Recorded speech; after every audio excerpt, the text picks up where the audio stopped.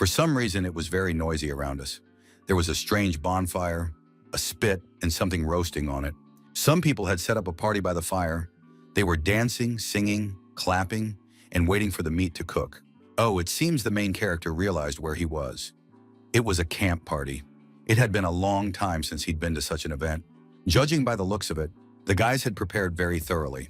Everyone was in costumes, and there were girls there too. And the smell of roasted lamb was simply mind-blowing, and of course, he had to join the group before they ate it all. So the hero couldn't hold back any longer. His mouth was watering, his eyes fixed only on the spit, because this was his favorite roast lamb. It was hard to make out the girls from a distance, but they were most likely some of his classmates. They were so domestic. But the hero decided not to wait. Beautiful girls and delicious food can't be left unattended for long. The young man ran as fast as he could, but suddenly realized that doing so was very difficult, because his hands and feet were tied with ropes. Suddenly, a game screen appeared before his eyes, and the young man realized he had been given a mission. To survive for 12 hours, primitive people would be hunting him. The young man looked around and saw a couple of very menacing-looking primitive men with clubs in their hands. This was already getting pretty boring. Plus, it wasn't clear where the girls had gone, and without the girls, there was no point in even moving. The boy realized he was kneeling with his hands tied in front of two enormous primitive men. Clearly, some kind of mistake had been made. And then one of the Neanderthals reached out his massive hand toward him. The air smelled of burning, and the young man remembered everything in horror. He really had ended up in the days of primitive communal society, when dinosaurs flew in the sky and people lived in caves or out in the woods. 12 hours ago, the young man had found himself in a wild land on a beautiful seashore. Nearby were a forest, cliffs, golden sand, and wonderfully clear water. The young man made his way to the water and happily plunged his face into the crystal-clear sea. Fish swam right beneath his feet. The young man remembered that the day before he had been keeping Mrs. John company. They had gone shopping together to buy her some jewelry. All that remained was to figure out how he had ended up here. Then the young man thought that this was God's punishment for being a gigolo. But still, letting a woman buy you gifts isn't a crime. Suddenly, his thoughts were interrupted by some noises. The young man turned around and saw people in strange clothes. Most likely, it was some kind of prank. The young man asked these actors which theater they worked at and how he could get out of there. However, instead of answering, one of them shouted, "Dilly dilly!" and threw a stick at the guy. The stick whizzed past his face and even grazed his cheek, and he realized that these men were very serious and that they were not to be trifled with. The young man kept running, thinking that he was still a good runner and that ordinary people would have a hard time catching up to him. Besides, this was a strange group, and the boy was quite small. Surely these people wouldn't hurt him. The young man kept reassuring himself until another stick struck his body, and then he realized this wasn't a prank. It was all for real. At that moment, a window popped up, and it was stated that the boy's main quest had begun, and his goal was to survive.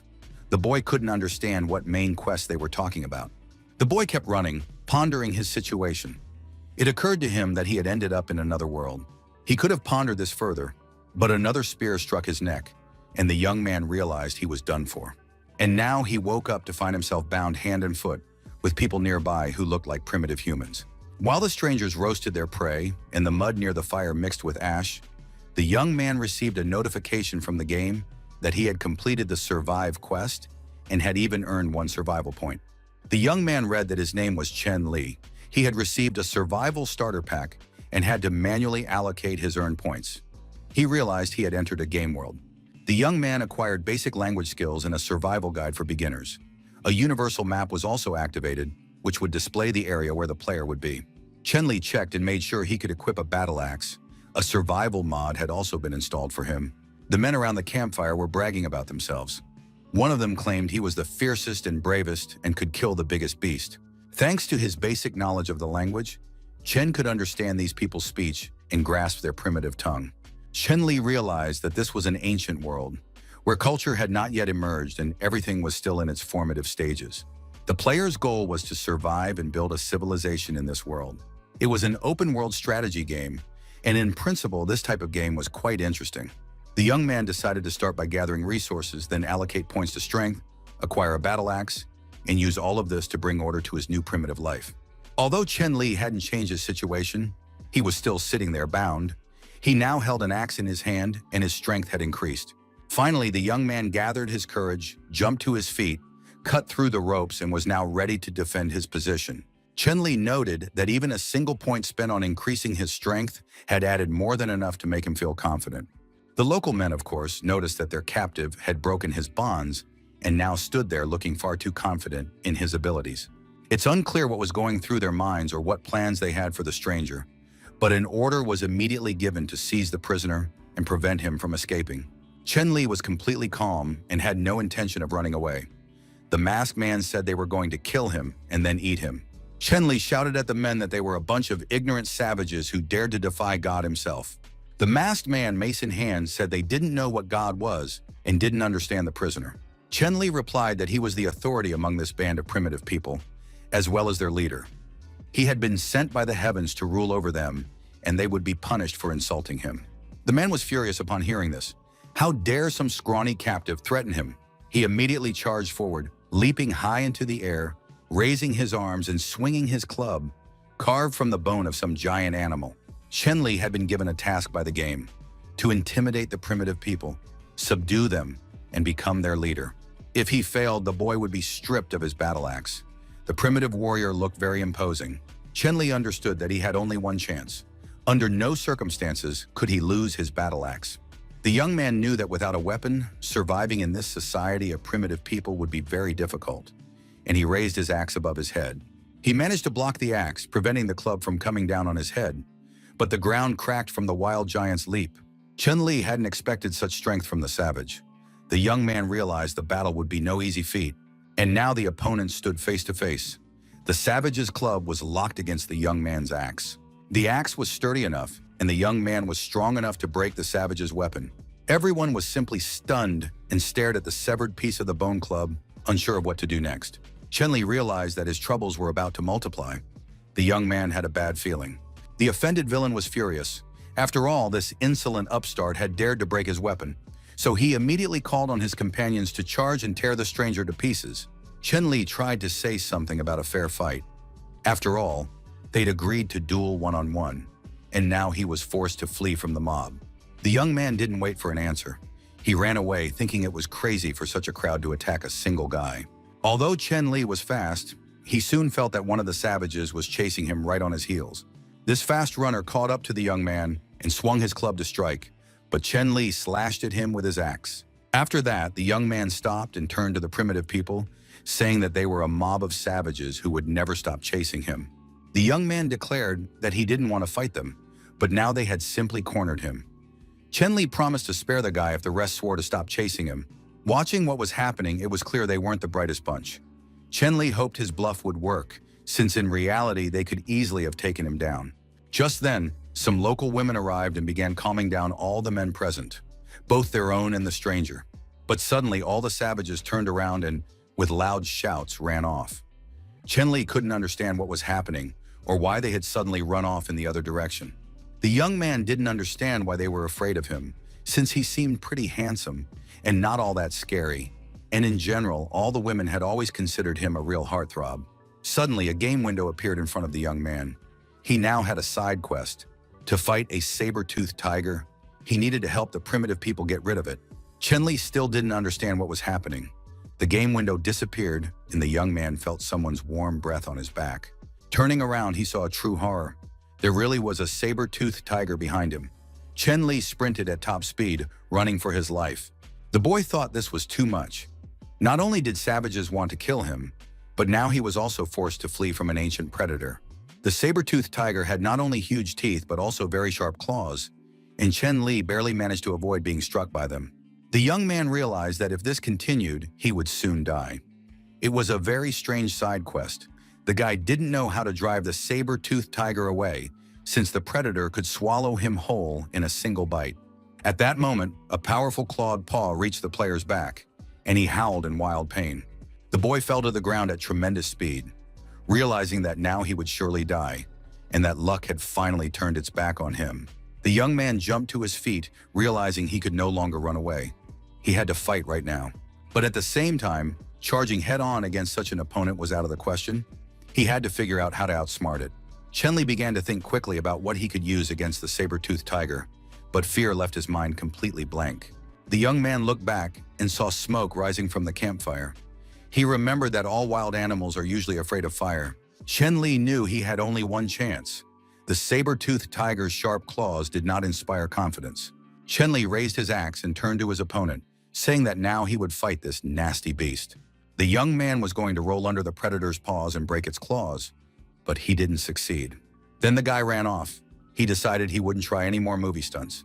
Chen-Li understood that a saber-toothed tiger was just a big cat, and all cats love to play with their prey.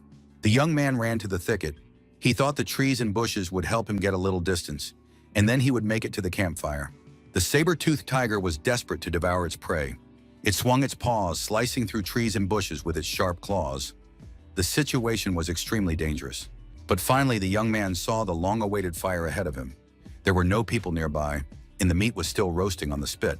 The young man almost ran out into the clearing when suddenly the tiger's paw caught up with him, and the boy tumbled toward the fire. Chen-Li was battered. His scratched back was bleeding, but the boy still didn't give up and looked at the fire with hope. Chen-Li snatched a burning stick from the fire and thrust it with all his might into the tiger's eye.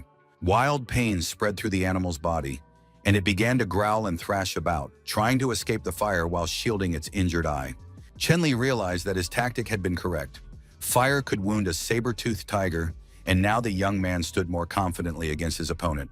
The young man hoped the animal would back off and stop attacking. Suddenly, a loud and terrifying sound caught the young man's attention. He realized it was someone stomping, but judging by the sound, it seemed that the creature making the stomping noise was much larger than a tiger. The tiger also heard the footsteps of the mysterious creature, and a look of fear twisted its face. The wild beast forgot about the man he had been fighting and ran off as fast as he could, trying to save his life. The young man was left feeling somewhat disappointed. The saber-toothed tiger had fled, even though he had challenged it. However, at that moment, a notification from the game appeared, and the saber-toothed tiger's expulsion was complete. Chen-Li received 2 points in the gratitude of the primitive people for successfully driving away the predator. However, the sound of unfamiliar footsteps hadn't gone away. Chen-Li continued to listen intently for them. The sound was even getting closer, and he needed to get out of there as soon as possible. The boy decided to add 1 point each to his strength and agility. After that, Chen-Li ran away, holding a burning torch and an axe in his hands. The young man immediately felt the physical changes that had taken place within him. He ran faster and became more agile, leaping over obstacles. Chen-Li ran far enough away to a safe distance and suddenly saw primitive people hiding in the ravine. The men noted with surprise that this stranger had run here alive, even though he should have been eaten by the saber-toothed tiger. Chen-Li called out to everyone present and declared that this puny saber-toothed tiger was no more frightening to him than an ordinary cat. As soon as he attacked it, the predator immediately fled. Chen-Li wanted those present to see him as their master, fall to their knees, and immediately begin to obey and follow his commands. But it seemed that people weren't afraid of him. Suddenly, the young man felt one of the girls staring at him, unable to look away. The girl kept staring at the young man and moved closer and closer to him. Chen-Li had no idea what was going through this primitive woman's mind. Suddenly, she lunged forward, fell to her knees, hugged the young man's leg, and began shouting that he was a benefactor who had saved them all. Hearing these words, the other savages also began shouting that the young man was their savior. They thanked him and asked him to become their leader. Chen-Li decided that this was the very reward for the mission, the affection of primitive people.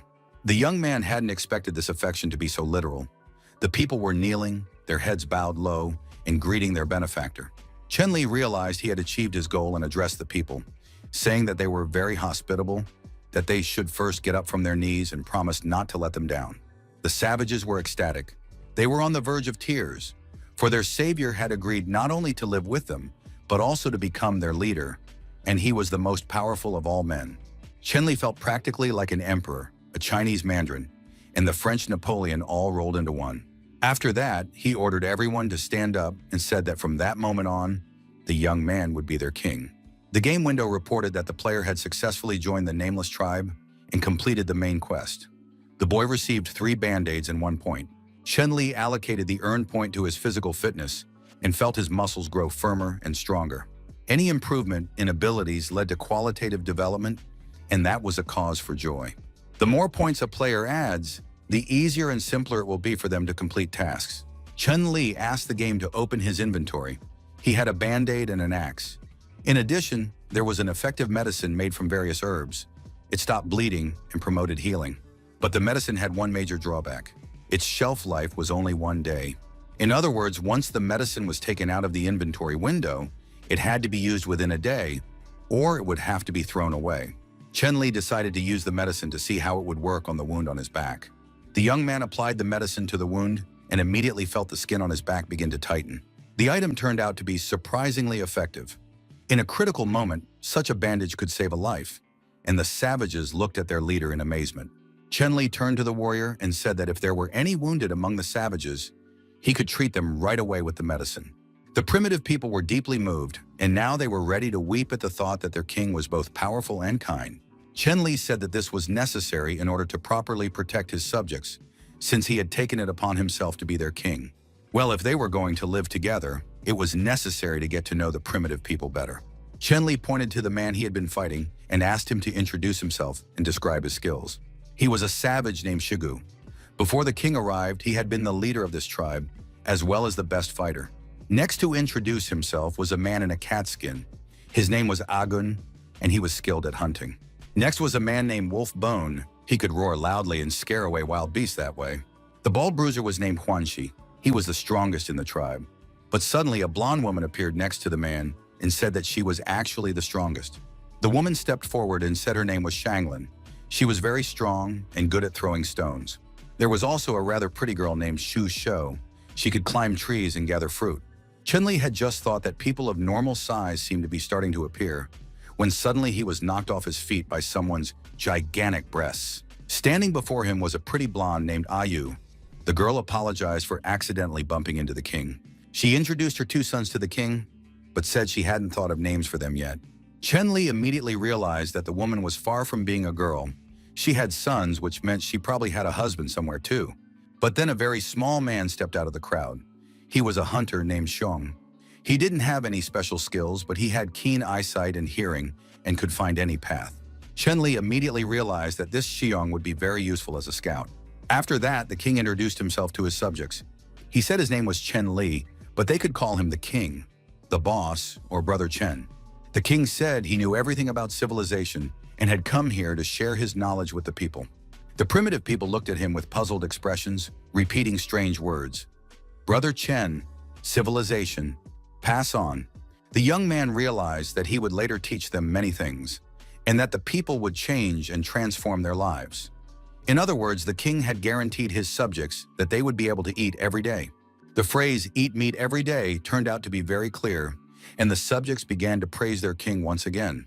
A game notification appeared stating that the civilization had gained a master's consciousness, and the main quest had been activated early. The goal was to help the primitive people build a dwelling, officially establish a tribe, and increase the population to 50. 15 days were allotted to complete this task, but since the quest was launched early, the game added an extra 3 days.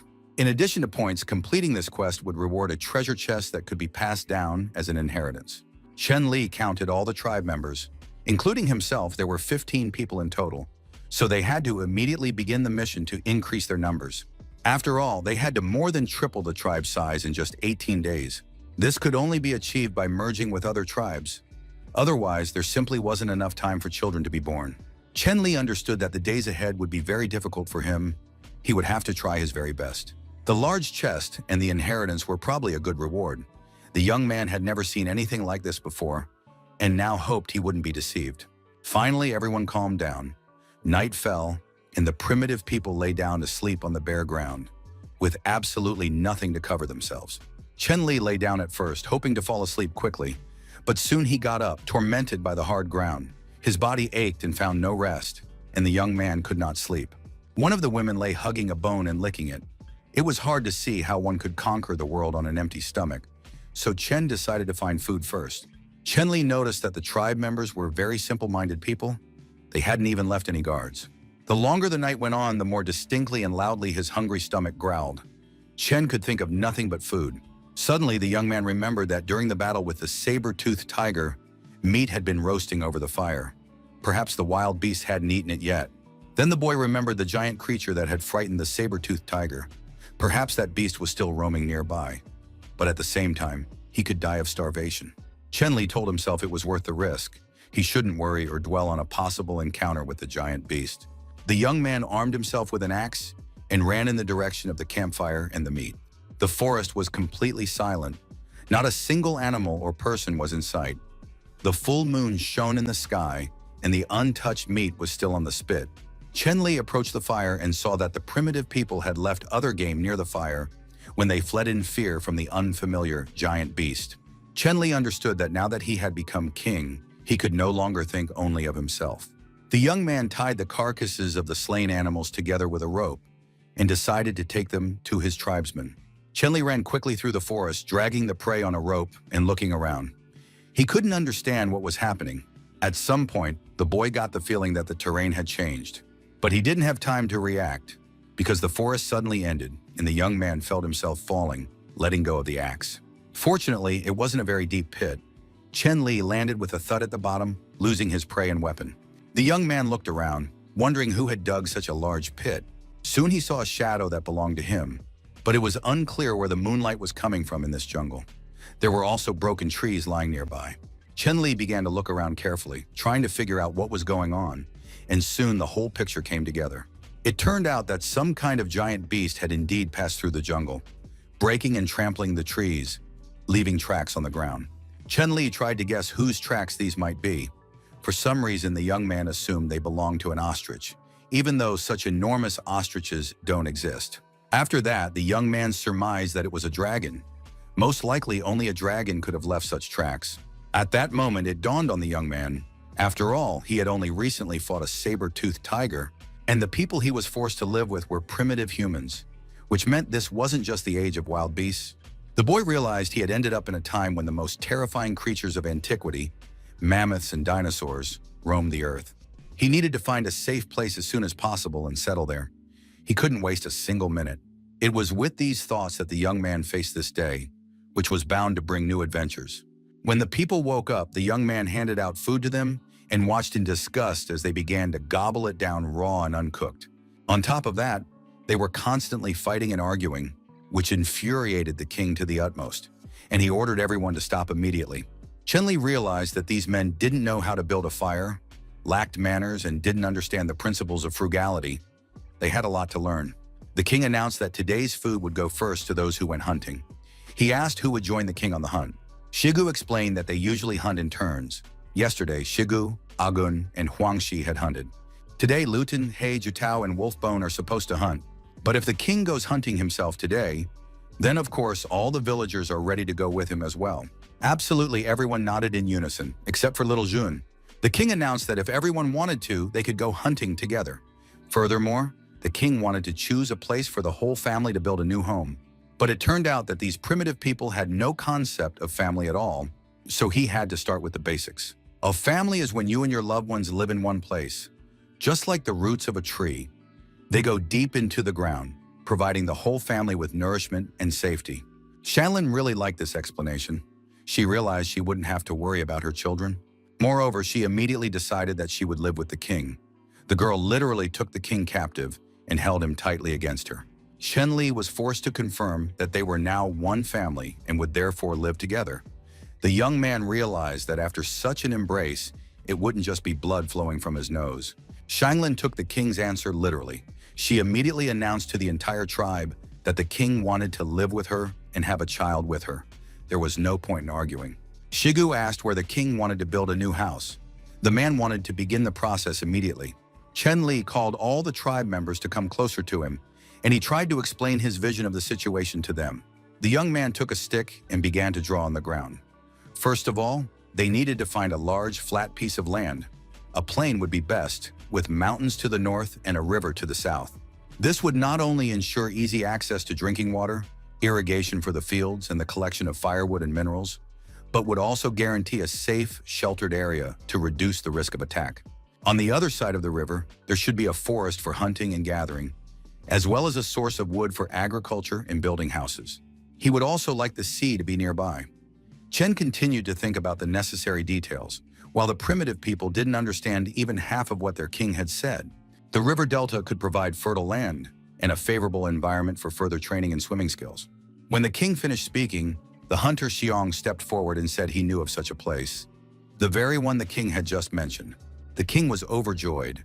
He asked that they be taken there as soon as possible, and if Xiong had indeed found such a place, he would become the tribe's chief minister. Zheng replied that the place was not far to the east, but it was best not to go there because a herd of bulls lived there, and it was best not to mess with them. Chen, on the other hand, thought there was absolutely nothing to fear from the bulls. After all, it would be very beneficial for the community to have a herd of cattle. It would provide not only a large amount of meat, but also dairy products, and the people would learn herding skills. Chen Li weighed everything and announced that today's hunting goal was to capture a herd of calves.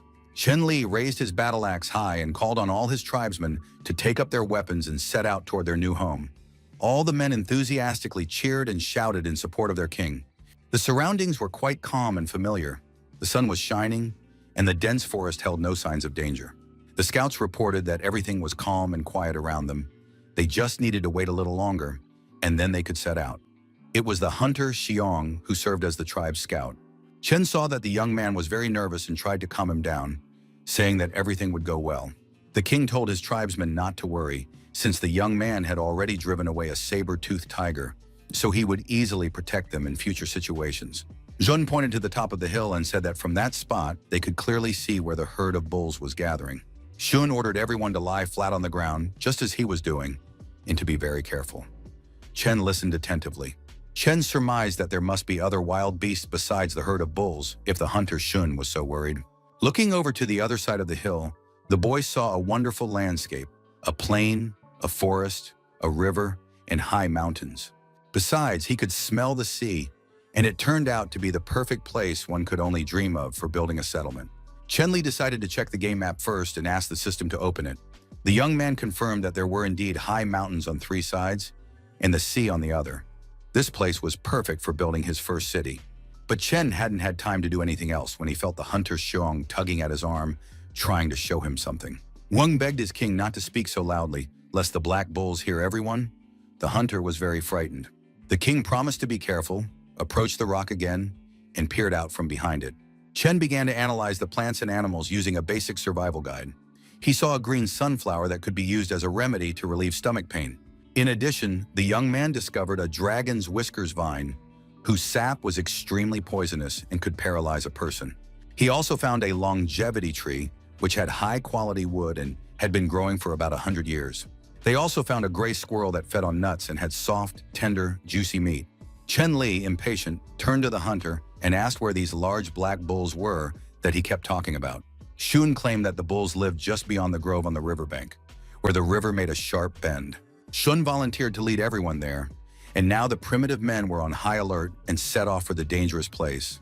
Half an hour passed before they arrived. The hunter Xiong said that if they spoke, they would be discovered immediately. Chen Li, though cautious, still didn't understand what was going on. It was very quiet in the grove, and he couldn't figure out what was so scary about these bulls. The young man continued to scan the area as he went along. He recorded the plants and animals he had managed to identify in his field guide. Chen Li soon began to worry that there might be terrifying monsters nearby, because they hadn't seen a single calf yet. But still, the hunter Xiong couldn't be wrong. Chen Li was just about to tell the guy that he'd probably gotten the grove mixed up. But at that moment, Xiong pointed somewhere without saying a word. Chen Li peered intently into the distance, but soon seeing nothing, he only noticed that the black tree was moving. Chen Li continued to stare in horror at the moving tree. The young man had already guessed that it wasn't a tree at all, and indeed some kind of gigantic animal was walking through the forest. It was black and blue stripes ran along its body. Soon the animal opened its mouth and bellowed loudly throughout the forest. It was indeed a blackhorn bull. The animal belonged to the bovine subfamily and exhibited pronounced territorial aggression. All the hunters, along with their king, felt a terrible sense of fear. Shigu, stammering, asked if they were really going to hunt such bulls. Chen Li decided to act like a true king. He ordered his men to lie in ambush while he went to scout the situation. Chen moved away from the men and began to cry. He really didn't want these kind people, who admired him so much, to die in vain. From behind a tree, Chen watched the 2 bulls nearby. The young man could rely only on his own abilities, which were very weak. The young man estimated that the bull was 3 times his size. On top of that, it had huge horns and strong hooves. It would be foolish to engage it in battle. He simply needed to find a calf and practice on it. The bull looked very scary. It resembled a monster more than a member of the cattle family. Finally, Chen spotted a relatively small specimen. This young bull had small horns and was watching a butterfly fly by with interest. He needed to try to communicate with the animal first. Perhaps bulls have a docile nature, and then people wouldn't have to risk their lives. The young man approached the bull and asked if the grass tasted good to him. The animal was very surprised to see an unfamiliar object near it, and in the very next moment, the bull calf opened its mouth wide and bellowed loudly and desperately. Chen didn't know why the calf was bellowing, out of fear or rage, but he saw a herd of enraged bulls charging toward him. Now the stripes on their bodies were glowing red. Chen tried to explain to the bulls that he had simply come over to ask a question and that they shouldn't all charge at him at once.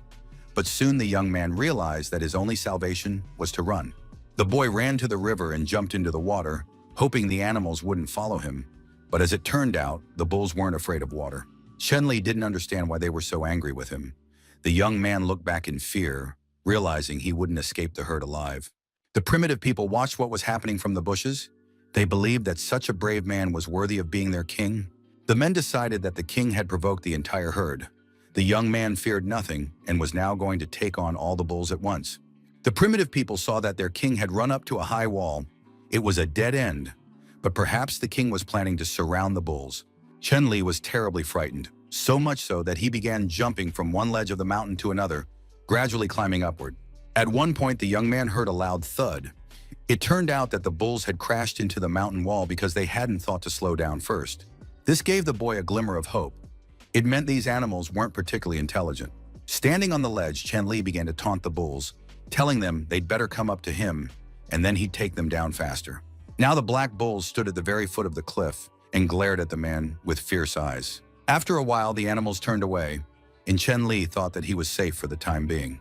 Chen decided that today, when he returned to his people, he would tell the hunters all about this and also give them weapons.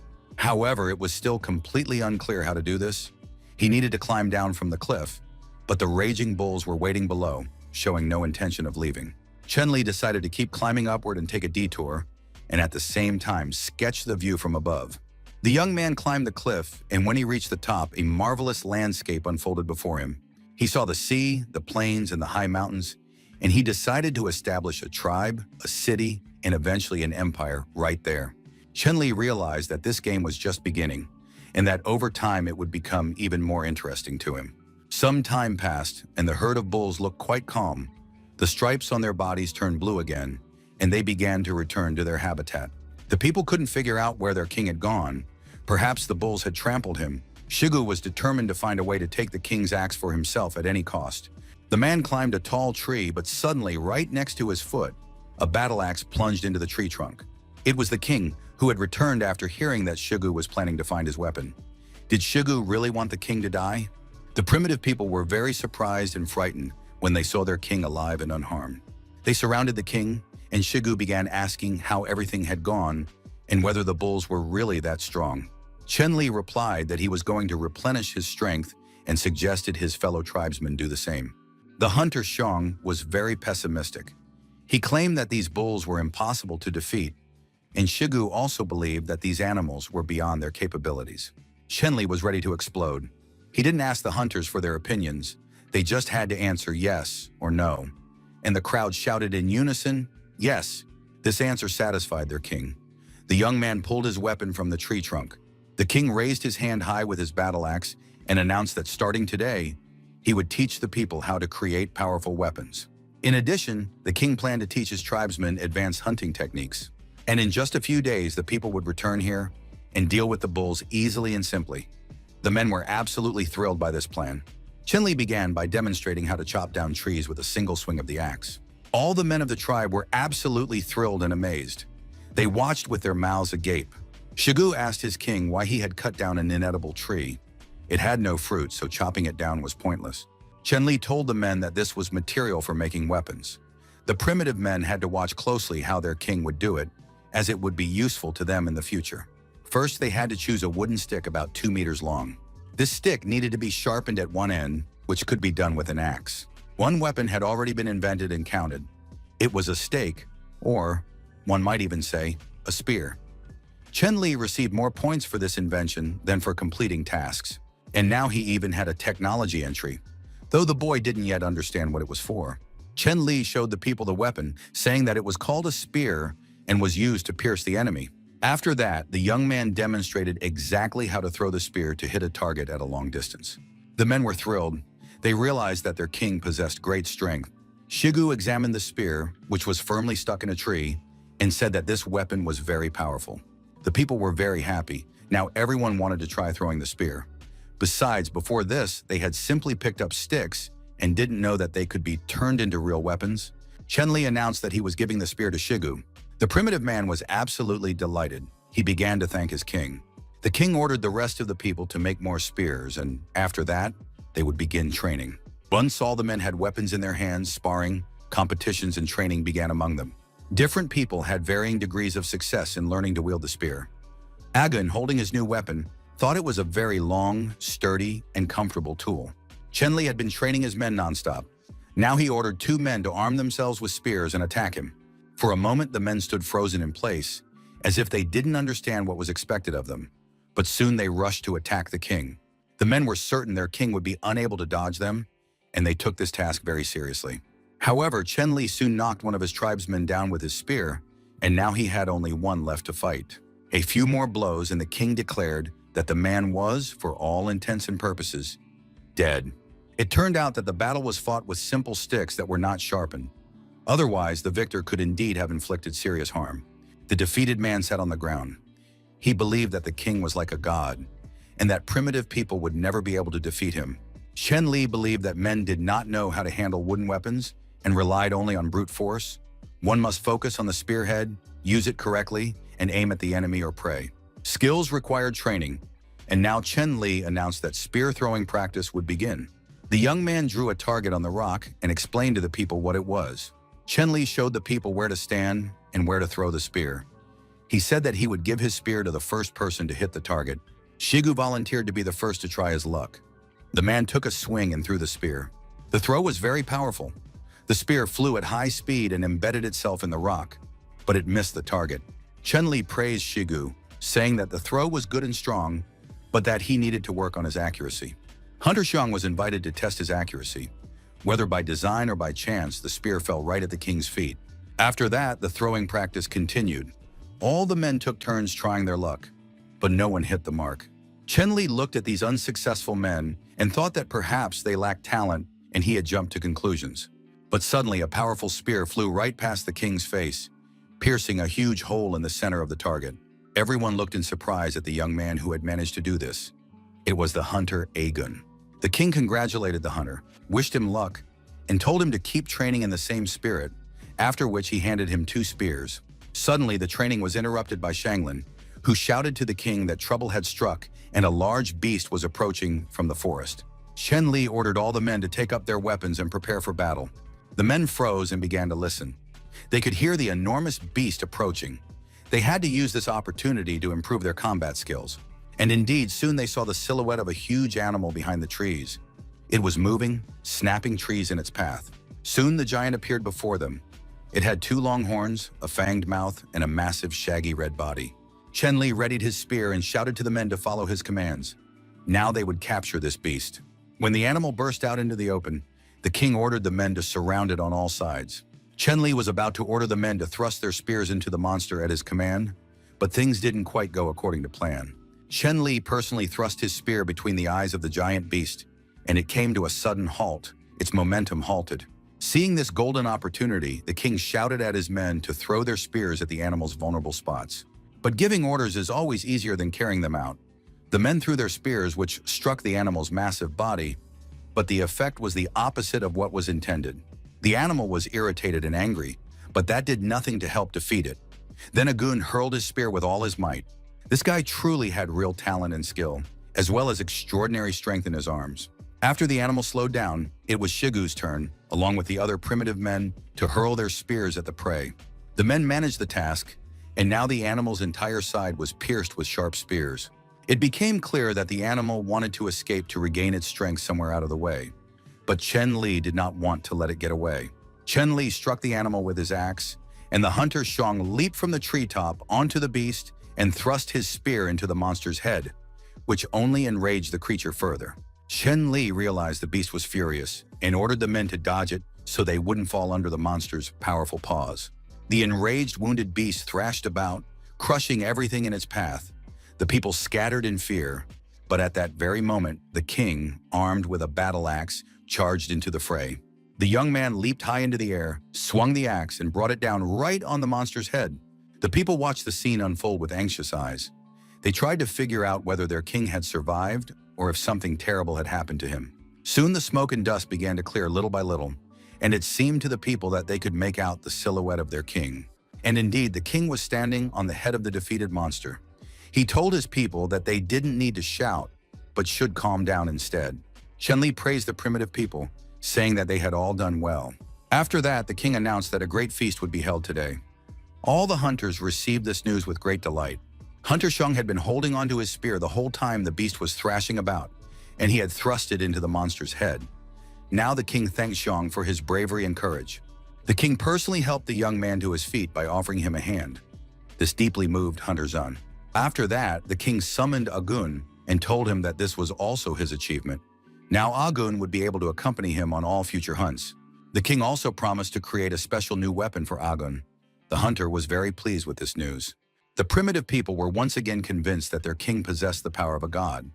With a single leap, he severed the boar's head. Of course, the king could not have severed the head without the help of all the men. Shigu noticed that Shanglin was carrying a huge piece of meat and asked her to give it to him, but the girl refused. She said she had specifically saved this wonderful ham for the king, and now Shanglin brought the piece of meat to her master.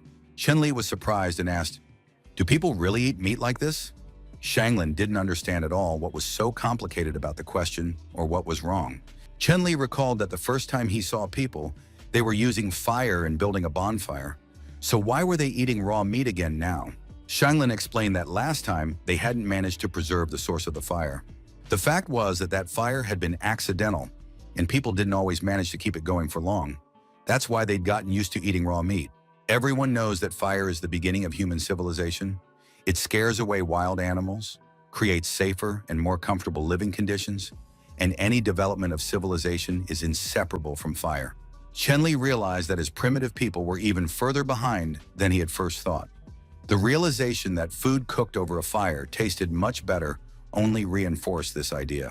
The young man realized that if he wanted to strengthen this primitive tribe, he first needed to teach them how to make fire. Chun-Li stood up resolutely and ordered Shanglin to follow him, saying he knew a way. The young man gathered the tribe members, took a piece of a broken spear, and announced that he was now going to teach them something important. The young man added wood shavings to the hollow of the log and began to rotate the spear, saying they needed to be patient. Soon, the friction created by the spear's tip caused a small flame to ignite inside the tree trunk. The people were ecstatic. Their king was a true god. They no longer needed to eat raw meat. Shigu shouted to everyone that the whole world must know his king had conquered fire. The people immediately tried to learn how to strike fire and use it for cooking. Chun-Li checked his game stats, and it turned out that obtaining fire had earned him a lot of points. In one go, the boy received 10 points as a reward. The young man realized that accumulating points was easier than he had thought. It wasn't yet clear what the technology points were for, but it soon became clear. Technology points could be used to identify rock art. It was a kind of reward for the mission. People used cave paintings to communicate and pass on information, and you had to spend technology points to understand the inscriptions. Hunter Shang interrupted the king's thoughts, saying that he had detected signs of nursing in this boar. This meant that the young of this enormous boar must be somewhere nearby. It turned out that while everyone was having fun and celebrating, Hunter Shang had spent his time searching for the den. The mission was a success, and he eventually found the wild boar's piglets. At that moment, a side quest to domesticate the animals was triggered. The goal was to capture the boar piglets and turn them into pets. The reward offered was a small treasure chest as well as a cookbook. Chun-Li decided to accept this quest and ordered the hunter to bring the piglets to their settlement. Chun-Li reminded the primitive man that the piglets needed to be kept intact, and he had to be careful not to harm them. Shanglin set off with the hunter Xiang to carry out this task. The woman said they'd be back before the king could blink. Chun-Li realized that they needed to prepare for the couple's return and build a pigsty. Chun-Li addressed the men, telling them that when they finished eating, they should come to him, and he would teach them something new. By the end of the day, the men were busy hauling sticks. They didn't understand why the king had asked them to gather so many branches, but they still obeyed his orders without question. At sunset, they returned with the sticks and watched as the other part of the tribe was engaged in a strange task. Shigu watched his fellow tribesmen with interest, not understanding what they were doing. The hunter Agan said that this was called a straw rope, and that it was much stronger than a vine. The king had taught them how to make it. You have to smooth out the straw in a special way, then weave the rope, and it will be ready. Chenli called out to the men, telling them not to just stand there, but to bring the branches closer to him. Chenli used his spear to poke holes in a circle and called the men with sticks to come closer to him. The young man told them to choose a branch similar to his, take a rope in their hands, and then repeat all the king's movements. Everyone had to make at least 5 of these wooden structures. They had to tie several sticks together with a rope. After that, they had to insert the sticks into the prepared holes in the assembled structure. Then they had to tie the sticks together with ropes. These connected sticks formed a cage, after which they had to carefully arrange the straw on the outside. And just like that, a simple dwelling or pigsty was built. The primitive people were absolutely delighted. They didn't even notice how quickly they had completed the task. However, a new problem arose. The people decided that this dwelling was for them. They crowded into the structure, believing that they would all live there together with the king and bear him children. Chenli was losing his patience as he watched what was happening. He announced that the pigsty had not been built for people. Just then, the hunters Shang and Shanglin emerged from the bushes. Sung announced that they had found and brought back some piglets. And indeed, the hunter was holding several small animals in his hands. A total of 8 piglets had been caught. All of them had been brought in, and now it was time to move on to the next stage. The king ordered these little darlings to be placed in the pigsty, but first the people had to vacate it. But the people had already grown fond of the pigsty and didn't want to leave it. So the hunters rushed to their king, begging him not to do this. How could such a fine den be given to some ungrateful pigs when the people would live there so well? The people believed that they would finally be able to shelter from the wind and sun in this place. All the primitive people wanted to live there, and they began to beg their king to build them a home. Chenli shooed the men away and said that if they wanted to live in a pigsty, he didn't care. But once they built a comfortable wooden house, those men would no longer be allowed in. The savages couldn't believe their ears. Could a house really be better than this hovel? Then, of course, they agreed to wait. Let the pigs live in this hovel. After this decision was made, the king ordered the hunter Shun to take the piglets to the pigsty. The people didn't understand why they should spare the piglets. After all, they were their food. And they didn't understand why they should care for the piglets. Chenli asked the men if they would be happy if they could eat plenty of meat and didn't have to go hunting. Of course, everyone loved the idea, but this was only possible by raising the piglets and letting them produce many offspring. Only then could the people live a good life. Chenli realized that his words were incomprehensible to these savages, but he simply told them to keep learning and follow his orders. In time, they would figure it out. After that, the young man decided to check what reward he would receive for completing the quest to domesticate the animals. Inside the gift chest was a bag of salt, which came in very handy. With the help of a cookbook, Chenli will now learn to fry eggplant, peanuts, scrambled eggs, lamb, and shellfish. The player realized that with salt and recipes, he would become a chef before science and technology began to develop. But besides delicious food, cooking according to the recipes would unlock special rewards. So Chenli decided to eventually focus on gathering various ingredients and spices. Night fell, and the people warmed themselves by the fire and rested in relative comfort, feeling full and warm. Chenli approached the fire. A guard was now sitting there. Today it was the hunter Xiong. The king thanked the young man for his work that day, for finding and bringing back the piglets. Xiong replied that the day before, because of him, the king had been captured and had nearly died. So now Xiong, the hunter, wanted to do everything he could to help his king. Chenli hugged the young man, thinking he was very good-natured, and didn't even consider that the king might seek revenge on him for something. Once the two had established a rapport, the king asked the hunter if there were any tribes nearby similar to theirs. Shun replied that there were tribes, but they were very unfriendly and unlike the king's tribe. Chenli, of course, wanted to know everything about these tribes. He immediately asked the young man to tell him who they were, how many of them there were, and where they lived. Jun replied that there were 3 different tribes nearby: the Coconut Grove, the Sea Bay, and the Giant Rock tribes. Although the hunters said the tribes were not far from here, the distance to them was still considerable. To reach them, one would have to walk for at least a day. Chenli listened very carefully to the hunter.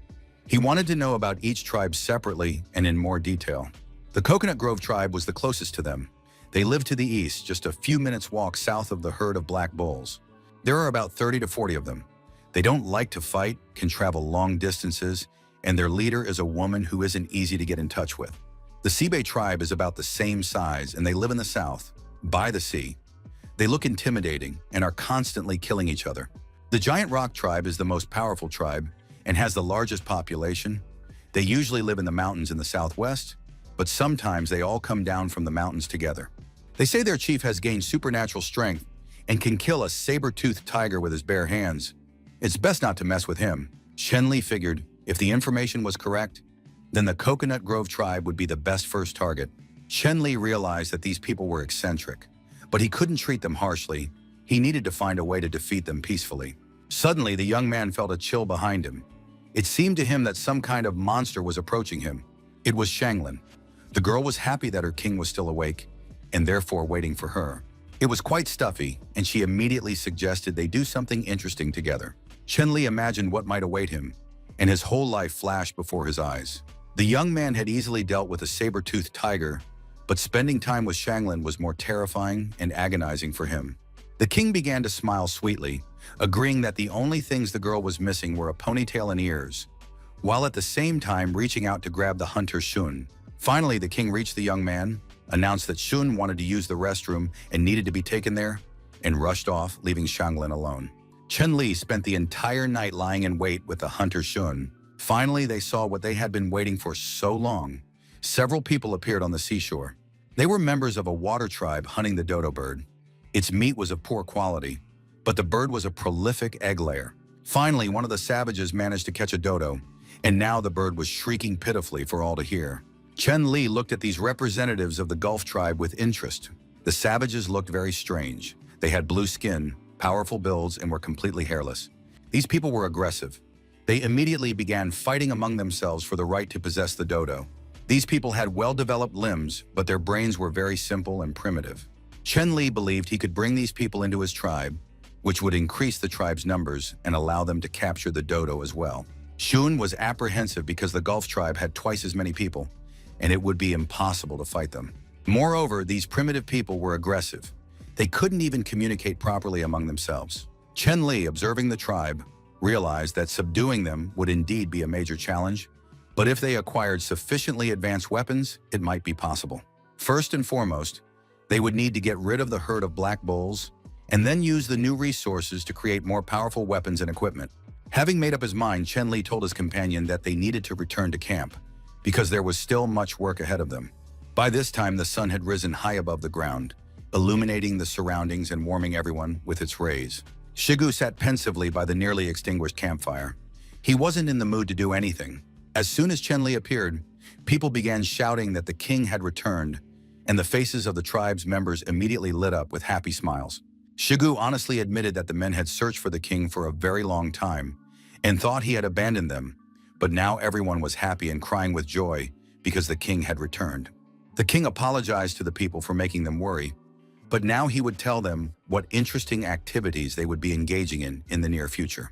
Chen-Li ordered Shigu and a few other warriors to train in spear combat. Shigu felt practically like a commander or a minister. Now he was responsible for the tribe's army. The hunter Agun was responsible for teaching spear throwing. Besides, the young man himself had to improve his skills and performance over the next day. Chen-Li sent the men off to train, telling them that time was short and they had to take their training very seriously. Shanglin told her king which leaves were best to use for hygiene instead of towels. The king thanked the girl for her care and kindness and asked her to invite all the women because he needed their help. Chen-Li wanted the women to help him make a wooden tool.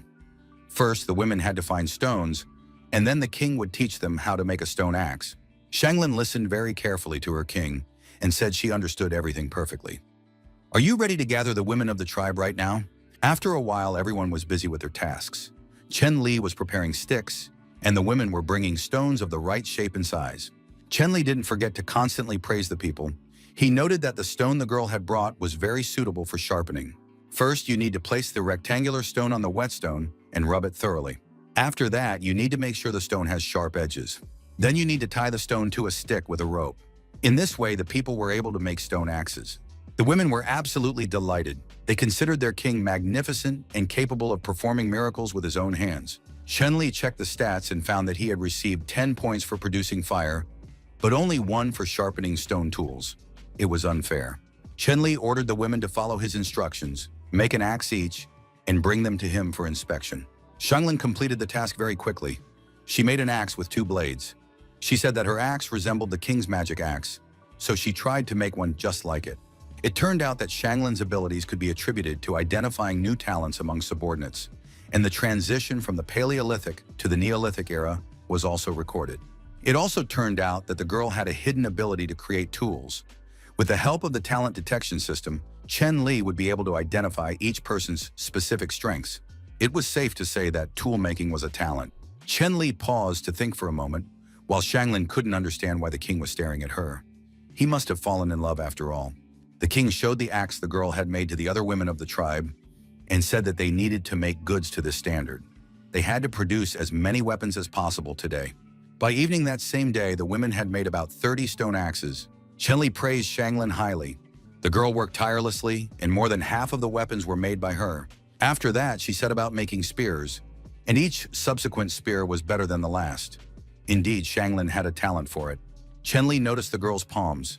She had been sharpening spears and stones all day, and the skin on her hands was worn down to the blood.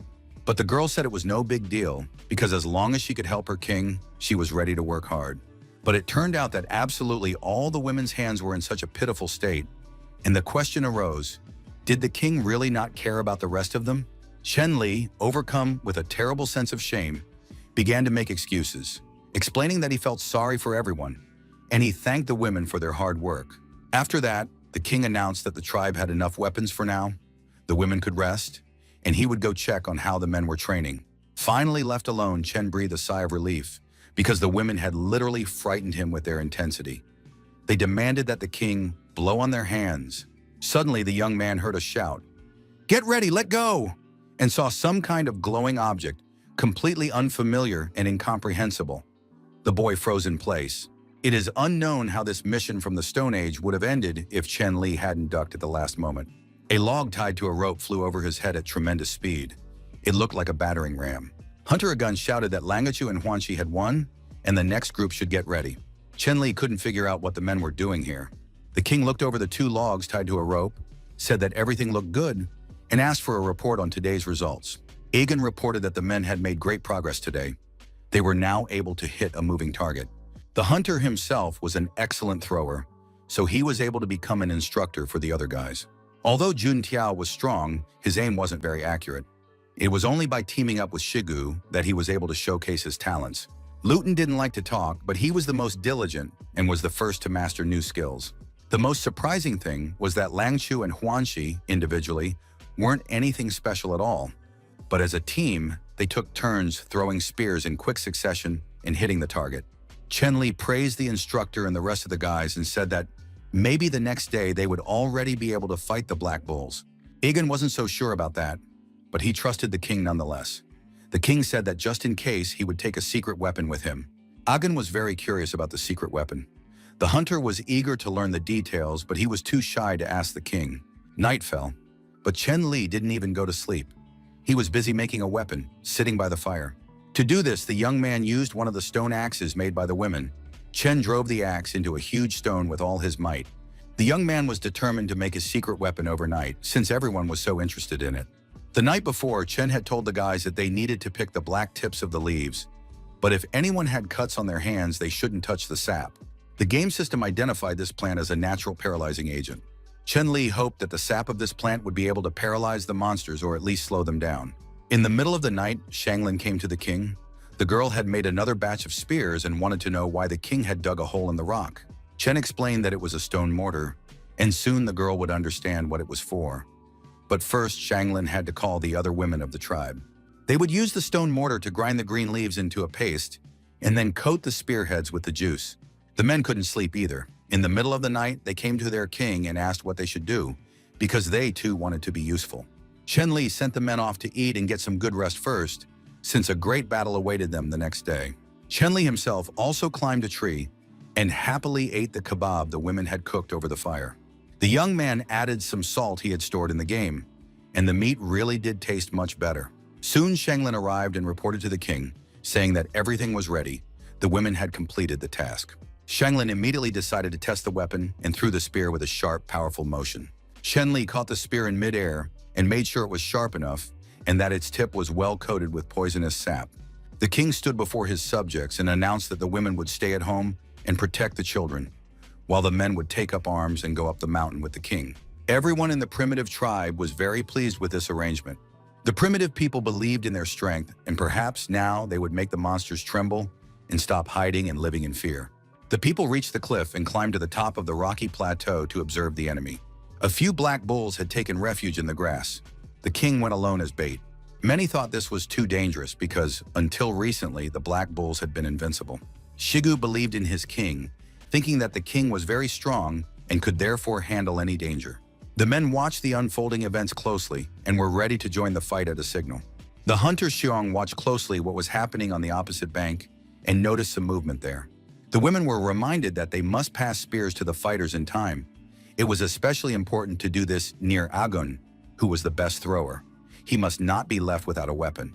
Shigu believed that the king had taken a huge risk for their sake, and now the people must not fail. 10 minutes earlier, several black bulls had been standing in the clearing. Chen Li was sitting in the bushes nearby. Based on his experience, he would be able to run safely to the opposite mountain.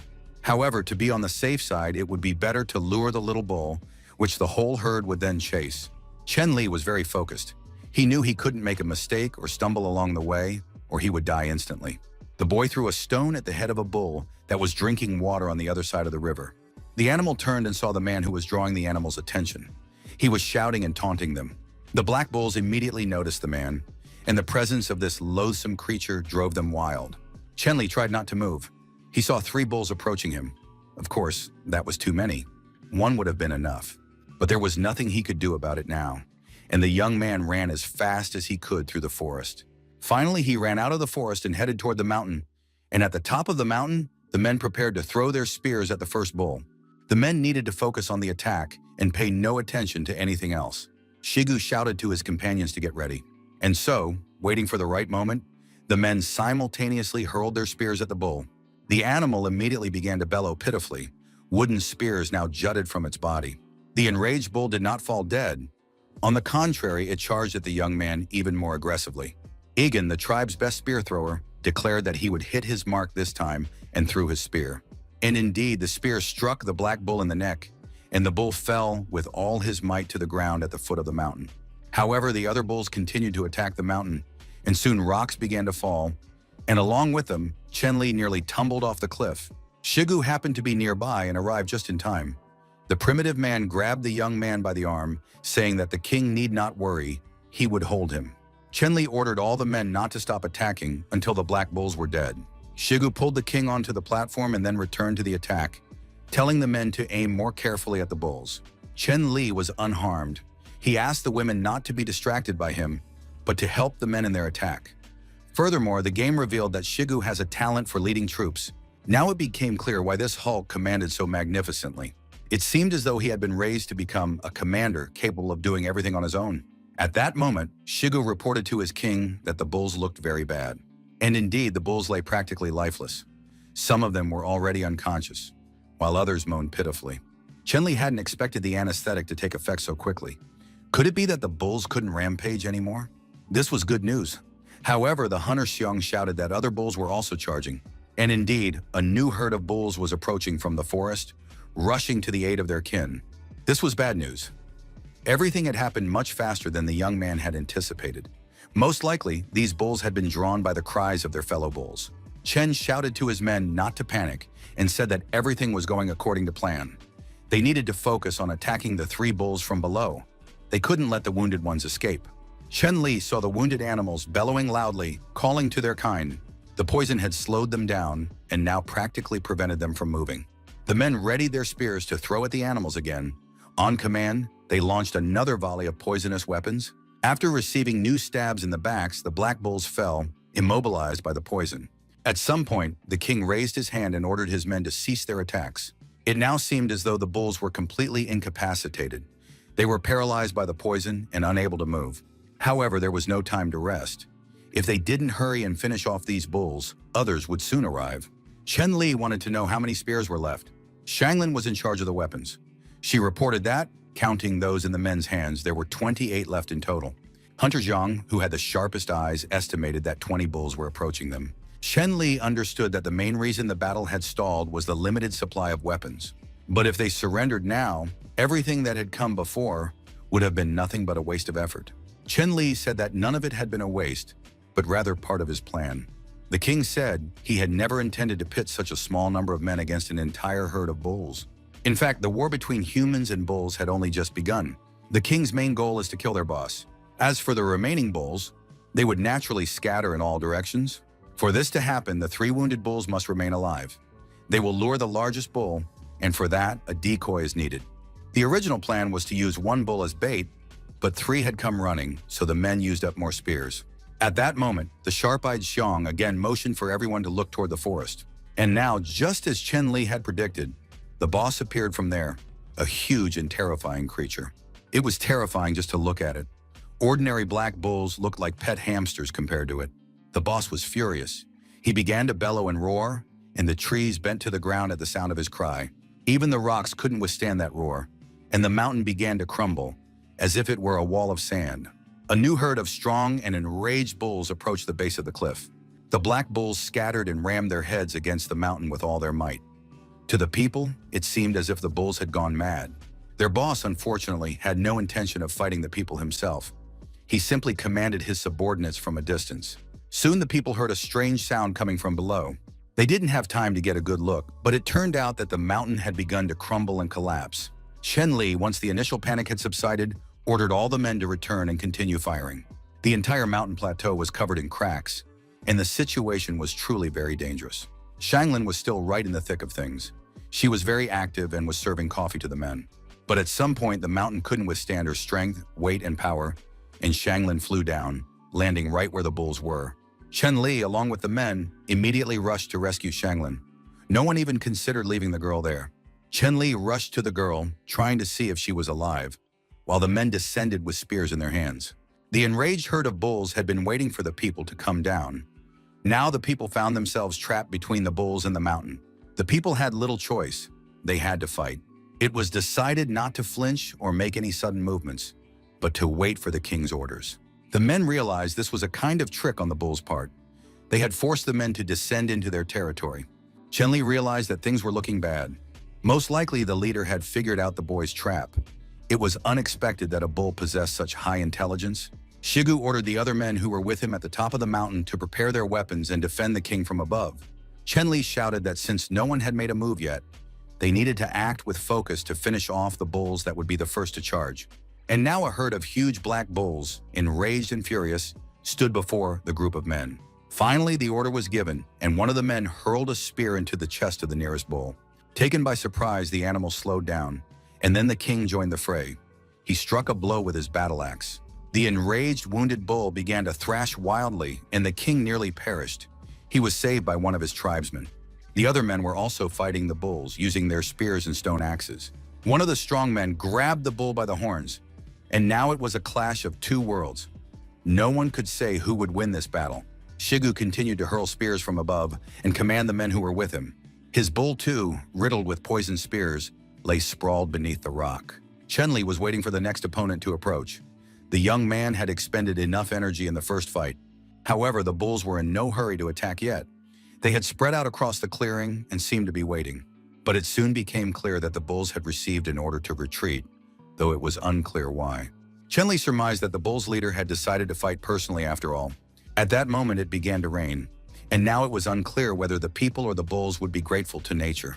Against the backdrop of a sky split by lightning, the huge and fearsome king of the bulls towered.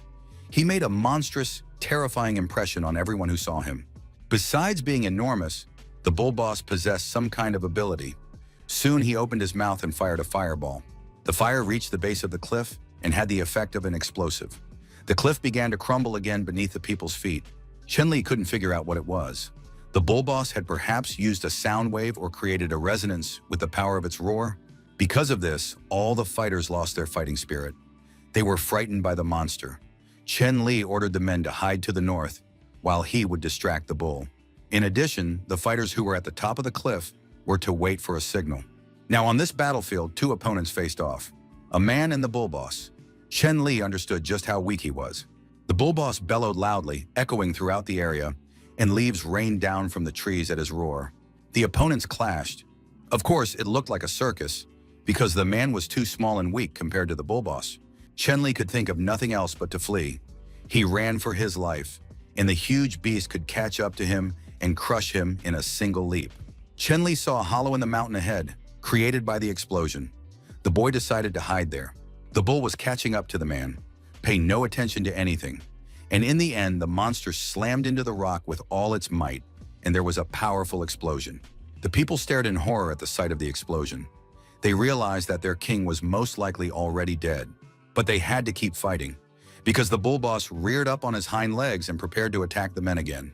The men had no intention of retreating.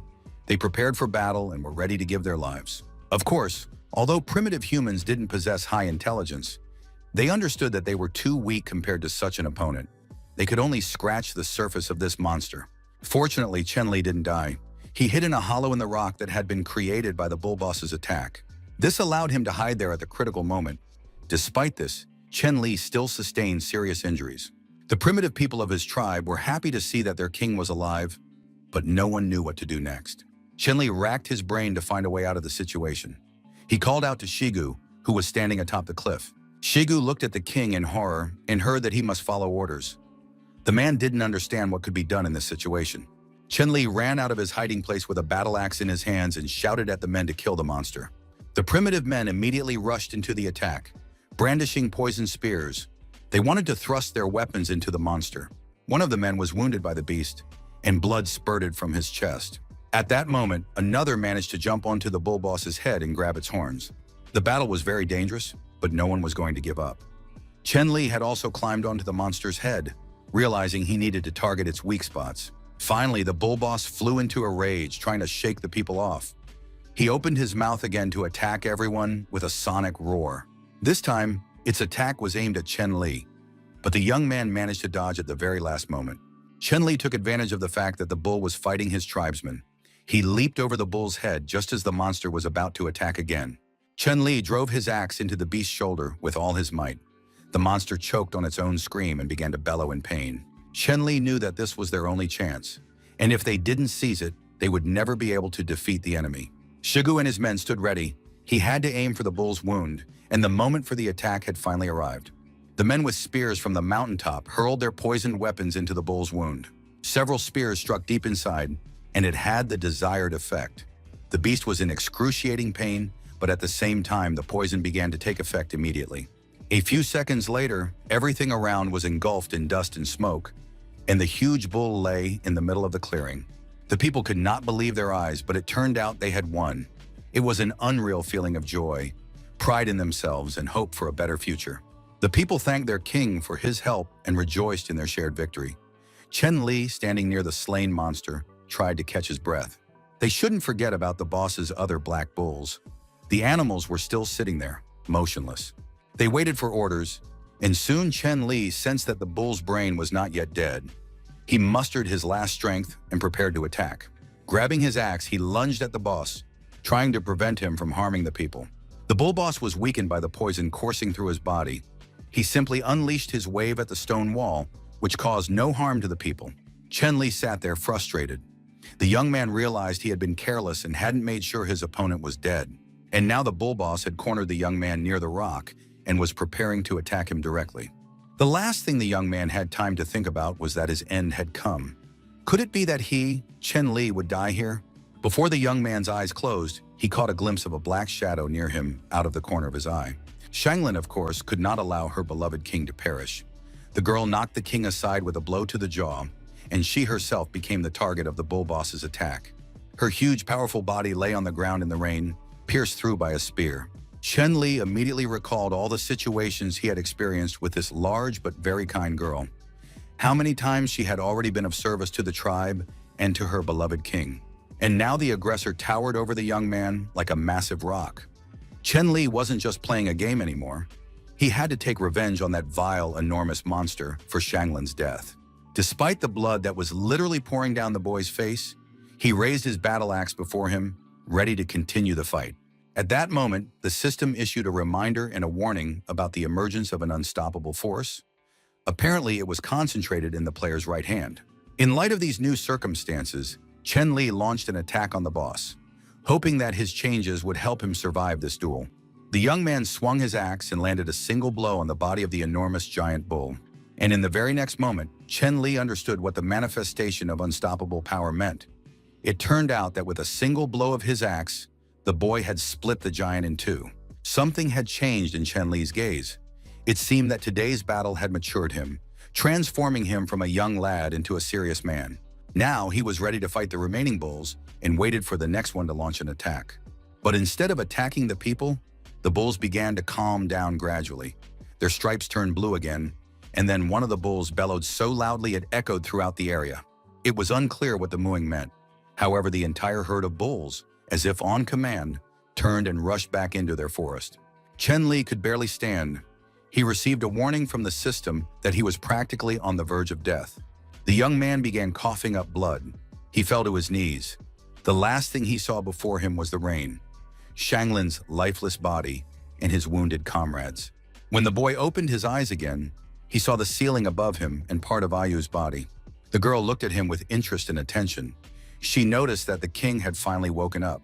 Chen Li found himself lying on his knees before the beautiful blonde and remembered that before he lost consciousness, he had managed to tell the system to have her fetch the medicine.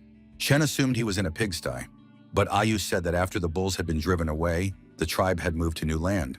The men had carried all their belongings with them. Shigu had carried the wounded king on his back, and the people had built a hut specifically for the king. Ayu left the king alone, saying she needed to warn the others about his recovery. Chen Li didn't let the girl go. He sat up in bed trying to figure out what was happening to him. The boy examined his hand, which had very strange scars, and asked what had happened to the others. Lutana was found nearly dead. He was barely breathing and showed no signs of life. However, the man recovered quickly, and after he woke up, Lutana had been standing outside the tent the whole time, guarding the king. Shanlin was very badly injured, but the people found medicine from the king. So now Shanlin is resting, she will definitely recover, and everyone else is fine. Chen Li felt relieved when he heard this news about his fellow tribesmen. Ayu added that in 4 days, almost everyone had recovered. The news about the 4 days greatly surprised the king. He hadn't realized he'd been in such bad shape. The young man immediately began checking the statistics. It turned out that there were only 11 days left until the end of the mission. There was no time for recovery. He had to continue his work without wasting a single second. Chen Li was still in physical pain, but there was no more time for rest. He ordered Shigu to be summoned immediately, even though Ayu tried to tell him that the king needed to rest. The king ordered the girl to tell Shigu that he had woken up, and not to mention anything else. Of course, all this sounded strange, but the king promised to explain everything later. When you're the king, you don't have to explain your actions right away, Chen Li thought. Now he had no combat power or deterrent force, and if the enemies found out about this, he wouldn't be able to complete the mission. Fortunately, after the people drove the tribe away, it immediately moved on and settled in a convenient location. They needed to quickly build a barrier fence, which could later be converted into a wall. At that moment, Shigu appeared near the tent. He was not allowed inside, and the men began to talk over the wall. Shigu said he was very glad to hear that his king had regained consciousness and was feeling well. Chen Li addressed Shigu, saying that the king had a special task for him. The king ordered Shigu to come closer to the house, put his ear to the wall, and carefully memorize everything he would say. Shigu listened to the king's instructions, said he would certainly carry them out, confirmed he understood everything, and immediately set off to do so. Chen Li knew that this wasn't enough. This time, he couldn't afford to make a mistake while hunting the bulls. First and foremost, he needed to clear the area. Chen Li turned to Liu Tan, who was standing guard at the tent, and said that the king had a special task for Liu Tan as well. Luton was to go after the king of the bulls and bring back his skull and hide. It was necessary to make sure the warrior had taken everything. Chen Li stuck his hand out of the tent, holding his battle axe, and extended it toward Liu Tan. The man immediately realized that he was looking at the king's divine weapon. One of Liu Tan's arms was bandaged, and in his other hand he held the king's divine weapon. The man looked very surprised and awestruck. Ayu tried to tell the king that he needed to rest instead of working right now. Chen Li wouldn't hear of resting. He said he actually had a task for Ayu. When the girl made sure no one was nearby outside the tent, the king allowed her to come inside. The king said he had deliberately sent everyone away on errands so he could give Ayu a special, important secret task. The girl took the hint in a very specific way, and this provoked a wave of anger in the king. He said she had misunderstood everything. After Ayu got dressed and things had calmed down, the king said that the girl should help him put on a play. The king admitted that he planned to send someone to negotiate with the Coconut Grove tribe. His main goal was to convince them to join the king's tribe. Ayu knew that the Coconut Grove tribe had far more people. She didn't think they would agree to join. The king agreed completely and believed that to achieve this, they needed to demonstrate strength. Let the people of the Coconut Grove tribe think that joining was the right choice for them. The king said he had chosen Ayu for this mission for 2 reasons. First, she was a beautiful girl, and it would be easier for her to communicate with the matriarchal tribe. Second, only Ayu knew the truth about the king's current condition, and it was dire and disastrous for the entire tribe. That explosion had caused severe damage to the king's health and body, and although the medicine had halted the deterioration, something better was needed for a full recovery. Ayu understood everything perfectly. She asked if she needed to look intimidating to scare the Coconut Grove tribe. However, after thinking for a moment, the girl said she knew what she had to do and was confident she could handle the task. The tribe's best tracker, the hunter Shun, set off on the long journey with Ayu. Jun said they would soon arrive. He decided to warn Ayu, telling her that the Coconut Grove tribe did not like war, but they still managed to survive in this dangerous world, so they shouldn't be provoked. Ayu assured him that everything would be fine and that the hunter Xiong needn't worry. He should just guide her calmly and leave the rest to her. Shun was very talkative.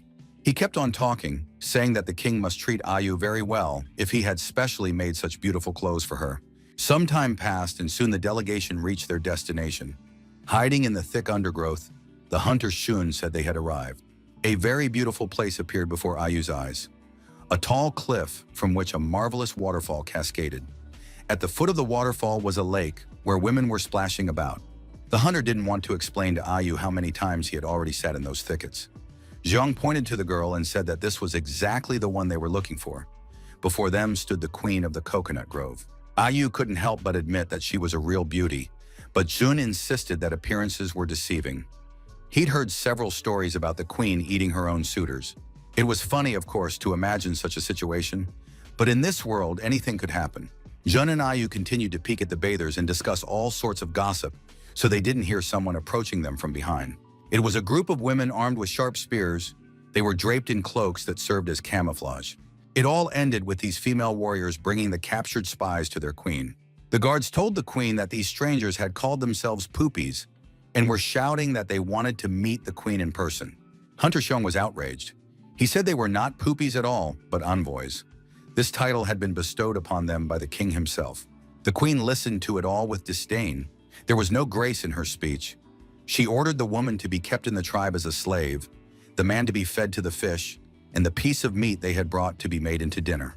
Jun tried to resist. He began to shout for Ayu to save him and not let him be fed to the fish.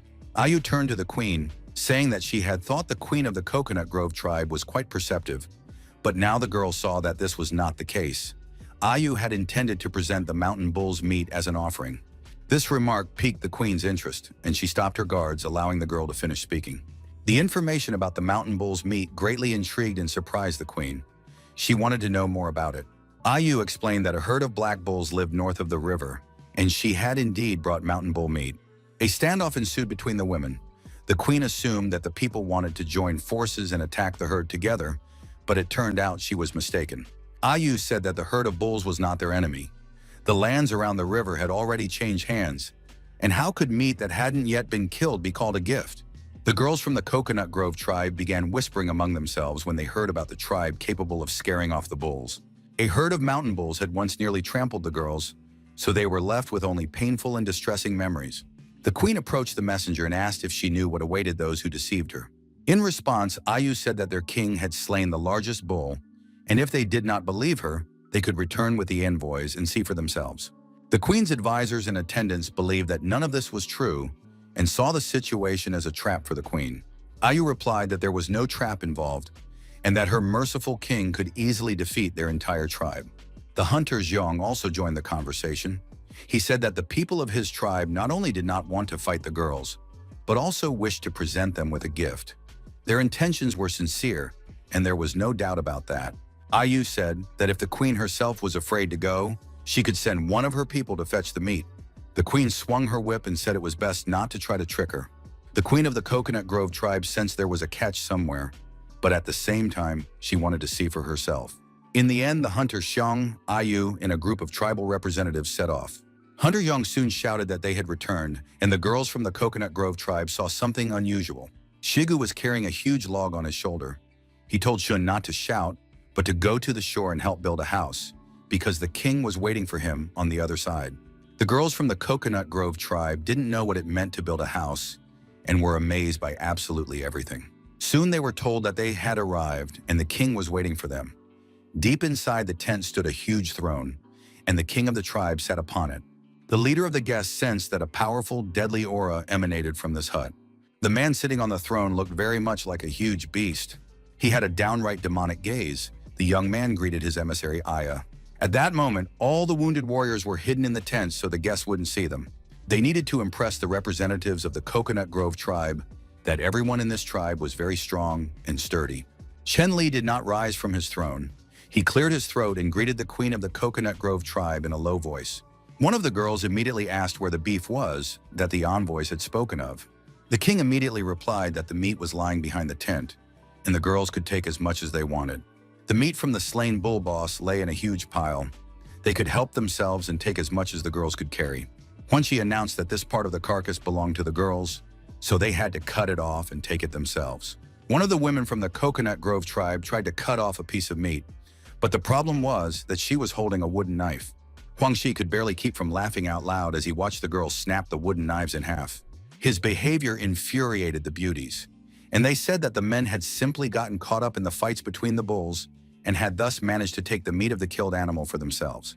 The men didn't want to listen to such brazen accusations. They assumed the girl was asking for serious trouble. He grabbed an axe and approached the guests, but at that moment something flew between him and the women of the Coconut Grove tribe. It was the king's battle axe. It plunged into the carcass of the slain beast and split it apart. This weapon made a tremendous impression on the girls. They were surprised to see it in action, and their carving knives were no match for such a weapon. The king ordered his men to use his axe and help the guests divide the meat. The girls were amazed. They saw that the spot where the king's axe had struck had sealed shut due to the energy emanating from the weapon. Huanxi was indignant. He told the king that the girls had provoked them first, so why should they have to help now? But the king was very strict. He snapped at Huanxi, telling him to shut up and obey his order. The king turned to the queen of the Coconut Grove tribe and said that he would allow them to take only as much meat as the girls could carry. The king emphasized that these were his guiding principles. What was said was done, and arguing or quarreling with him was useless. The queen was surprised that these barbarians were noble. She asked how they had managed to subdue the herd of bulls. The king replied that this depended on how events unfolded. It relied on mutual understanding or personal experience. The king had no intention of saying anything more today. He turned to the queen, saying that the audience was over and they could take the meat and leave. Chen Li didn't want to spend much time with these girls. He felt very unwell and was also worried that he would start bleeding soon. The young man lowered his eyes and indeed saw a trickle of blood running down his body. He couldn't show the queen his weakness. Ayu seemed to have noticed the blood as well. She drew the queen's attention to herself and said that they were ready to give the girls a few extra stone axes. Of course, their axes couldn't compare to the king's divine axe, but they were still suitable for cutting meat. The queen listened to the proposal but refused it, saying that these axes did not look like elegant enough weapons for them. After that, the queen added that they too had powerful weapons, but they simply did not flaunt them. The queen then added that she very much hoped they would not have to use their secret weapon against this tribe. The queen ordered her subordinates to take what belonged to them and be ready to leave. They were returning. Ayu added that if the girls didn't have enough meat, they could go back for more, but it would be better to do so sooner rather than later, since the tribe planned to share the meat with other tribes as well. After everyone said their goodbyes, Ayu waved to the guests, and with that, her mission was complete. Venturing deep into the forest, the queen asked if her subordinates had checked everything. Female warriors in camouflage cloaks began to emerge from behind the bushes. They reported that they had discovered structures, so-called houses. There were likely piglets inside, because oinking could be heard coming from one of the structures. The queen was very surprised that the people of this tribe had built such a nice dwelling for pigs. The scouts also reported to the queen that these people had mastered the divine power of fire, which was simply unbelievable. But the spies insisted that they had seen with their own eyes how the people of this tribe had produced fire out of nowhere and then roasted meat over it. The girls wanted to add something else, but were afraid of angering their queen. The spies estimated that there were only about 10 adults in this tribe, and the rest were children and one old man. The spy was certain that the rest of the tribe had been deliberately hidden. The queen wanted to know why the girls hadn't conducted a thorough search and were unable to provide complete information. It turned out that the trees around the settlement had been cut down, and the girls couldn't remain unnoticed in the open, so they hid in the forest and watched from a distance. After that, there was a rather long silence. The queen was pondering the information she had heard, and this pause did not bode well. The queen took out her whip and cracked it. It was time for punishment. She decided that her spies and scouts had not shown enough enthusiasm and had not gathered complete information, which meant they had failed to carry out their orders, and for this they must be punished. After that, the queen announced that if her subordinates ever dared to make excuses again, they would not get off with mere lashes. The girls fell to their knees, buried their heads in the ground, and began thanking the queen for not banishing them from the tribe. Chen-Li was also recovering from this exchange. After all, the king was very weak, and even such minimal activity caused him pain and drained his strength. Ayu was very worried about her king. She wanted to know how he was feeling and how his wounds were healing. The king showed her a glove made of bull hide. It possessed high regenerative properties and could gradually heal his wounds. Ayu was very pleased, and Chen-Li noticed notices near the girls stating that Ayu possessed a hidden talent. It was a rare gift. Ayu noticed again that the king was staring at a single point.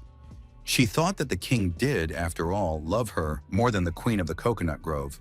The king asked Ayu to tell everyone who was hiding to come out and go about their business, and then return to help him heal his wounds. In addition, there were traces of blood left on the throne that needed to be removed before Luton arrived, and no one should be allowed to approach the king's tent. Ayu understood perfectly and said she would do exactly as needed. After that, the girl winked at the king and called him handsome. Hunter-Zun approached the king and said he had an important question, while Ayu went off to carry out her orders. Hunter-Zhong said that the king was truly remarkable, and the women of the Coconut Grove tribe had indeed stationed their people around the camp. The king asked Jun how things were going with his personal assignment. The hunter confirmed that, of course, he had done everything as agreed. The spies had seen only what they were supposed to see and nothing more. Chen-Li breathed a sigh of relief and praised his envoys, saying they had done an excellent job today. Hunter-Zun was very pleased. He thanked the king for the honor and said he would go help Shibu build houses. Ayu asked the king if the Coconut Grove tribe would really want to join them, but it was still too early to make assumptions or predictions, because the king's plan had only been half carried out so far. When the girls came to visit them next time, the king and his subordinates would proceed to the second part of the plan. When all the work was done, Chen-Li was finally able to go to bed. The young man felt terribly exhausted, and besides, he wanted to check his stats and attributes. The young man double-checked the deadlines and the essence of the task. He had to build a dwelling for primitive people and increase the tribe's population. There were too few days left, and this time wouldn't even be enough to recover physically from his injury. The young man checked his items. It turned out that he had almost no healing potions left, and his battle axe looked strange. It was unclear what had happened. Chen-Li began studying information about the weapon. He didn't understand when his axe had turned into Pangu's axe. It turned out that the combat weapon had turned into an artifact.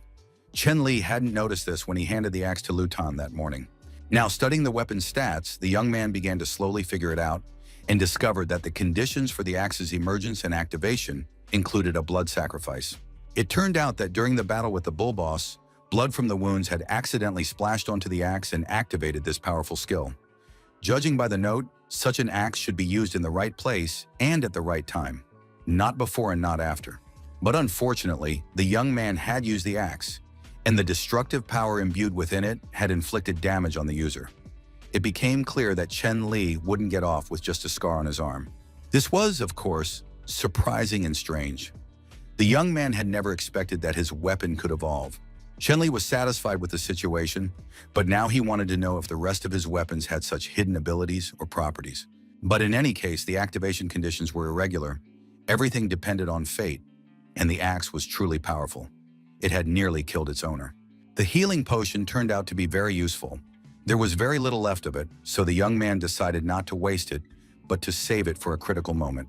In any case, he had to carry the axe to destroy all living creatures nearby, and it was now clear that Chen Li would be able to handle absolutely all threats. The young man estimated that the meat taken by the representatives of the Coconut Grove tribe should last for a few days. Of course, the boy was severely limited on time, so he would have to put the hunter Jun to work again. The king turned to Lutan, who was once again standing guard at the tent, and asked him to summon the hunter Shun, saying that he had a secret mission for him. Lutan immediately set out to find the hunter, and soon the nimble young man came bounding in, ready once again to carry out his king's orders.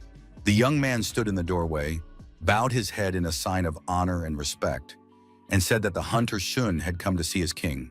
The king approached the hunter and asked if Shun remembered the herd of black bulls they had driven away.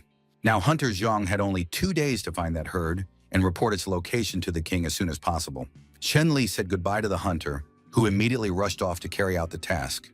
The young man thought that many of the tribe's members had made a significant contribution over the past few days, so he needed to use these 2 days to do something nice and prepare small gifts for everyone.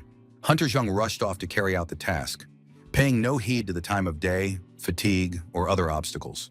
And now several days had flown by. Chen had rested a lot, recovered, and was ready to dive back into work. A few more stone arrowheads were ready. They gave the player tech points and were also meant to help the tribe members when needed. The king decided to give the bone whistle to Shigu so that he could command more easily during battle and hunting. The stone arrowheads could increase the lethality of the wooden spears, and if they had to fight the Coconut Grove tribe, they would help secure more victories. The king decided to give the drinking horn to Shun. He hoped the hunter would like this gift. At that moment, Ayu entered the tent. She was still the only one who had access to the king's body. The girl brought the king good news. Their house had already been built. The king saw the girl's excitement and tried to calm her down. Ayu asked the king to be sure to put a cloak on his injured arm. Chen Li almost forgot to do so, but with Ayu's help, handling all his affairs was much easier. The girl helped him put on the cloak and said that the king was working hard instead of resting and recovering. After that, the young people went outside so the king could see the house built by the people. Everyone present looked at the house in complete silence. It was unclear how much they liked it. Finally, Shigu snapped out of his thoughts. He was happy that the king had come, for they had built this house on his orders. This architectural marvel was worth seeing, and indeed the house looked very imposing. Its walls were made of thick tree trunks, and the roof was also supported by trunks. The structure seemed sturdy and durable. Shigu was absolutely delighted. He thought the house was beautiful. The king tried to smile. He almost managed it, and said that the house was nice. The people began to rejoice and celebrate. Now they had a real home, and they understood that a pigsty really is only suitable for pigs, while people should live in a house like this. The people rejoiced that they would no longer have to sleep in caves or under trees. The king reminded them that not long ago they had not thought so. Shigu pointed to the straw door they had made for the entrance. Now everything was ready. The king entered the house, the door closed behind him, and he was able to check his stats. Building the house cost the same number of points as starting a fire. Come to think of it, the backward tribe had changed a lot since the king had come into their lives. At first they drank blood like beasts and ate raw food. Now it was clear. Their personalities and abilities had changed. This was due to the system's subtle influence.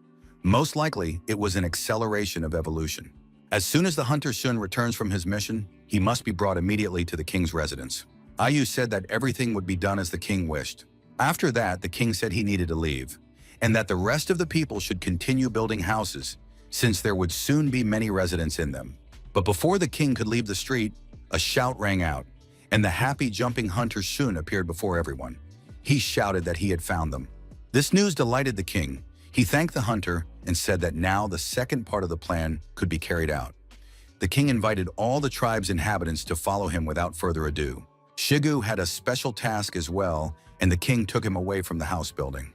After the king explained the second part of the plan to his subordinates, he asked if anyone had any further questions. Shigu had his doubts. The man wasn't sure the plan would work because it was a bit incomplete. The hunter Shun was very confident.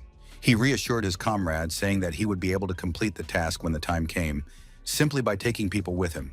After that, the king presented Shigu with a bone whistle, which the man could use to give orders. The warrior was very pleased with this gift. The king also had a gift for the hunter, and as soon as Xiong completed the task, the king would present it to him.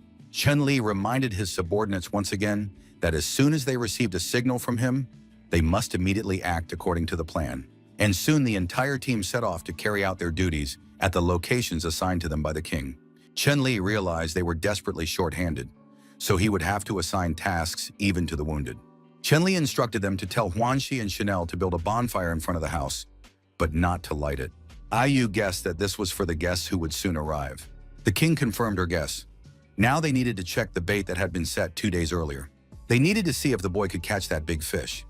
Just then, a group of strangers emerged from the forest. Shushu saw them and assumed they were members of the Coconut Grove tribe. The girl was carrying a basket of fruit she had gathered. Shosho, startled, ran to call for help, and the fruit scattered all over the road. The girl ran to her king's house and reported that the people from the Coconut Grove had arrived. Although the wounds on the king's body were already healing, it was still difficult for him to move. Besides, one shouldn't forget that it's always nice to be cared for. Chen Li decided not to deny himself this pleasure. The young man wanted to regain his strength as soon as possible, so he could attract even more attention from the beautiful girls of the Coconut Grove tribe. At that moment, it became clear that the fish had taken the bait and the lure had worked. The king asked Aya to bring the girls to him. Ayu greeted the representatives of the Coconut Grove tribe. She said it had been a long time since they'd seen each other, and that the queen had become even more beautiful since their last meeting. After that, Ayu led the queen to the royal palace, where the king of the tribe was already waiting for the beauty. Last time, the king had a hut made of straw and bullhide, but now he had a wooden house. It was simply amazing how quickly these people had learned to build houses. The queen surmised that the king was afraid to come out to meet her, which was why he was inviting her into the house. The queen of the Coconut Grove tribe said that this time they would take more meat so as not to bother their hosts next time. And indeed, this time a very large group of the queen's subjects had come. Ayu said that the people simply wanted to get to know their kind neighbors. Ayu replied that the king had already ordered beef to be prepared for 40 people, so the tribe's representatives could go get it right away and take it with them. Ayu pretended she had made a mistake, for it seemed there weren't 40 people in the Coconut Grove tribe. The girl shyly covered her mouth. The queen was very taken with the clever beauty who cared for her people. The queen offered Ayu a position in her service, but the girl said she was devoted to her king's power and would not abandon him. Ayu added that the beef was still where it had been before, behind the house. If the girls couldn't carry the whole portion away, they could eat some of it right there. That was also the king's order. Furthermore, if the girls found it inconvenient or difficult to cut up the meat, the servants could help them with it. Upon hearing this offer, the girls declined, saying they could manage on their own. When all the questions had been settled, the door swung open, and finally the queen of the Coconut Grove entered the royal palace. The girl quickly looked around and assessed the surroundings. She said that the palace looked quite normal. This was a good sign. Chen Li realized that the queen was interested in house-building technology, and he could continue to lure her in. The king said that this was his temporary palace. As soon as the real royal palace was built, the servants would live here. The queen was very surprised. She was astonished that the king would allow his subordinates to live in such a place. Chen Li agreed that this dwelling was rather shabby. In time, he would move his subordinates into stone houses, which would be much better. The next second, the queen of the Coconut Grove swung her whip and attacked the king, who was sitting on the throne. The whip tightly wrapped around the young man's arms and pinned him to the throne. The boy decided that the girl was going to kill him. The queen leaned toward the king's face, holding a knife near his neck. She said that no one knew men better than she did. Moreover, the queen had a way of making men give her rare and valuable things entirely of their own free will and without compensation. Chen Li, of course, should have been frightened, just as the queen expected. But he was young and the queen was beautiful, so his hormones kicked in the opposite way. Finally, the king calmed down and said that the queen would not force him to obey in this way because he had already taken precautions. In reality, Chen Li thought he was doomed. There were no more ways out. The charade was over, his wounds hadn't healed yet, and in a one-on-one duel, he wouldn't be able to win. At that moment, the door to the royal palace opened. Ayu peeked inside and announced that everything was ready and the banquet could begin. The girl noticed her king's condition. The queen of the Coconut Grove tribe immediately unwound her whip and stepped away from the king. Chen Li said that the conversation was over, and now they would all go together to eat the roast. Chen Li asked his assistant if the people had built a fire. The queen was struck by the man's composure. After all, she had threatened him so much. Either he was playing it safe, or he simply wasn't afraid of death. All the men of the Coconut Grove tribe seemed like weaklings. Stepping outside, the king and queen saw a huge bonfire blazing right in front of the house. The guests and hosts sat down and began to eat the meat. Chen Li handed Ayu a small bag of salt and asked her to sprinkle it on the meat to enhance the flavor. Ayu immediately approached the girls and asked them to sprinkle the meat with this powder. The girls did as they were told and eagerly dug into the treat, but the queen was afraid to eat something unfamiliar. She watched her subordinates, who were happily eating the meat and were about to eat a lot more. All the girls said it was very tasty. Finally, the queen joined her subordinates and also ate the salted meat with relish. Chen-li wanted to buy a little more time for Shun and Shigu. The queen was able to relax, simply enjoying her meal and forgetting about everything else in the world. Meanwhile, several warriors from the tribe were lying in ambush. They had set out on a special mission together with Shigu. They watched a herd of black bulls grazing carefree on the meadow. The people didn't understand why they needed to hunt the herd, since they had plenty of beef and couldn't even eat it all. Shigu replied that the warriors simply didn't understand. This time, the people weren't here to hunt. They had to follow orders and act precisely. Shigu looked up at the sky above the trees and saw smoke rising from behind the trees. The man realized that this was a signal sent by the king. Shigu took advantage of the opportunity and blew a bone whistle. After that, all the hunters in ambush hurled their spears. The spears immediately pierced the bodies of the black bulls, who were unsuspecting and grazing on the grass. Now it was time for the hunter Shun to carry out his part of the plan. He had only one chance, to find the new leader of this herd. Shun stood on a branch of one of the trees and carefully watched all the bulls running beneath him. Soon the hunter spotted a suitable bull and, being the most accurate, easily thrust his spear into the leader, after which he himself jumped onto the beast's back. Shun was very pleased. Everything had worked out. The hunter sat on the bull's back and steered it as if with reins. The wounded bull, enraged and frenzied, charged recklessly through the forest without a care in the world. Jun continued to hold on to the spear stuck in the beast's body. The bull tried to throw the man off its back, but Shun loved the king dearly and wanted to fulfill his command. The entire herd was running after the enraged bull. This was the scene that the tribe's sharpest-eyed hunter, a gun, spotted in the distance. He noted that the herd was moving east, but it turned out that this direction was not quite correct. Shigu said that the signal to Shun had been given correctly, and now it was unclear where the herd was heading. Shigu continued to blow his whistle, trying to get his attention. Jun heard him and figured out what the problem was. It turned out that the hunter Jun was skilled at horseback riding. He thrust his spears deeper into the bull's back and forced the giant to turn in the right direction.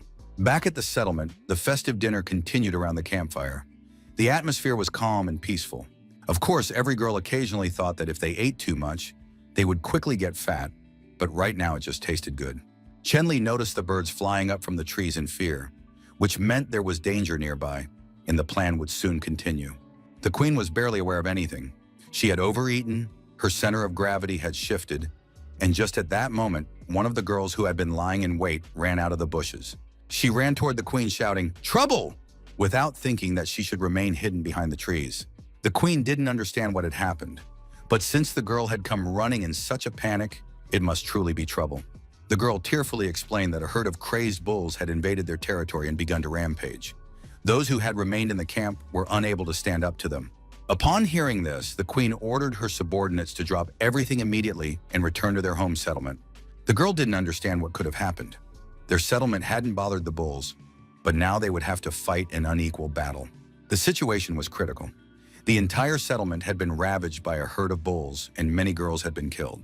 Some managed to climb into the trees, hoping to attack the enraged beasts with slingshots. Armed with slingshots and stones, the girls lined up and opened fire.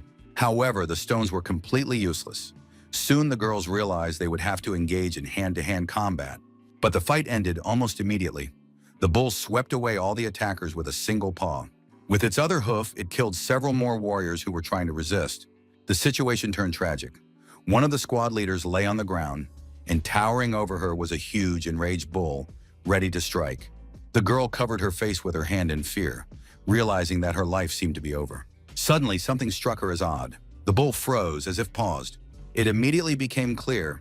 The queen had returned. She lashed her whip at the beast's paw.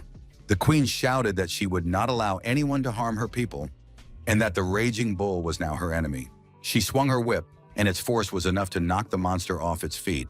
After that, the queen took down a few more bulls, but there were too many of them, and another giant was charging at her. The girl didn't have time to react. The bull knocked the whip out of her hands and she screamed in helplessness. The queen had already mentally bid farewell to this world. Something soft enveloped her, most likely a heavenly cloud. But when she opened her eyes, she realized she hadn't died. She was lying in the arms of her savior.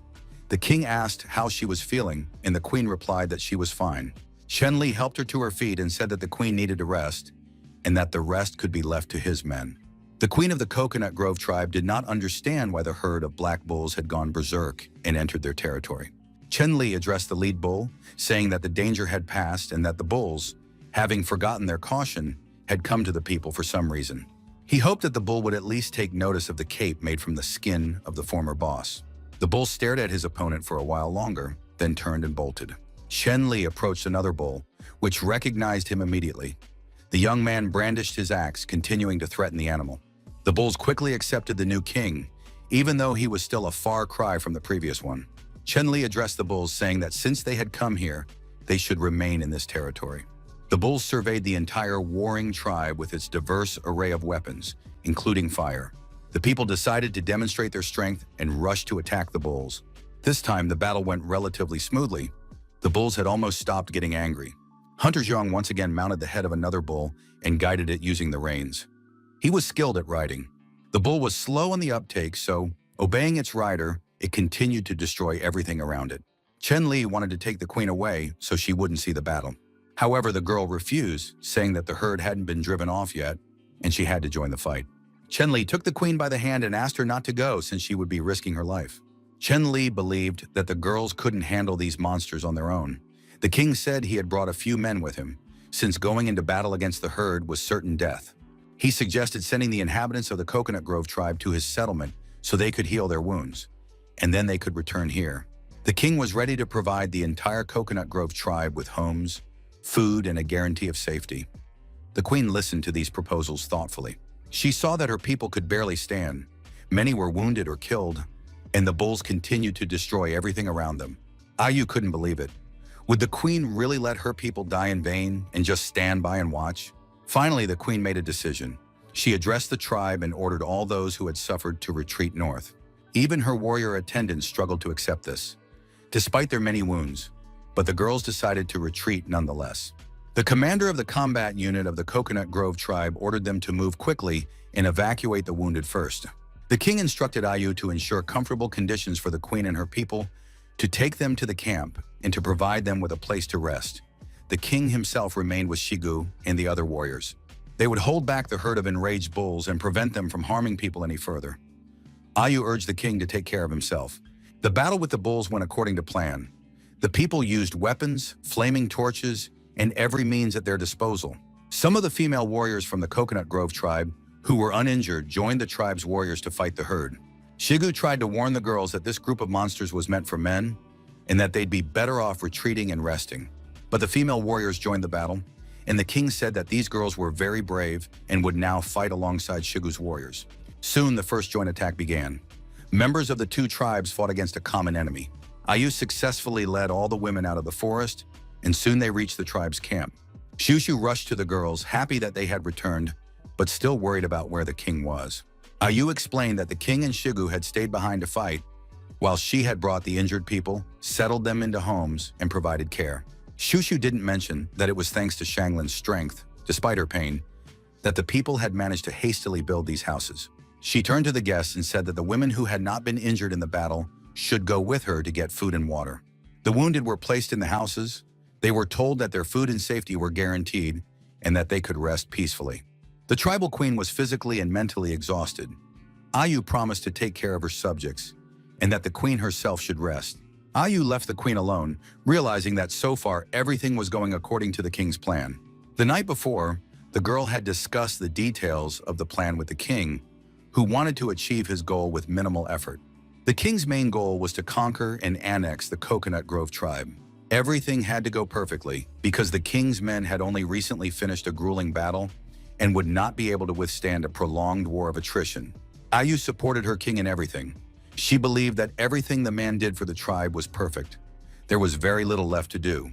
The day after the Coconut Grove tribe was annexed, the people set to work together. Shanlin asked Huanxi how the night had gone. The man replied that nothing had happened. He had been keeping watch over the camp all night. Women began to emerge from their dwellings. The well-rested warriors looked up at the sky and noticed that it was cloudy. Shanglin approached one of them, greeted her, and wished her a good morning. The tribe member's appearance startled her a little. Shinlin warned that the king had invited the queen to the palace and apparently wanted to discuss something very important. The assistant to the queen of the Coconut Grove tribe promised to pass on the message and bring the queen to the palace. Chen-Li, sitting alone in his house, was checking the game's metrics and statistics. There were only 8 days left until the deadline for increasing the tribe's population. Time was running out. Chen-Li's somber thoughts were interrupted by a knock at the door.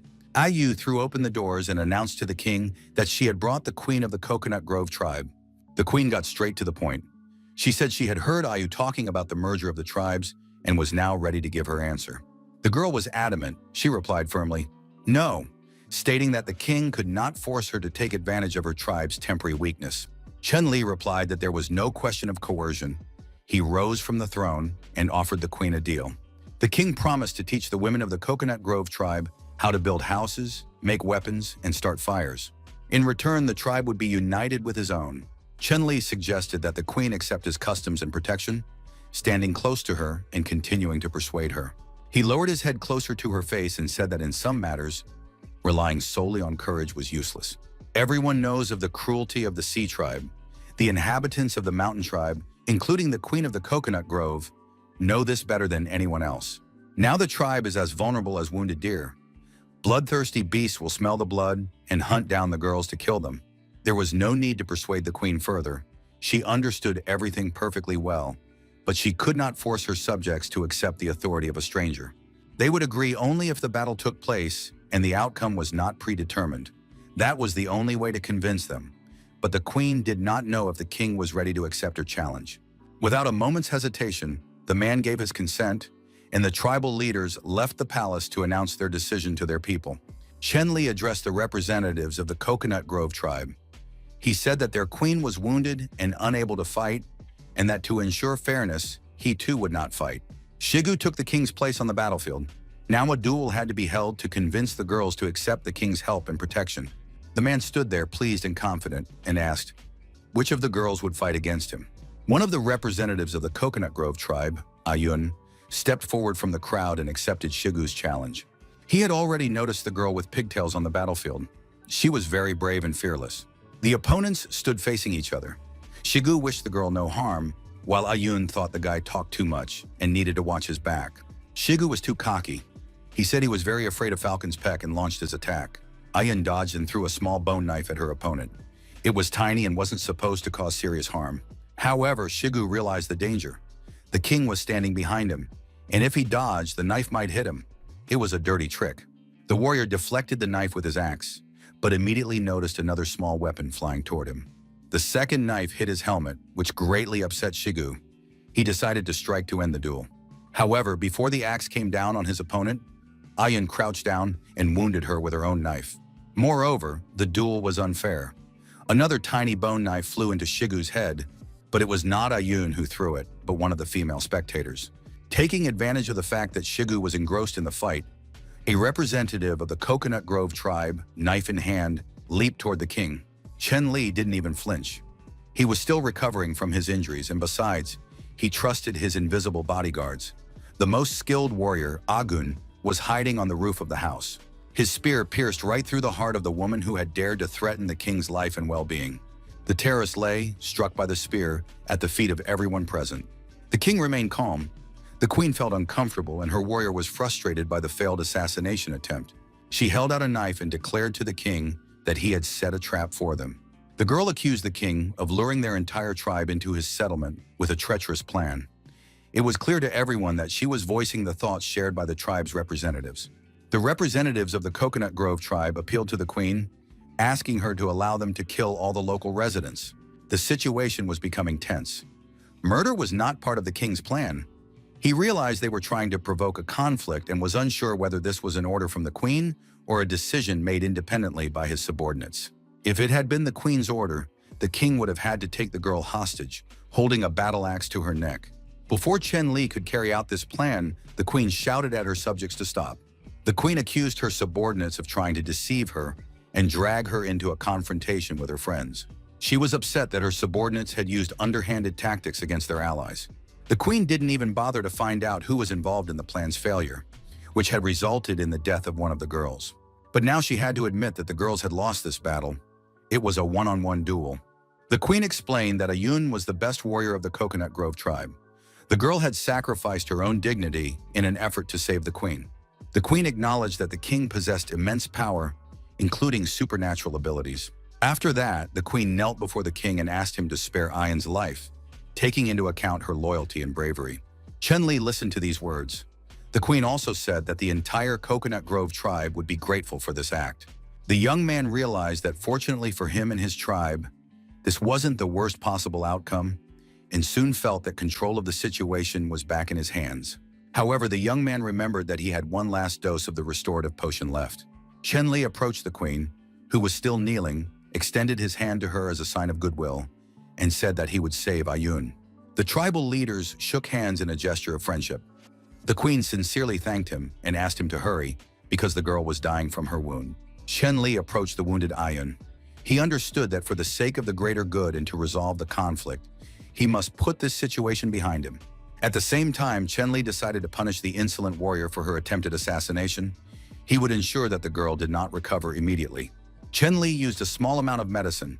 This dose was enough to save Ayun's life, and he would use the rest of the potion today to heal his own wounds. The wound on Ayun's chest began to heal, and the girl was able to open her eyes slightly. It was clear that consciousness had returned to her emaciated body. Chen-Li explained to the representatives of the Coconut Grove tribe that Ayun needed to be carried into the house and allowed to rest. In a few days, the girl would wake up and feel normal. Seeing the miracle that had occurred before their eyes, the healed wound on Ayun's chest, all the women of the Coconut Grove tribe fell to their knees and bowed in honor before the king. The queen also bowed to the young man in gratitude, and now it was possible to discuss the unification of the tribes. Chen-Li was very pleased. The situation had turned out exactly as he needed it to, though the same could not be said for the queen of the tribe. To reassure the queen, who feared losing her power, Chen-Li told her that she would continue to rule her tribe if she obeyed the king's orders. The queen was willing to accept these terms, but added that she had one final request. She said that the king must officially become her partner, and they would hold a grand ceremony to confirm their relationship. Chen-Li couldn't believe his ears. He hadn't even dared to hope that he would get not only the tribe, but also the icing on the cake. It was like a cake delivered to their doorstep. They would have a wedding and exchange rings. Then would come the wedding night, the birth of a daughter, whom they would raise in love and happiness. In the future, their daughter would marry, give them grandchildren, and they would grow old together and die on the same day. It was very touching, like a scene from a book, and tears streamed from the king's eyes. The queen thought he didn't want to hold a wedding ceremony, but the young man pulled her close, saying that wasn't true. He very much wanted to. First, the queen had to fully recover. By the time of the ceremony, when everything had been agreed upon between the young couple, the king addressed the people. He ordered everyone to disperse. The wounded were to return home and tend to their wounds, while the able-bodied were to go to work. The wedding ceremony with the queen would take place in a few days. Chen-Li, finally left alone, immediately began checking the game statistics. He had officially created his own tribe and now needed to name it. Chen-Li noticed that there were now 46 people in his tribe. He didn't understand why there were 4 missing, since he seemed to have calculated everything correctly. But first, he had to name the territory. The name had to be meaningful and reflect the current situation. Chen-Li thought for a moment longer and named the tribe the Newcomers tribe. The name was successfully added, and having become the leader, he had to expand the population to complete the settlement task. The young man realized he would have to rebuild the Gulf tribe. The wounds on his body had already healed, so he decided to go alone and capture a few prisoners. However, after thinking about it for a moment, he realized he didn't know whether captured prisoners counted as part of the tribe's population. Ayu explained to the queen, who was surprised by the king's behavior, that he occasionally acted strangely, staring at a single point as if unresponsive to what was happening around him. The girls from the Coconut Grove tribe were discussing the king. They thought he had gone mad because he looked both very happy and depressed at the same time. In the end, the king had little left to be happy about. The same fate awaited him as his previous partners. At the ceremony, the queen would cut him into pieces, and then she would mercilessly eat him, as all the women of the royal family of the Coconut Grove tribe do. Chen-Li happened to overhear this conversation and was stunned. It turned out the queen really did eat men. That explained a lot. It became clear why there were so few men in the Coconut Grove tribe. They were eaten faster than they were born. Chen-Li was so shocked that he didn't even notice a huge shadow approaching him. The young man was very upset, and thought they were going to eat him. He begged them to spare his life. However, it turned out to be Shanglin. The girl was concerned about the king's mental and emotional state. Besides, Shanglin wanted to know the truth. Did the king really want to become the partner of this coarse woman from the Coconut Grove tribe? Chenli was no longer so sure of his desire and replied that he needed to think it all over. But Shanglin insisted that people in the settlement were talking about some kind of ceremony that the king was planning to hold in the near future. Chenli honestly admitted to the girl that he had probably acted a bit hastily, since standing before him was the queen, finishing her husband's dinner. Shanglin believed the king and was ready to offer him support and protection. Chenli could not have foreseen that the queen would turn out to be a mantis. Shanglin helped the king to his feet, telling him he didn't need to be sad or upset. She would protect him and not let anyone hurt him. Just then Ayu approached. The girl didn't understand why Shanglin had run away, since she was supposed to be hiding the wounded. But Shanglin no longer wanted to tend to the wounded. She wanted to spend time with her king. As for the wounded, they should stop hiding and help build the camp as much as possible. Ayu understood that they needed to save the king and suggested going with Shanglin to the wounded to organize them for work. As a final request, Shanglin asked the king to think carefully about his upcoming marriage and not to forget her, who loved him and was ready to support him. Ayu continued to pull Chenli along, assuring him that the king would be fine and that they needed to go because there was a lot of work to be done. Chenli understood that he needed to find an opportunity to speak with the queen of the Coconut Grove about breaking off the engagement. The night passed and the young man spent it restlessly. Thoughts of the mantis would not leave him, and then the morning of the next day arrived. Stepping outside, the king saw the girls busy building houses. Shanglin got along very well with the women of the Coconut Grove tribe. They connected, and the newcomers began helping to build the houses. He could have even relaxed and enjoyed himself, but thoughts of his impending marriage prevented the king from feeling free. Chenli no longer wanted to put up with this and decided that today he would definitely break off the engagement. To that end, he went to the temporary camp where the women of the Coconut Grove tribe were staying. The girls welcomed the king, who had come to visit them and inspect their quarters. One of the women said that if the king wanted to see the queen, she was not in the settlement. She had gone north of the river. The girl volunteered to accompany the king. Soon they reached the river bank. Chenli saw the queen in the water, along with two attendants who were helping her bathe. The attendants noticed the king and informed the queen. She ordered her subordinates to leave them alone. The attendant stepped out of the water and walked away down the path, greeting the king, who was embarrassed, realizing what awaited him. The queen of the Coconut Grove tribe peered out from the water, calmly looked at the king, and asked if he truly had urgent business. Chenli could not immediately explain the purpose of his visit and said that he had simply come to look at her wounds. The queen replied that her wounds were nothing serious at all. She would rest for a couple of days and be completely healthy. Perhaps she needs to go ashore so the king can examine her wounds, feel them, and assess their severity. Chenli immediately decided to change the subject and said that he still didn't know the queen's name. The question was very timely. The queen immediately realized that the young man did not want to see her full length and unclothed. The girl felt embarrassed and said her name was Xiao Wang, a name given to her by the previous queen. Chenli didn't quite understand what previous meant or what had happened. The girl explained that the previous queen had given her the name Xiao Wang, but since the queen had been banished from the tribe, no one had called her by that name anymore. Chenli realized that things were looking very bad. If they didn't eat him, they would definitely banish him. He needed to suggest renaming the Coconut Grove tribe the Mantis tribe. The young man asked if the tribe's previous queen had a partner and what had happened to him. Perhaps he too had been banished along with his wife. Xiao Wang replied that her husband had been eaten. It was a tradition of their tribe. They say that a woman's partner's light grants her greater strength. Chenli couldn't believe his ears. How could she say such terrible things with such a calm expression on her face? Xiao Wang continued, saying that this was a tradition of past queens, but she personally had no intention of continuing it, considering such an act inelegant. Chenli regained his composure a little and asked if that meant Xiao Wang didn't eat people after all. The girl replied that she had only recently become queen and hadn't had a partner yet, so she hadn't had the opportunity to eat anyone. Chenli calmed down a little. He advised the queen to get more rest and drink plenty of water while he went to prepare for the ceremony. As he left, the young man thought that he didn't need to worry about being eaten right now, but Shanglin still needed to come to an agreement with the queen. Before the young man left the riverbank, the queen shouted after him that although she didn't eat people, if anyone offended her, she would deal with them in a different way. The girl said that if she were offended, she would cut off everything unnecessary. Passing by the kitchen where Shou was preparing lunch, Chen Li nearly fainted when he saw the girl chopping vegetables with a hatchet. Chen Li checked the stats again. There was a week left until the end of the mission. He needed to capture a few prisoners and complete the task. At that moment, Shigu walked past the king, carrying a log for building a house. The king called out to the man and said he had a special task for Shigu. Chen Li explained that he needed to be away for a short while, and Shigu would be in charge of organizing everyone's work. In case of an emergency, a messenger could be sent south across the sea to find the king. Shigu replied that he could be relied upon and that he would handle the task perfectly. Chen Li reached the seashore and admired the beauty and tranquility of this wonderful bay.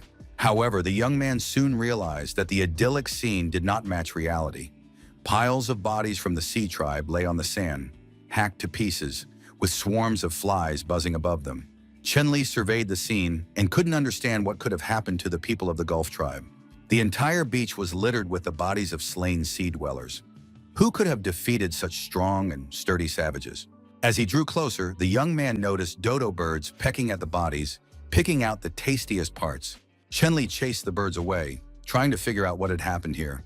Even the birds were showing their dominance. It became clear that it was relatively safe to be on the beach now. Chen Li touched the bodies of the dead. They were still warm and didn't smell, which meant the battle had ended very recently.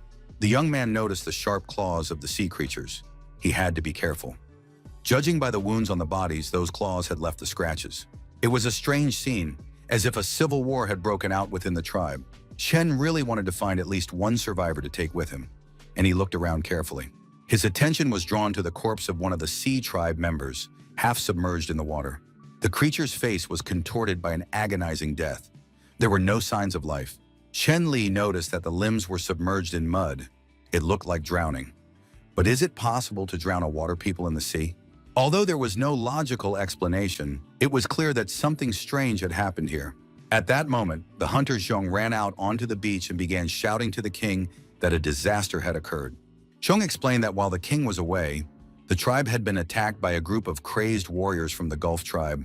The news was terrible, and Chen Li immediately ordered a return to the settlement. Meanwhile, strange events were unfolding in the settlement.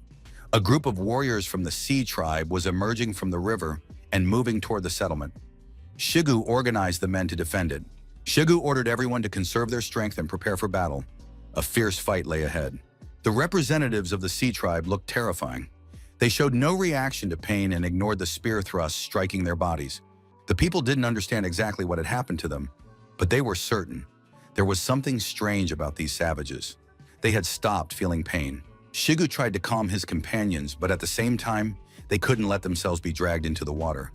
Death would await them there. At that moment, the entire group of sea creatures launched a simultaneous attack.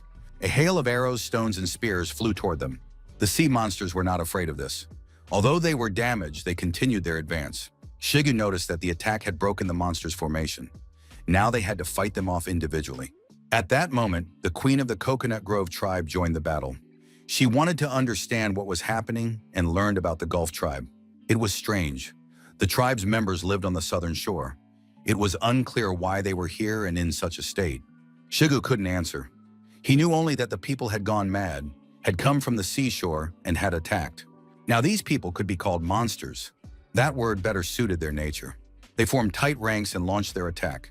The settlement was now defended by the combined forces of the Novichok tribe and the Coconut Grove tribe. Finally, the battle began. The people engaged the monsters, trying to protect themselves and their homes. Queen Wang also took part in the battle. She pulled the rope around one of the monsters' necks and asked if it could speak. Something was clearly wrong. Monsters couldn't communicate with humans, and the monsters really were in a rage. And one of them leaped up, preparing to attack the queen. The girl would hardly have been able to save herself. But at that moment, the king appeared between her and the sea monster, a battle axe in his hands. Chen Li was furious. Some sea monster had attacked his woman. So she could escape. He decided to deal with the enemy himself and attack the monster. But the result did not satisfy him at all. The sea monster withstood the blow and seemed not to have even felt the axe. At that moment, two more members of the Seabay tribe rushed at the king from behind. This time, the tribe's warriors protected their king by thrusting their spears into the backs of the sea monsters. Aegon addressed the sea monsters, telling them they needed to fight the hunters. Lu Tan also confirmed that he would not allow anyone to harm the king. Chen Li thanked his men saying they had done an excellent job. The king turned to Shigu and said he was leaving these monsters to him. The warriors would deal with the violent, frenzied enemies on their own. Chen-Li told the queen that the tribal representatives needed her help on the battlefield, while he would deal with the enemy himself. He needed to focus on one very stubborn and powerful monster, which was waiting for the king to approach it. Chen-Li didn't want anyone to interfere or distract him until the duel was over. The young man turned to his opponent and said he deeply regretted what had happened to his tribe. He had been on the coast and had seen everything with his own eyes. However, the people of the novice tribe had nothing to do with this. Chen-Li wanted to understand why his people were being made the target of revenge. In response, only a growl came from the enormous monster. The young man realized that these creatures had lost the ability to communicate. The fight gradually unfolded. Chen-Li noted his opponent's exceptional strength and reflexes, compounded by sharp claws and teeth. Chen-Li was several times stronger than an ordinary human, but in the face of such a monster, he was clearly at a disadvantage. The young man knew he couldn't use the destructive power of Pangu. His subordinates were nearby, and the power could only be used as a last resort. Chen-Li sensed that things were looking bad, and he couldn't afford to get distracted. Besides, it was impossible to predict when the situation would become critical. Finally, the young man managed to inflict at least some damage on his opponent. He wounded his eye. This only enraged the monster. He flung Chen-Li aside and slammed the boy painfully into the ground. The young man realized he was dealing with a true madman. Fortunately, he had thick protection on his back, made from the hide of the bull king. If not for that, the monster could have bitten off his entire arm. Now, bite marks stood out on his arm. It seemed as though the monster had tasted blood on its teeth, which made it even more frenzied and aggressive. There was no doubt left. Something unusual was happening with these monsters. The enemy lunged into the attack with a crazed look, completely unlike that of a living creature. Chen-Li tried to dodge, but the monster grabbed his cloak, and to the young man's surprise, it began chewing on it. Chen-Li didn't understand why the monster's strength and speed had increased. After it ate the cloak made from the bull king's hide, the attack stopped. The monster turned around, paying no attention to anyone, and walked into the river. Other monsters joined it. Chen-Li noticed that many monsters had gathered around one of the warriors. That was strange, too. The young man noted that the warrior's body was already covered in bleeding wounds, but the man fought on, determined to fight to the death. Chen-Li surmised that the monster's strange behavior was related to the blood. Perhaps they were using its scent to track their target. Moreover, the smell of blood made them even more ferocious. In this state, they weren't merely following their instincts. In their behavior, the monsters resembled predatory sharks that can sense blood in the ocean from dozens of kilometers away. Chen-Li tried to quickly analyze the situation and figure out how to use this new information. Hunter Sheng noticed the king sitting pensively on the battlefield and asked how he could help. Chen-Li ordered him to take a few more men and bring 3 piglets to shore. The order surprised the hunter. After all, the piglets were meant to be eaten. But the king had no time to explain. He simply told him to do as he was ordered. Chen-Li understood that this situation required sacrificing the 3 piglets, but in return, he intended to severely punish the monsters. The young man turned to the queen, telling her to urgently take the wounded as far away from the battlefield as possible. At that moment, people ran up and brought the 3 piglets, asking what to do next. The king ordered the piglets to be led to the water and released there. Everyone was sad to part with the piglets, but no one doubted the king's wisdom. The piglets ran across the grass, and Aegon, sitting in a tree, signaled to the king that he was ready. When the hunter received the signal, he hurled his spears, hitting the target precisely. The 3 piglets were killed. The smell of blood from the slain animals immediately attracted the attention of the sea tribe. The monsters sensed the blood and, as if mad, ran toward the piglets, completely ignoring the people. While the monsters fought over the bodies of the slain piglets, Chen-Li ordered the men not to stand idly by, but to aim at vital points with spears, poison-tipped spears, and arrows. At that moment, Aegon, watching from a tall tree, shouted to the king that something was wrong. The representatives of the sea tribe began clutching their throats and stomachs, as if experiencing severe spasms and ready to turn inside out. Soon all the monsters lay unconscious. Chen-Li suggested that the men had poisoned the piglets, but the hunter Zhong swore they hadn't done anything to them. Be that as it may, within seconds the monsters were dead, foam spilling from their gaping mouths. Chen-Li ordered the men not to approach the dead. Perhaps it was a trick, and the monsters were only pretending. A little more time passed, and it became clear that the monsters weren't pretending, though it remained unclear until the very end what had happened to them. Over time, after considerable effort in the agricultural part of the settlement, cages appeared near the animal shelters, in which members of the sea tribe were kept. People knew they had to be on high alert. If the monsters tried to do anything, they had to be punished immediately. People looked at these strange creatures, realizing that they were more like a herd of freaks. They were all lifeless and motionless. But at one point, one of the monsters coughed. It became clear that it was coming too. The monster reached its hand through the bars of the cage and spoke in human language, asking for help. One of the girls stayed behind to guard the captives and sent her assistant to inform the king that the monsters were beginning to come to their senses. Soon the king approached the cages to find out what was happening to the captives. It turned out that the monsters were indeed gradually coming to. They were asking for help and water. The king asked where the monster he had fought was. They explained that it was being kept separately. It had also woken up and was sitting in a separate cage, demanding water. Chen Li unscrewed the water flask he was carrying and poured water over the monster's head. The monster was absolutely delighted. Judging by the monster's reaction, the king asked if the monster understood human speech. The giant, looking into the king's eyes, confirmed that he understood everything perfectly. Chen Li instructed his chief assistant, Ayu, to look after the monster. As always, the girl took the task seriously. She began to give the monster water, asking him not to rush, to drink calmly, and that she would bring more water if needed. The girl went to fetch more water but had to wait, as the river was quite far away. The monster had drunk his fill and was now able to speak. He said that his people needed water too, and asked her to give them at least a little liquid. Ayu said that water was the least she could do to help, and suggested that the captive answer a few questions. The captive had no idea what she was talking about. Troops had attacked him and his people, and now they wanted to ask questions. Chen Li tried to make sense of the situation, but the monster continued. He knew that the mountain tribe were strange creatures, but he hadn't expected them to be so evil. Ayu realized that the mountain tribe had attacked the sea tribe and asked the chieftain for details. The chieftain of the sea tribe realized that the people before him were not from the mountain tribe. Ayu explained that they belonged to the novice tribe, and standing next to her was their king and leader. The leader of the sea tribe had never heard of the novice tribe, but realized that a tragic mistake had occurred. He assumed that the mountain people had sold the sea dwellers as far away as possible, and now they had fallen into the hands of unknown newcomers. Ayu clarified that the leader was mistaken. The sea people had attacked the territory of the Novichok tribe themselves, a tribe that had no ties to the mountain people. The day before, all members of the sea tribe had lost the ability to communicate. Behaving like wild beasts, they were extremely aggressive, so the people had to be temporarily locked in cages. The leader of the sea dwellers was convinced that this was impossible and found it hard to believe what she had said. According to the girl, the chief had completely lost his memory and now remembers nothing of what happened the day before. Ayu asked the chief to explain what he thought had happened. The man's name was Haihu. He was the leader of the sea tribe. These creatures lived near the shore. The young men regularly fought and kicked each other. Though they did so peacefully, they ate fish and hunted in the sea. Haihu never scolded his friends or fellow tribesmen, believing that skirmishes among the young only strengthened them. Even if they sometimes inflicted wounds on one another, the respect and love between them did not fade. The tribe's leader was highly respected and valued. People turned to him with all their problems and concerns. Haihu treated everyone like a father.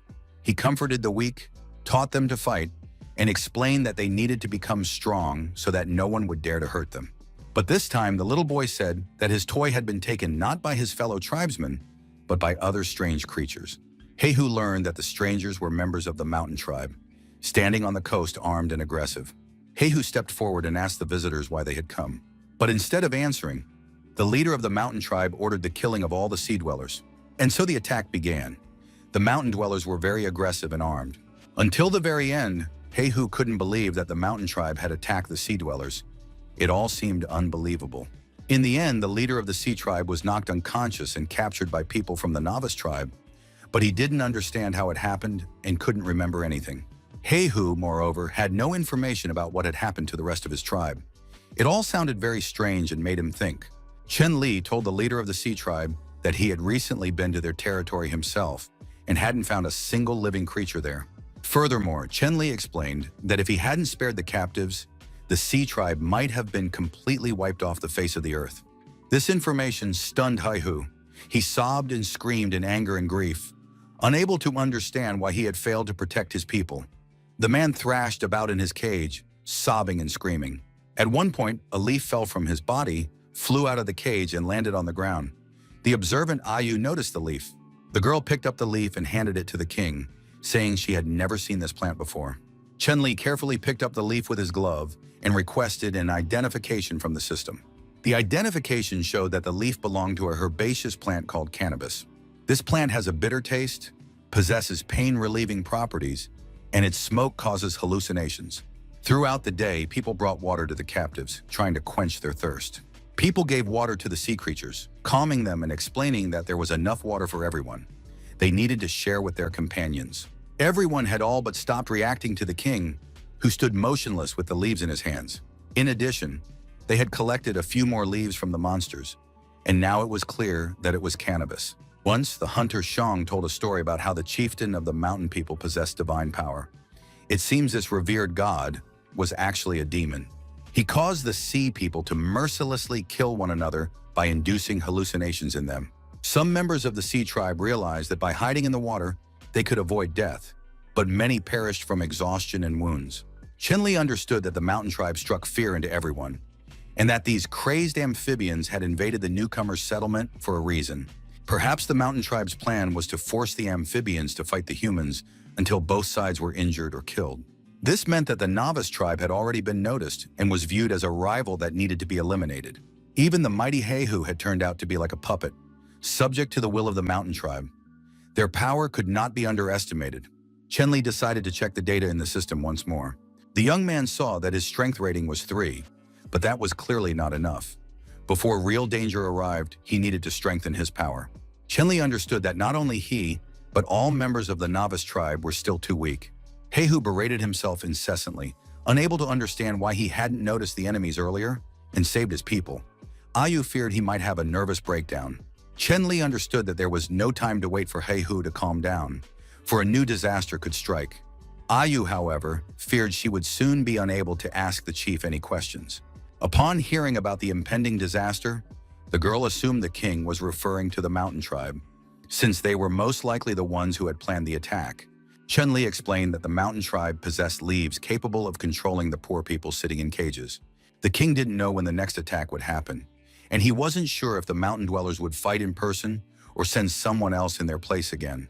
There was too little information right now, and the novice tribe was in a vulnerable position, so they needed to make Heihu remember everything he could. Chen-Li turned to the prisoner, saying that he shouldn't blame himself too much. It was the plant's poisonous fumes that were to blame, and no power could help him resist them. Chen-Li handed the prisoner some leaves and asked him to examine them closely. They needed to find out if the scent of these leaves triggered any memories in Heihu. The prisoner sniffed the leaves for a long time, then clutched his head. He remembered this scent, which he had smelled during the battle with the mountain tribe. Among all the strange smells of the coast, Heihu could only detect sharp and unpleasant ones. Chen-Li realized that it wasn't just hemp leaves that had been used. The mountain dwellers likely employed various types of poisonous plants. Before figuring out the functions of these herbs, it wasn't worth taking the initiative. Chen-Li wanted the captive to make the first move. Suddenly, an idea occurred to Heihu. If the novice tribe was going to fight the mountain tribe, the sea dwellers would want to join in as well. Heihu believed that if he didn't take revenge on the mountain people, he would regret it for the rest of his life. At that moment, the sea dwellers in the other cages jumped up, stretched out their arms, and begged to be given the chance to take revenge. The men begged to be allowed to act and were ready to do anything for revenge. The king didn't have enough people to complete the mission, but only 4 were needed for a single task. Moreover, the sea creatures had an excellent sense of smell, which could help the king track down the poisonous herbs. Chen-Li understood that this was advantageous, but there was one serious risk. Members of the sea tribe are highly sensitive to the smell of blood, and if the situation got out of control, the consequences would be dire. Heihu believed that everything had happened because of poisoning by toxic fumes. Otherwise, they would have been able to control themselves and ignore the smell of blood. The mountain dwellers remained the sea dwellers' main adversaries, and there was no guarantee they wouldn't release their poisonous smoke on the novice tribe again. There was some truth to that, but the king understood that anger and hatred alone would solve nothing.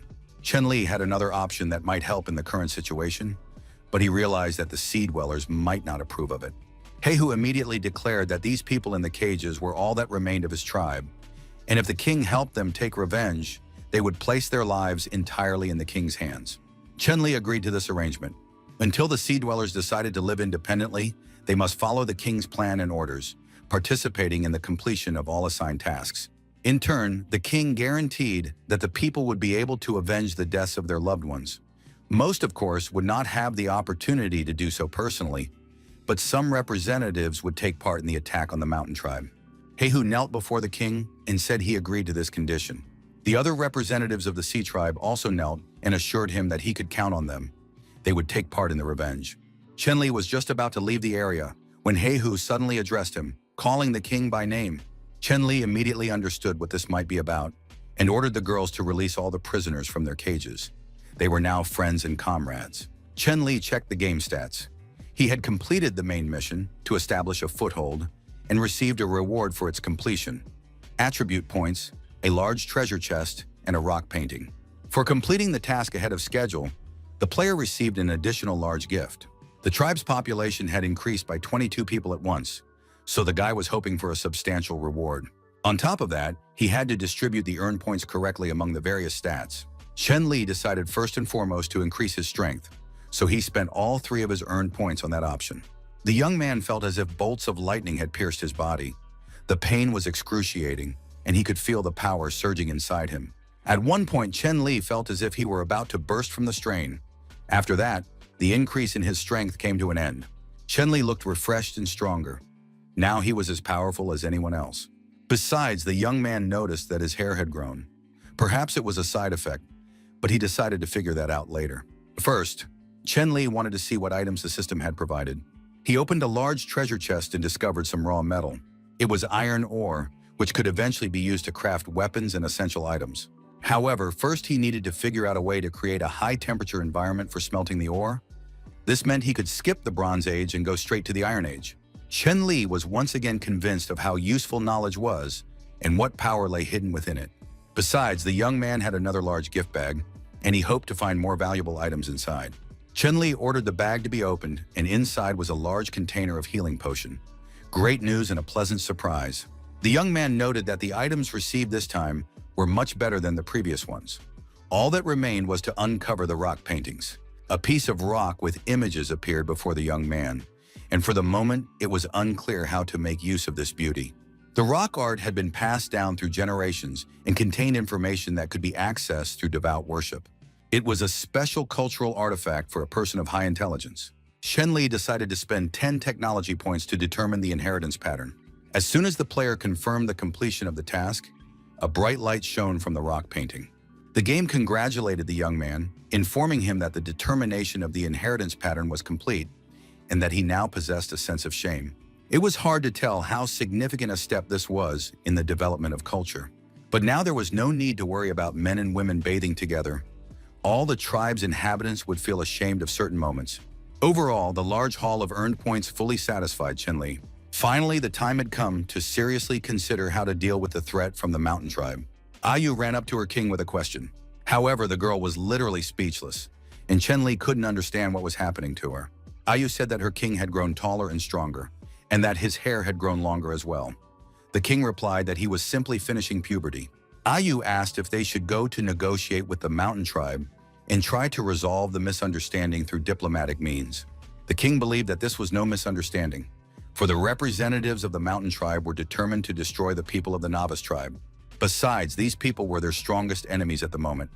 They had managed to turn the sea tribe against them, reaping benefits for themselves in the process. All of this was very serious and logical, and Ayu didn't know what to do. She was scared. The king believed that the only thing they could do now was to build high walls around the settlement and stock up on provisions. Chenli believed that until they were ready, they shouldn't provoke the tribe, or they might lose. The king added that they needed to stay in the shadows, prepare actively, and wait for the hour of revenge. Ayu asked what to do with the newcomers who had just joined the tribe. Chenli suggested dividing them into groups. Some would build houses, others would gather food, and the third group would make traps. Ayu wanted to know what traps were and why they should be made. The king explained that traps are used to defend the territory. For example, to defend against an attack by the sea tribe, Chenli didn't want them to have to go through that again. Setting up different types of traps depends on the terrain, which helps avoid repeating mistakes and, if lucky, capture a live enemy or animal. Later, the king promised to explain how to make traps, but for now he had another urgent task for Ayu. Due to the sharp increase in the tribe's population, It was necessary to plan for long-term food supplies. Uneaten beef must not go to waste, and Chen Li decided to teach the people how to make jerky. He explained that the meat needed to be cut into thin slices and hung up to dry and cure. Representatives from the 3 tribes participated in this process. The newcomers adapted very quickly and mastered the technique of drying meat well. Shigu appeared before his king, who had summoned him to give him a task. The warrior noted that the king had grown taller, more powerful, and moreover, had grown his hair out. Chen Li replied that this was a miracle, for amazing things sometimes happened to him. After that, the king sat down on the ground, picked up a stick, and began to draw something, explaining the details. Chen Li wanted people to set traps in the surrounding mountains. They had to be as inconspicuous as possible, and the work had to be done well. The king announced that he had already personally selected a partner for Shigu, and would soon be teaching the men this skill himself. But the most important thing was not just the ability to set traps. It was crucial to memorize their locations. Shigu felt uneasy. The task didn't seem interesting or serious to him. But Chen Li said that if the king had entrusted Shigu with memorizing the location of every trap, it meant the king trusted him and no one else, relying on his memory and intellect. What's more, this information must be kept strictly confidential. No one except the king and Shigu should know about it. Chen Li continued to draw and explain. When assigning tasks, the assistants must take turns setting traps in different locations. This will help prevent a situation where someone discovers all the traps and their exact locations. In short, if there is a traitor among the settlement's residents, they will not know where the traps are located. Otherwise, the consequences could be serious. Once the people under Shigu's leadership have finished building the traps, he will personally inform the king of their locations. Chen Li wanted Shigu to draw nothing and write nothing down, but to memorize everything exclusively by heart. Of course, Shigu understood that this was difficult, but he wanted to prove to the king that he was trustworthy. Chen Li had no doubt that the man would give it his all and send him home to rest until nightfall, because now they would be working at night. Chen Li took Lutan with him, as this warrior also had an important task to perform. They carried a stone slab out of the house and set it up outside, bearing inscriptions left by distant ancestors. Much depended on what people would learn. It was determined by their nature. After that, the king said he needed to go rest, and that Shigu would come to him at night. Lu Tan, as a loyal guard and bodyguard, remained to watch over the king, but in case of important and urgent matters, he was to wake him. Chen Li was finally able to lie down and enjoy some rest. The man felt exhausted all over. Time was running short, and there was a great deal to be done. Moreover, these matters needed to be resolved as quickly as possible. Among the top priorities were training the soldiers and building fortifications. In addition, patrols had to be assigned to guard the territory around the clock. Attention also had to be paid to technological development to make a breakthrough to the next stage, and territorial expansion could not be forgotten. There was still a great deal of unfinished work, and Chen Li cherished his rare moments of rest and recuperation. But suddenly he opened his eyes and realized he was at a party in some fancy establishment. Beautiful girls were standing nearby. One approached him with a bottle of alcohol and offered him a drink. Several more beauties surrounded Chen Li, holding glasses of sparkling drink and offering it to him. Another beauty decided that Chen Li had had too much to drink. The girls introduced themselves, and it seemed like life was going perfectly. Chen Li really let loose. He drank and told everyone that he had returned from a journey through time, and now, finally, there was no need to live in fear. The man demanded that the music be turned on so the girls would start dancing, all while he smoked a cigar and drank beer. After that, the guy found himself on a soft bed, dozing off while hugging the beauty. But soon the girl began to wake Chen Li. Even though he didn't want to do anything, she persistently shook his shoulder and said it was time to work. When asked, "What is your name?" the beauty replied, "I am Shigu, your majesty." Chen Li opened his eyes and nearly swallowed his tongue in surprise. After that, he let out a blood-curdling scream, not understanding who was actually next to him or why he was there. Shigu repeated once more that it was him, for the king had ordered him to come to him at night and wake him up, and now the king was displeased and shouting. Shigu was genuinely frightened. It was unclear, however, whether he feared the consequences of his actions. Chen Li finally woke up, said there had been a misunderstanding, and then, together with Shigu, the king set off for his night work. Sharp, sturdy stakes were pointed high into the air. From the pit, one could see the night sky and the moon. People stood near the pit with the king. He explained that this kind of trap is called a spear pit, and they had handled it perfectly.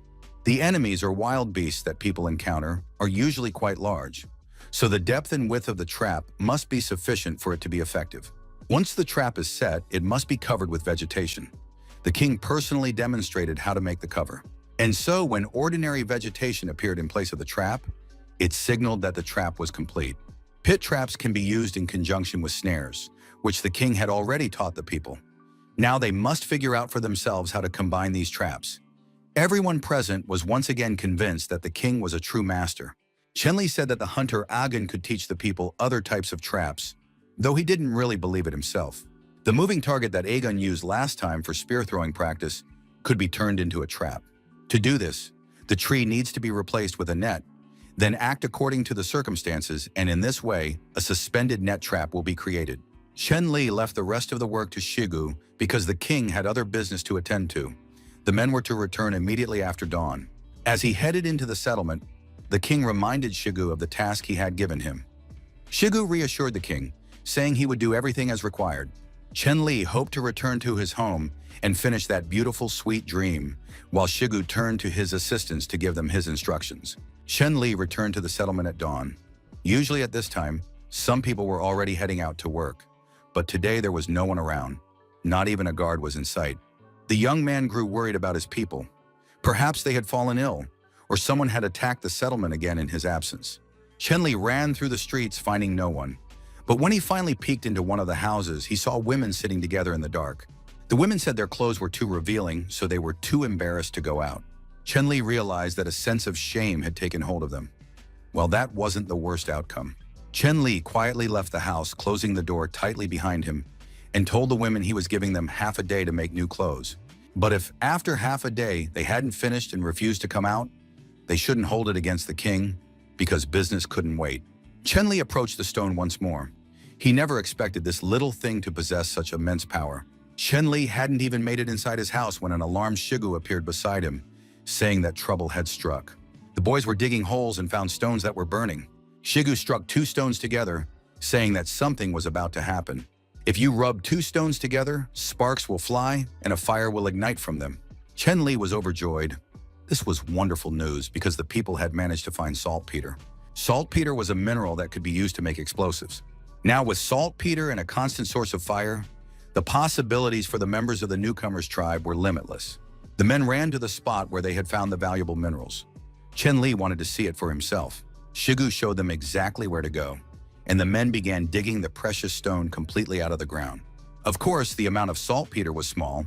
After all, due to the drought, the soil here was saline. If the minerals hadn't formed naturally, perhaps Shigu would be able to find something else in the ground. Shigu carefully sifted through the soil in the pit. The area was very easy to dig, and some objects resembled stones. He decided to test the hardness of one of the stones with his teeth and realized that they weren't stones at all, but someone's feces. Chen Li confirmed the boy's guess, saying that it was quite likely that there had once been a small outhouse here. This meant that people had lived here in past centuries, a civilization that had advanced to the point of having something like a toilet. Perhaps this was the old settlement of a mountain tribe. Chen Li ordered Shigu to gather all the saltpeter and fill in the pit, leaving as few traces as possible. More traps needed to be set nearby, and signal towers had to be built to rotate the garrison. Shigu felt like his brain was about to explode. What kind of tower? What kind of tower with a signal fire? Why signal? 4 more days passed as they worked on these tasks. All the tribe's members labored, carrying out their assigned duties. Chen Li walked through the streets of the settlement, looked at the houses, and thought that everything was looking quite good. Now everyone had a home, and that was the first step toward happiness. If the people are provided with food, clothing, and shelter, the tribe's foundation will be firmly established for the next step. The king hadn't yet had a chance to explain what needed to be done next. Shanglin saw the king and greeted him loudly, for the king had come to visit her at home. Chen Li tried to escape from his most ardent admirer. He asked Liu Tan to hold the girl back, but no one could save the king from Shanglin's love. She had missed him terribly over the long days and now held him tightly in her arms. She pressed and hugged the king so tightly that she broke through the wall of the house, and the frightened bodyguard wasn't sure if the king had survived. Shanglin continued to squeeze the king's body, believing that he could not die, for they were at home, and he had not yet visited them. Finally, when the excitement of the greeting had subsided, Chen Li asked the girl what she had wanted to tell him about the houses. Shanglin reported to her king that they had built 2 rows of wooden houses. There were 10 in total, and now about 50 people could be accommodated there. The progress in developing the settlement was as expected, and in a couple of days, everyone would be able to move into these houses. Chenli patted the girl on the head, telling her she was a real champ. She should keep up the good work, and they would see each other in 2 days. But the next time Shanglin saw her king, she didn't need to be so sharp and pushy, for now she had to repair the damaged house. Chen Li explained to his guard that after that, the main work would involve procuring food and building up supplies.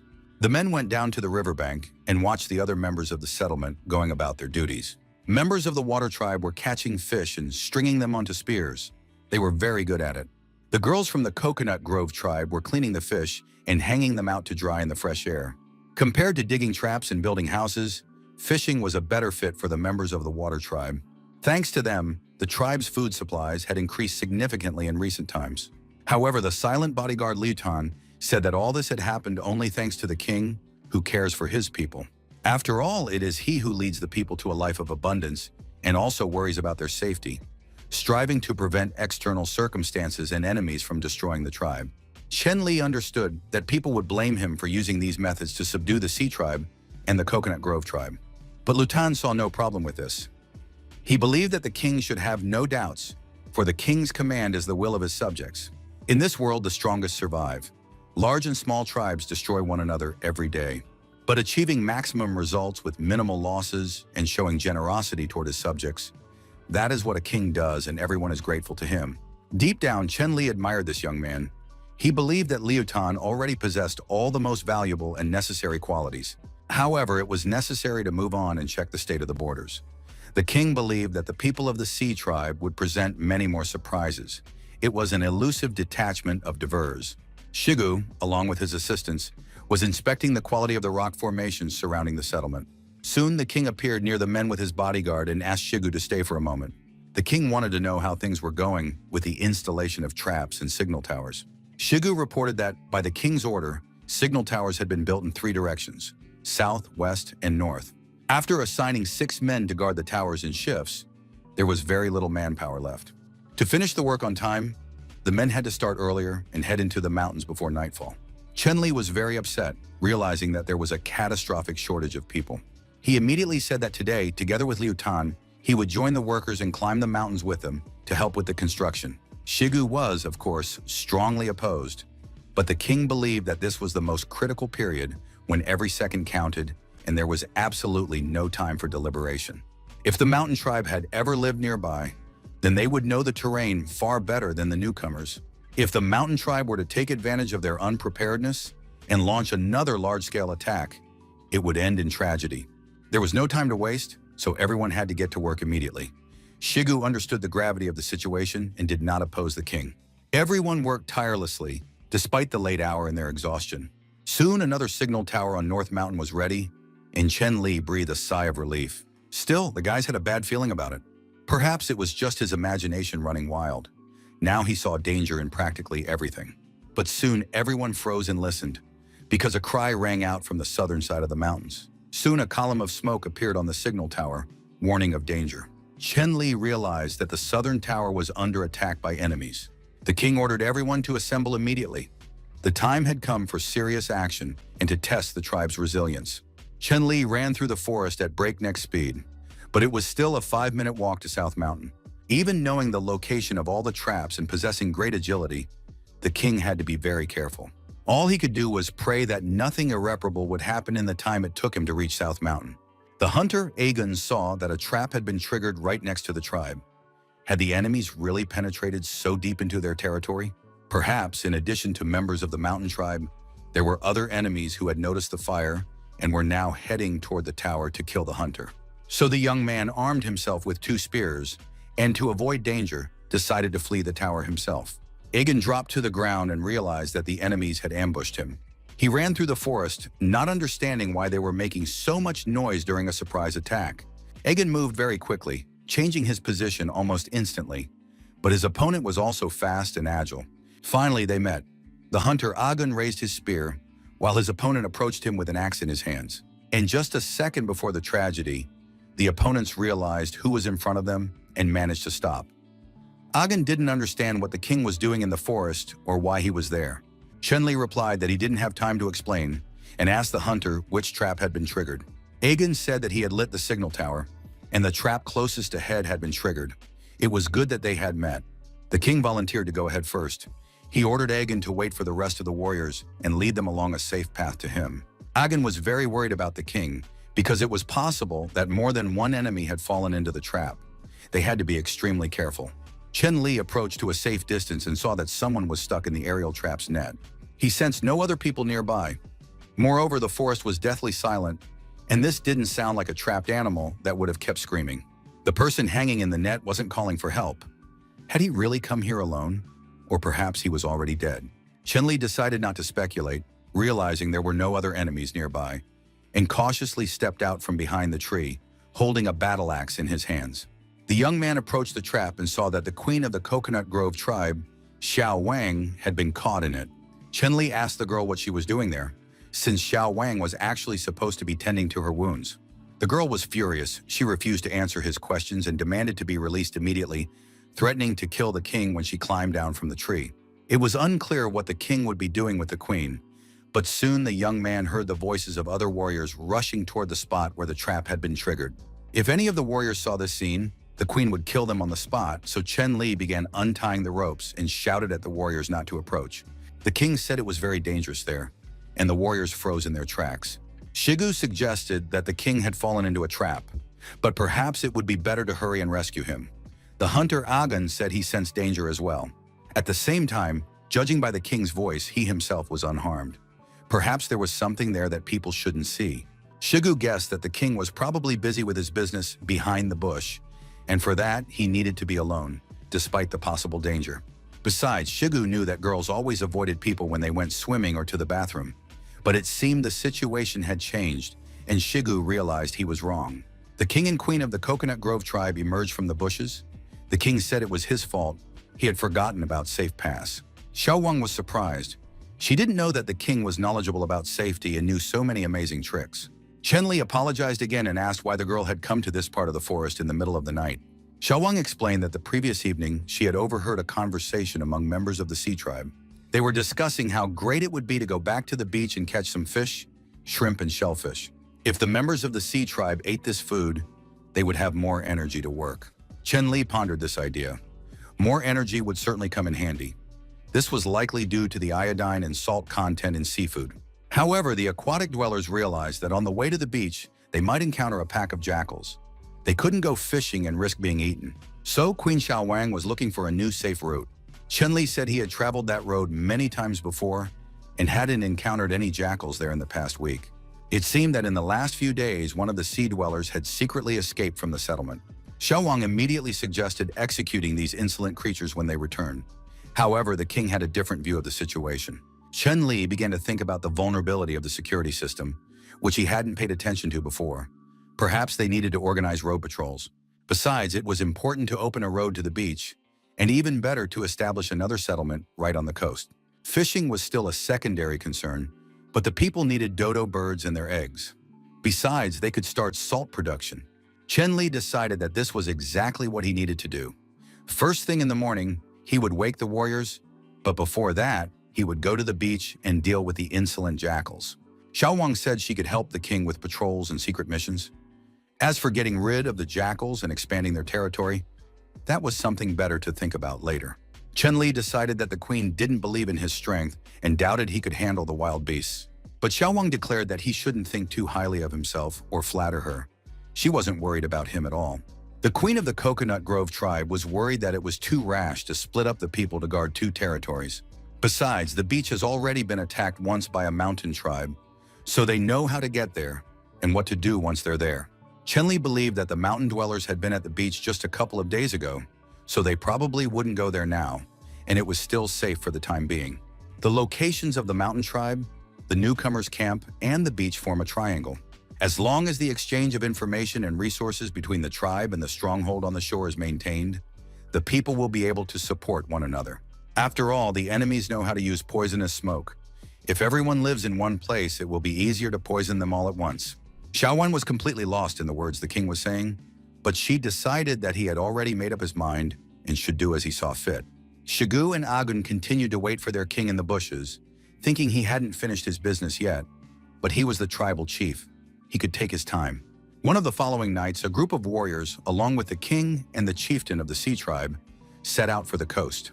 They walked the entire way in absolute silence and safety, and it seemed that the story about the jackals was just a fabrication or a scare tactic.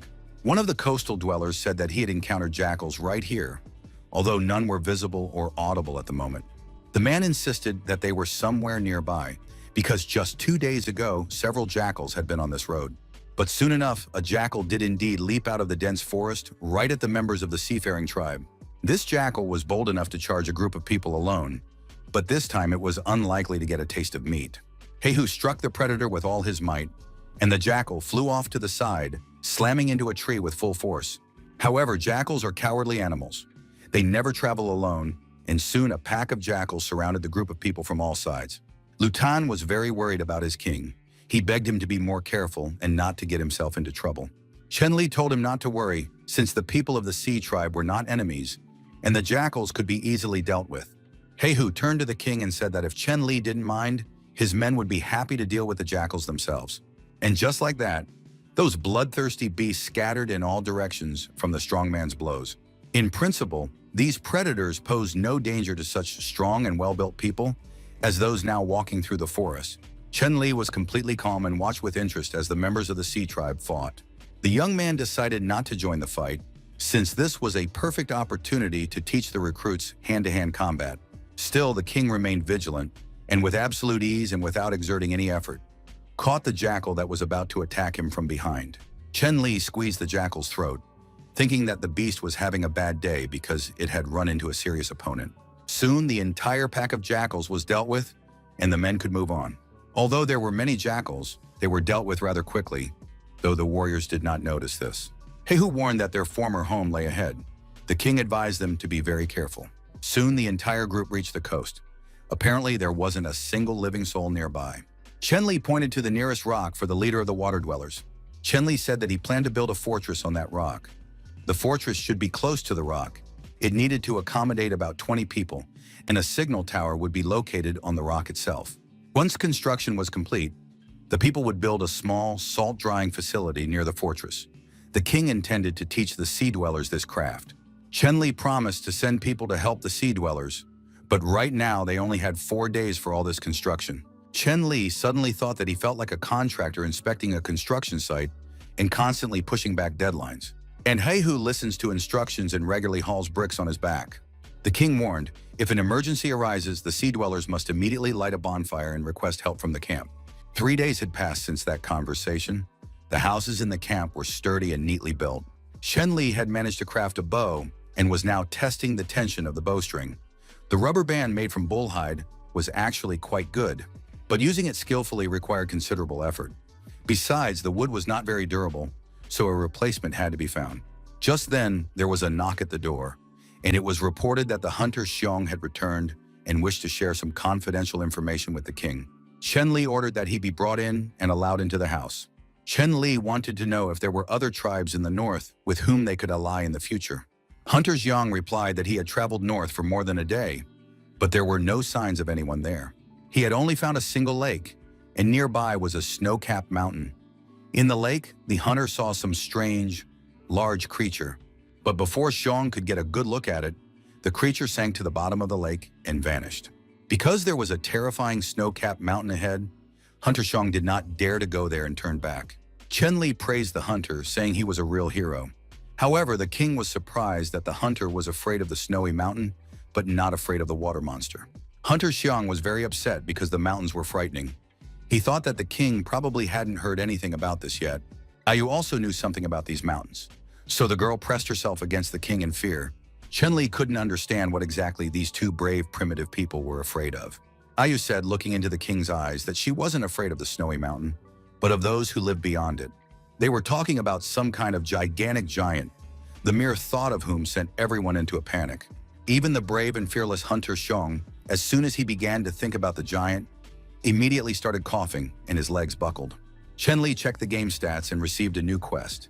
He had to see the giant with his own eyes. There was no time limit for completing the quest.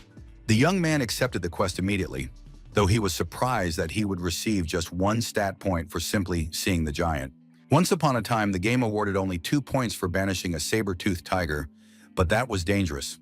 And a giant is just a guy, a little taller than an average person. If you look at him from a distance, there's no danger at all. Besides, we should consider that perhaps giants are also a tribe with their own civilization. Maybe we can establish contact or even fix them, turning some of them into powerful allies. On the other hand, one must be very careful with the giants because they could easily wipe out the entire tribe of newcomers. Chenli understood that he couldn't entrust this mission to Shun or Ayu, so the king sent the hunter off to rest well and enjoy himself at the banquet to be held in a few days. Hunter Zun said goodbye to the king, still trembling with fear, and went to rest and regain his strength. Ayu thought that Hunter Xiong sometimes acted like a real coward. He wasn't worth paying attention to. However, the king believed that it wasn't a matter of cowardice. Perhaps this short man's perception of danger was much higher than that of ordinary people. This made him sensitive to certain threats. But on the other hand, Shun was capable of freely exploring the outside world and could always defend himself. Chenli asked how preparations for his wedding ceremony were going. Ayu reported that the preparations were almost complete. It was unclear whether the girl liked the idea or not. Chenli ordered equipment to be prepared for 4 people. He was planning to take someone with him on a long journey. Ayu wanted to know if the king would be going himself and how dangerous the expedition was. Chenli replied that he was simply exploring the surrounding area, so there was no need to worry about him. It would be better to prepare some portable food, a bottle of water, and warm clothes. The king noted that he was currently wearing very thin and truly fine clothing. It seemed that the women had been inspired by the king and were now making clothes out of animal skins. The king said that the wedding would take place in 2 days at noon, and the next day he would set off on the expedition. In the days that followed, Chenli spent his time trying to invent new items and tools. He was now testing a shield he had made from the hides of hard-skinned animals. This made the shield sturdy yet lightweight. Chenli had spent several days of intense work on this item, but now he was satisfied with the result. The game recognized the invention of a new artifact, a wooden shield, and the young man received technology points. Chenli was pleased with the result, and now anyone could make a shield for themselves. At that moment, Ayu appeared in the doorway. The woman said that preparations were complete and it was time for the king to change. Chenli put on a new cloak with a fur collar, stepped out of the house, and like a newlywed, was showered with flower petals and praised his king. Everyone was dressed in their finest and ready for the wedding ceremony. Ahead of him, his bride waited with her bridesmaids. Everything was ready for a real wedding. Chenli walked along the path strewn with flower petals, thinking that in his previous life, he would have been working hard right now. But in this life, he had his own tribe and his own people, who seemed to love and respect him very much. Soon the young man would even have a wife of his own, a true beauty, despite the strange shape of her ears.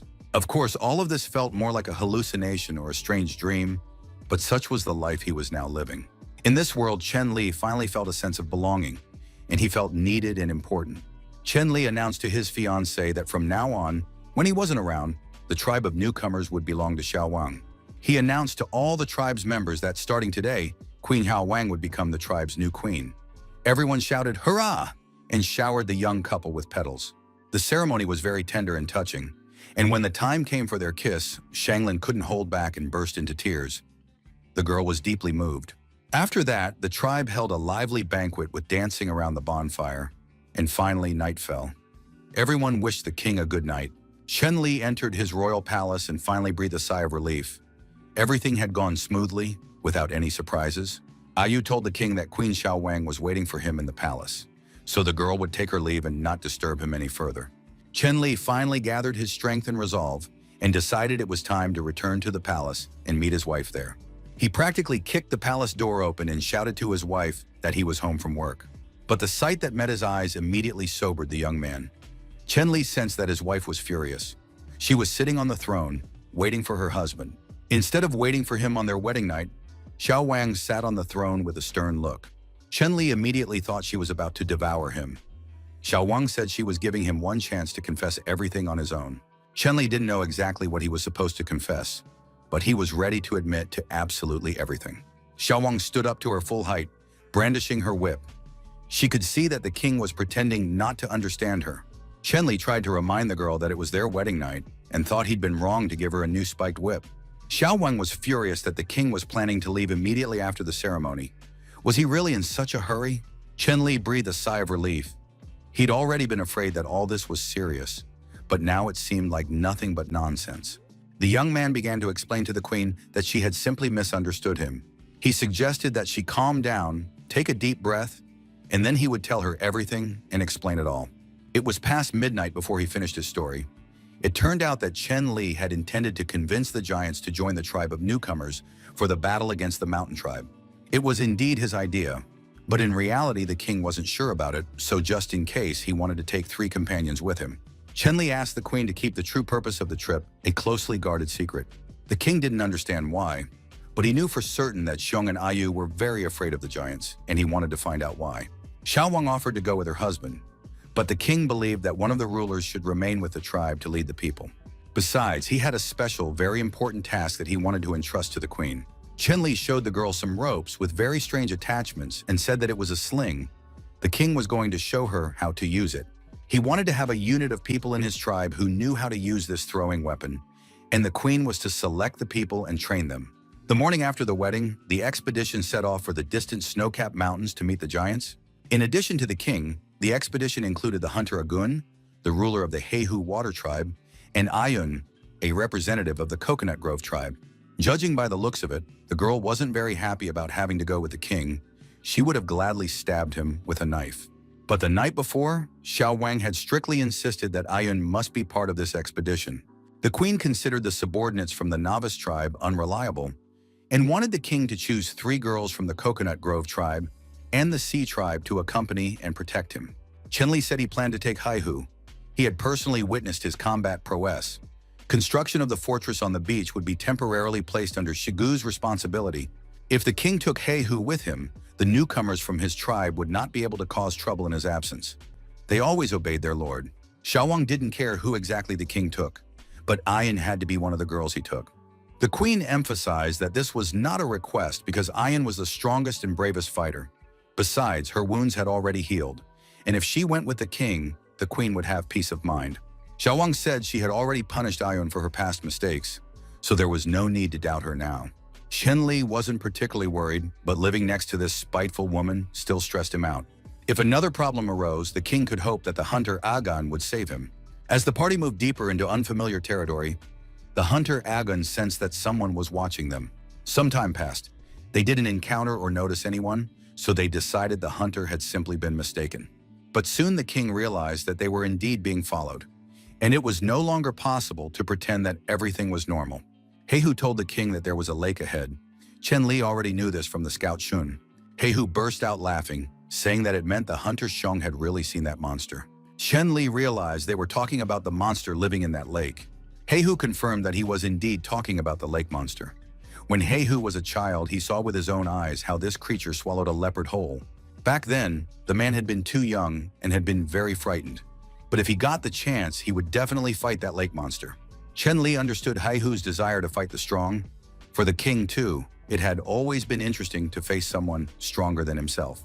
Perhaps this rival would be a giant. The king glanced at the hunter and noticed that Agun was literally covered in beads of sweat from fear. Agun was extremely adamant and said that the king shouldn't even hope for such a thing. Chen Li explained that he had simply blurted out that word without thinking, because he believed that giants didn't exist at all. The hunter Agun, though he was very frightened, began to gradually recount what had happened in the tribe's life before the king's arrival. It turned out that the tribe was quite large and consisted of more than 30 people. And then one day the tribe members encountered a giant on their path. They were too weak to fight back, and the only thing they could do was simply run away. But unfortunately, most of the people were unable to escape and were eaten by the giant. Back then, Agun was just a small child, but he still cannot forget the horrific scene that unfolded before his eyes many years ago. Chen Li now fully understood why the rest of the tribe's inhabitants were terrified and trembled every time the giant was even mentioned. Meanwhile, Heihu walked a little ahead, showed the king some fruit growing nearby and warned him not to eat it. He had tried some as a child and the consequences had been serious. Chen Li bent down to examine the plants more closely and discovered that it was the herbaceous plant croton. It had a bitter taste and was poisonous. Chen Li told his companion that he had eaten croton, which was why he had been so sick back then. He noticed that the plants in this area were unfamiliar and now decided to examine them more closely, hoping there would be no more unpleasant surprises. He scanned another plant and discovered meadowsweet, which improved blood circulation and eliminated stagnation. Next, the young man came across burdock, which stopped bleeding, removed toxins, and had insecticidal properties. There was also wormwood, which reduced fever and alleviated allergy symptoms, while honeysuckle neutralized the effects of poison and helped with coughs. Finally, the young man saw something very familiar and could hardly believe his luck. Before him was millet, an annual plant of the grass family, commonly known as millet. Chen-Li plucked a spakelet and shouted to the whole forest that he had found grain. The game issued a new quest. He had to plant more than one type of grain, grow a crop, and harvest it. He had 6 months to do all this. Chen-Li realized that people would finally be able to enter the age of agriculture. This was excellent. If he could also find clay, he could prepare high-quality food and medicine. Chen-Li knew the harvest wasn't ripe yet and was prepared to wait before starting to gather the grain. But suddenly he felt a chill run down his spine. Perhaps it was Ayun with her cold reserve and hostility. But the hunter gun was also on guard. He pointed his finger in a certain direction and indicated to the king where to look. Chen-Li identified another plant. It was Rami, from the nettle family. Its stiff fibers were used to make paper, fabric, and rope. It was an excellent find. When the expedition returned, they would take some Rami with them to create new fabric and a variety of clothing. However, the hunter Agun was indignant. He wasn't talking about some weeds, but wanted to show the king a real danger. And indeed, a huge growling jackal emerged from the depths of the forest onto the path. But we remember that these creatures do not travel alone. And soon the entire company was surrounded by a pack of jackals. The king surmised that they must have been following the travelers for a long time. The people could feel their eyes upon them. Chen-Li decided that the jackals had probably come to take revenge on him and He-Hu. He drew his battle axe and said that this time, not a single jackal could be spared. The problem had to be eradicated at its root. The king ordered all his companions to join the battle and destroy these vile predators. He-Hu had no intention of sparing any of the animals, because this time they had come of their own accord, which meant they wanted to be killed. He-Hu was a true strong man. He grabbed jackals, one in each hand, and slammed them together, while Ayun fought the animals with her knives. There were many jackals, and the girl simply couldn't physically keep up with fending them off all at once. And just when it seemed to her that things were looking bad, something happened that resulted in all the jackals being killed. He-Hu clapped his hands, saying that was cool, but if you don't praise yourself, no one else will. Soon the people saw that the jackals had fled. That was bad news, meaning they would set up an ambush again someday. Chen-Li ordered his comrades to catch up with the jackals and deal with them, not letting the predators escape this time. The king demanded that every single one be destroyed to protect future lives. And so the whole group rushed in pursuit of the predatory jackals. Chen-Li thought that with his 2 points of agility, it would be difficult to catch up to the swift predators, so it would be unwise to continue this futile chase. But before he could come up with a plan and suggest it, he noticed a plant with vine-like stems moving near him. And in the next moment, Ayun found herself trapped by the plant. Her arms and legs were wrapped in vines. Chen-Li had never seen such a carnivorous plant before and didn't know what would happen next. The king immediately began to identify it. Before them was a red royal carnivorous flower. Its surface was covered in poisonous slime. It destroyed the ecosystem and actively hunted animals. Chen-Li looked at the plant and thought that he had already encountered many dangers in this world. Saber-tooth tigers, giant letters, and the Rafflesia. All of this was vastly different from his knowledge of the primitive world. However, the king's thoughts were interrupted by Ayun's scream. The girl was struggling and demanding that the flower let her go. The flower released another tendril and knocked the knife out of the beauty's hands. The knife flew into the center of the plant, which gradually opened up. He-Hu and the hunter Agun were also seeing such a plant for the first time and stood with their mouths agape, not knowing what to do. The king barked at them, saying that this was no time to stand rooted to the spot. They had to save Ayun. But the hunter Agun was straightforward and honest. He admitted that he didn't want to save the girl. It wasn't that she was unpleasant. It was just that they themselves had already fallen captive to this plant. Chen-Li noticed one of the vines creeping toward his leg. He quickly chopped it off with his battle axe, freed his leg, and rushed to save Ayun, telling the girl not to be afraid. However, Ayun surprised everyone. She asked to be left behind so that the 2 men, He-Hu and Agun, could be saved instead. The next moment, the girl was flung by the plant into its center. She managed to shout at the guys to run away, and now only her legs were sticking out of the flower. Chen-Li was furious. He never thought the plant could be so aggressive. The guy easily chopped through the vines with his axe. He knew he couldn't save Ayun, but at least he could save He-Hu and Aguna. At that moment, 2 jackals crept up behind him, ready to sink their teeth into the king. but the plant intervened and ensnared them with its vines. Heihu struggled to free one arm and shouted at the king not to approach the plant. It was becoming clear that the jackals had deliberately lured the men into this trap. Heihu believed the king still had a chance to escape while he and Agun held off the jackals. But the king didn't even consider this option. He jumped to his feet and began hacking at the vines with his battle axe. The vines weren't very fast, so the jackals used their speed advantage to lure the men here. Chenli gradually chopped through the vines and approached the giant flower. He noticed that all the plants around him were dry and withered, which also affected the situation. Chenli continued to battle the vines while simultaneously thinking about how to use his knowledge and skills in this dangerous situation. He remembered that he had a piece of saltpeter, and regardless of whether it was a jackal or a carnivorous flower, he could use it to attack. The saltpeter could be ignited to destroy the plant's dangerous tentacles. Soon the saltpeter ignited, and all the vine's tentacles burned to ashes. Now he could make his way to the bud and try to do something to save Ayun. Chenli approached the flower and split it open with his battle axe. The girl's lifeless body fell to the ground, covered in disgusting slime. He bent down, helped Ayun to her feet, and said there was little time. First, they had to help the guys who were still in trouble, and Ayun could wait a little while on her own.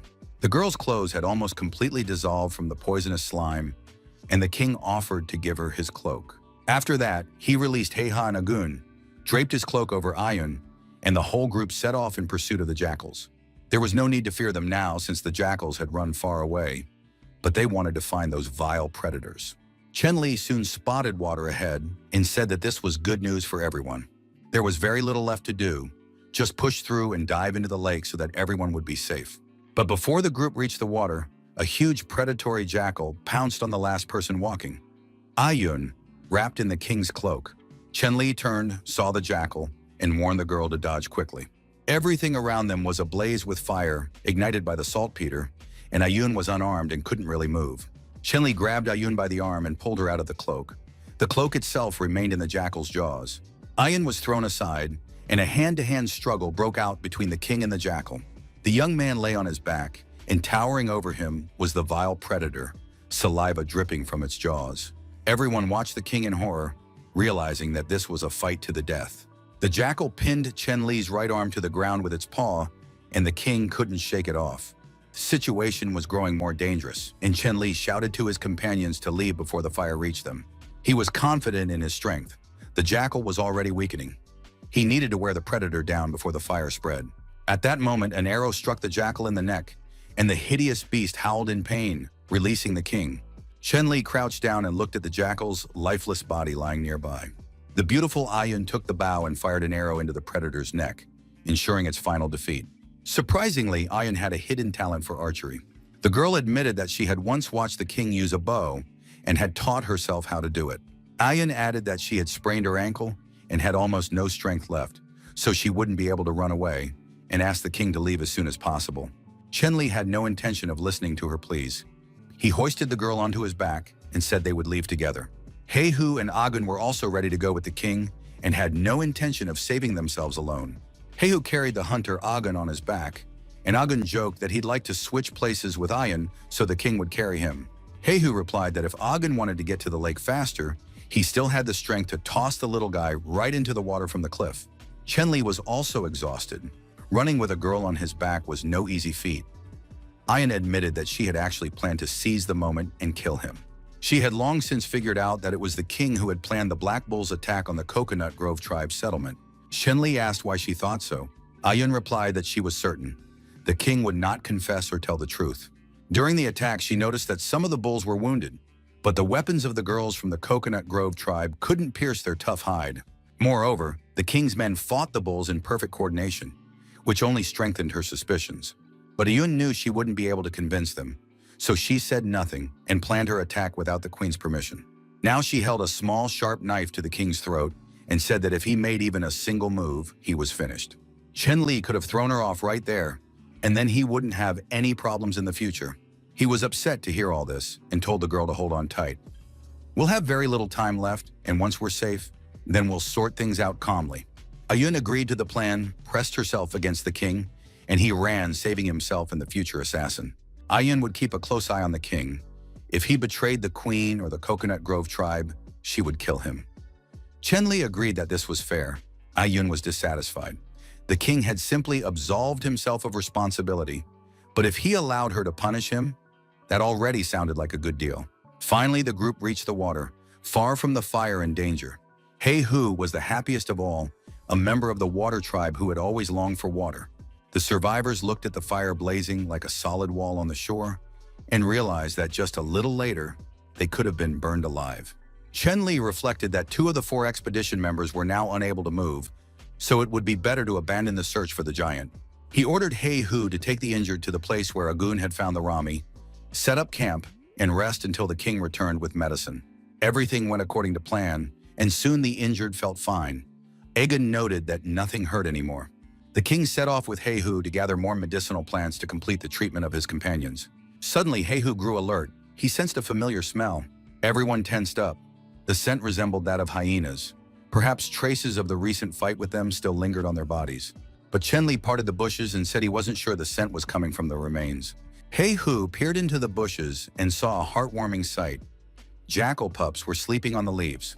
The king realized that the jackals hadn't come to take revenge on the people, but to protect their cubs. Perhaps they had sensed a threat. Chen Li checked his stats and realized he had received a side quest to tame the hyena and turn it into a hunting dog. He had dreamed of having a dog since childhood, so he immediately accepted the task and was delighted that he would be able to play with the puppy. Once everyone had been treated and was feeling better, the expedition set off again, this time with the hyena cubs. Everything was going well until a terrifying roar echoed through the forest. So terrifying that even the bravest warriors felt fear. Chen Li didn't understand what was happening, but he sensed that the day was clearly an unlucky one. Soon they saw a massive snout and sharp stone claws that were literally slicing through the trees. It was unclear what kind of monster was hiding behind the trees. The unknown creature emerged and blocked their path, growling loudly. Agun realized the situation was critical. A huge man-eating bear stood towering over the people. This giant was about to attack the people, and with 2 wounded members, it was impossible to escape. Chen Li said he would distract the bear, while the rest should make a detour and return to the settlement. No one in the group wanted to carry out such a risky order, but they understood that the king was adamant. The man-eating bear wasn't going to wait. It wanted to devour a couple of people as soon as possible. Chen Li knew he had only one chance, and he emphasized to Hey-Hu once more that the safety of the wounded rested entirely on his shoulders. Then the king pulled out his battle axe and charged at the bear. The expedition members didn't argue and immediately ran away while the giant was busy fighting the king. Chen Li distracted the bear, preventing it from chasing after the wounded. The opponent was very strong, and although the young man attacked, the bear managed to throw him off. The king groaned as he fell. Hey-Hu wanted to entrust the cubs to someone else and send them to camp so he could return to help the king. Agun thought this was unnecessary. He had seen the king's strength and understood that the enemy was no match for him. But if they stayed nearby, the king wouldn't be able to act freely. His attention would be distracted by the wounded. The hunter believed they should trust the king and carry out his order. Everyone agreed and set off for the settlement. Left alone, Chen Li finally realized that he could harness the power of the Pangu axe. The man-eating bear stood on its hind legs and gazed into the distance. But Chen Li hoped the beast's attention was focused on him. The young man kept his eyes fixed on the bear. He needed to distract this man-eater. Chen Li began to taunt the beast, hiding behind trees and darting out in front of it, gradually luring it farther and farther away. This allowed his companions to safely leave the dangerous territory, and now they were running as fast as their wounded legs would allow. The man-eating bear continued to follow the king, who teased it, deftly slipping away at the last moment. Chen Li realized that his companions were already at a safe distance, and now he could calmly deal with the bear. He had just prepared to engage in battle when he felt someone's gaze from deep within the forest. The young man realized he had to act lightning fast. Another huge, hungry predator was already flying toward him. Chen Li managed to crouch down, and the animal flew over him, crashing into the ground and kicking up clouds of dust. When the dust settled, the king could make out his opponent. It was his old friend, the saber-toothed tiger he had fought some time ago. The animal turned out to be clever. Its scorched left eye reminded the tiger of its past defeat. It is unknown how this standoff would have ended if a man-eating bear hadn't run out onto the clearing. Chen Li was thinking for 3. The beast had him pinned on both sides, and the situation was turning tragic. He understood that it didn't matter whether he spent his strength on speed or power, it wouldn't be enough. To prevail, he needed to use the power of the Pangu axe. But using the axe now would weaken him for a long time, and it was unknown how many days he would remain in a coma. Even if he didn't die here, the mountain people might seize the moment and attack the settlement. The beasts launched their attack, closing in on the brave warrior from both sides. Deep down, Chen Li hoped the predators would fight among themselves, but they were determined to attack him specifically. The next moment, the game interface appeared before his eyes. The player is in extreme danger. It is suggested to temporarily add points to agility and speed. Chen Li didn't even have time to confirm. The game intervened on its own, pulling him out of the dangerous situation. At the last moment, the two predators collided with each other. The king felt incredible lightness and explosive speed, a magical sensation. But the beasts spotted him again and were closing in, growling loudly. Chen Li realized that the animals still wanted to finish him off, even though he had hoped they would fight each other. The predators gave chase, but in this situation, it wasn't too dangerous for Chen Li. The young man's speed was incredible. In a few moments, he had pulled far ahead. The feeling of freedom and adrenaline was amazing, but this mode of escape was too costly for constant use. Chen Li caught his breath, looked around, and realized he had quickly reached his intended destination. He knew he possessed an unprecedented power that would soon fade, so he decided to use the time he had left to head to the snowy mountain and find the giant. No sooner said than done. Within a few minutes, Chen Li had crossed the vast snow-covered expanse. His body felt light, the snow didn't hinder him, and he moved easily across the mountain surface. A few seconds later, he had already climbed to the summit and looked down in surprise. On the other side of the mountain sat a huge giant, and next to him, a giant dinosaur grazed while tethered. Chen Li would never have believed these stories if he hadn't seen the giant towering over the cliffs with his own eyes. The system reported that the player had found the giant. The mission was complete, and a new trial had now been automatically activated. The challenge was insane. He had to attack the giant, and there was no time limit. The young man was indignant, making a racket and freaking out, drawing the dinosaur's attention. The ancient predator heard the man, began to growl, and tried to break free from its tether. Chen Li covered his mouth in horror. Completing the mission promised an excellent reward, 9 points, which was pleasing, but it still seemed like a foolish endeavor. He decided to attack the giant quickly and return to the settlement immediately. Chen Li took out a saltpeter stone, aimed, and threw it. Afraid to get close to the giant, the stone didn't reach its target. It fell nearby, and the giant sat just as calmly as if dozing. But the dinosaur noticed the stone and growled viciously. Chen Li had provoked it. The game confirmed a new mission. The giant's attack had been counted, and the third trial was automatically activated. The essence of the trial was that he had to kill the giant alone. There was no time limit for completing the task. For completing this crazy mission, the game offered a full 100 stat points. It was worth it. He could at least try to do something. The giant sat motionless, while the dinosaur continued to growl at the man. However, before Chen Li could do anything or come up with a plan, the giant brought his massive hand down on the snarling dinosaur, shutting its mouth. The impact triggered an avalanche. Chen Li brushed the snow off himself and realized the giant had woken up. Now, even for tens of thousands of stat points, the young man wouldn't dare attack the giant. Life was more precious. That evening, in the clearing of the settlement, the guards reported to the queen that they had returned from their mission. Xiao Wang asked the patrolmen if they had found anything interesting during their patrol. Receiving a negative answer, the queen ordered them to expand the search area and continue their efforts. Ayun believed that everyone should prepare for the worst outcome, but the queen refused to listen. Xiao Wang was furious. The king had risked his life to save Ayun, carrying her out of the fire on his back, and the girl shouldn't have said such things. At that moment, the settlement was shaken by shouts. One of the members of the Sea tribe reported that the king had returned. Everyone rushed to meet the king, not noticing that the man could barely move, leaning on another man. Everyone wanted to know how he was feeling. Chen Li ordered that the queen be informed of his return and said that on the whole, he was unharmed. Shanglin didn't understand why the king hadn't lit a signal fire, since people would have come faster and escorted him home. However, the king didn't want to gather a large crowd and attract unnecessary attention. Queen Xiao Wang watched what was happening, ordered everyone to disperse, and let the king enter the palace to rest. Everyone was to return to their posts and go about their business. The queen would take care of the king herself. However, everyone present was to remain silent. If anyone let it slip, they were finished. The representatives of the Coconut Grove tribe and the Sea tribe lowered their eyes and silently accepted the order, preparing to keep their mouths shut. Chen Li entered the palace, and Lu Tan immediately took his place as a guard at the entrance. The young man was glad that Fire and the others had arrived safely at the settlement. He was pleased that the hyena cubs had also made it home safely. Chen Li said he wanted the hunter Xiong to look after the hyena cubs in the future. When he went on long expeditions alone, the hunter would have many assistants. The queen listened almost without objection, then nudged the king with her foot and said that he must take care of himself first and foremost. No matter how resilient the king was, he needed rest too. Chen Li replied that he wasn't seriously injured, just exhausted, and would recover quickly after sleeping. Xiao Wang understood that arguing with the king was pointless and said she would pass on all the instructions to Shun. But now the queen was furious.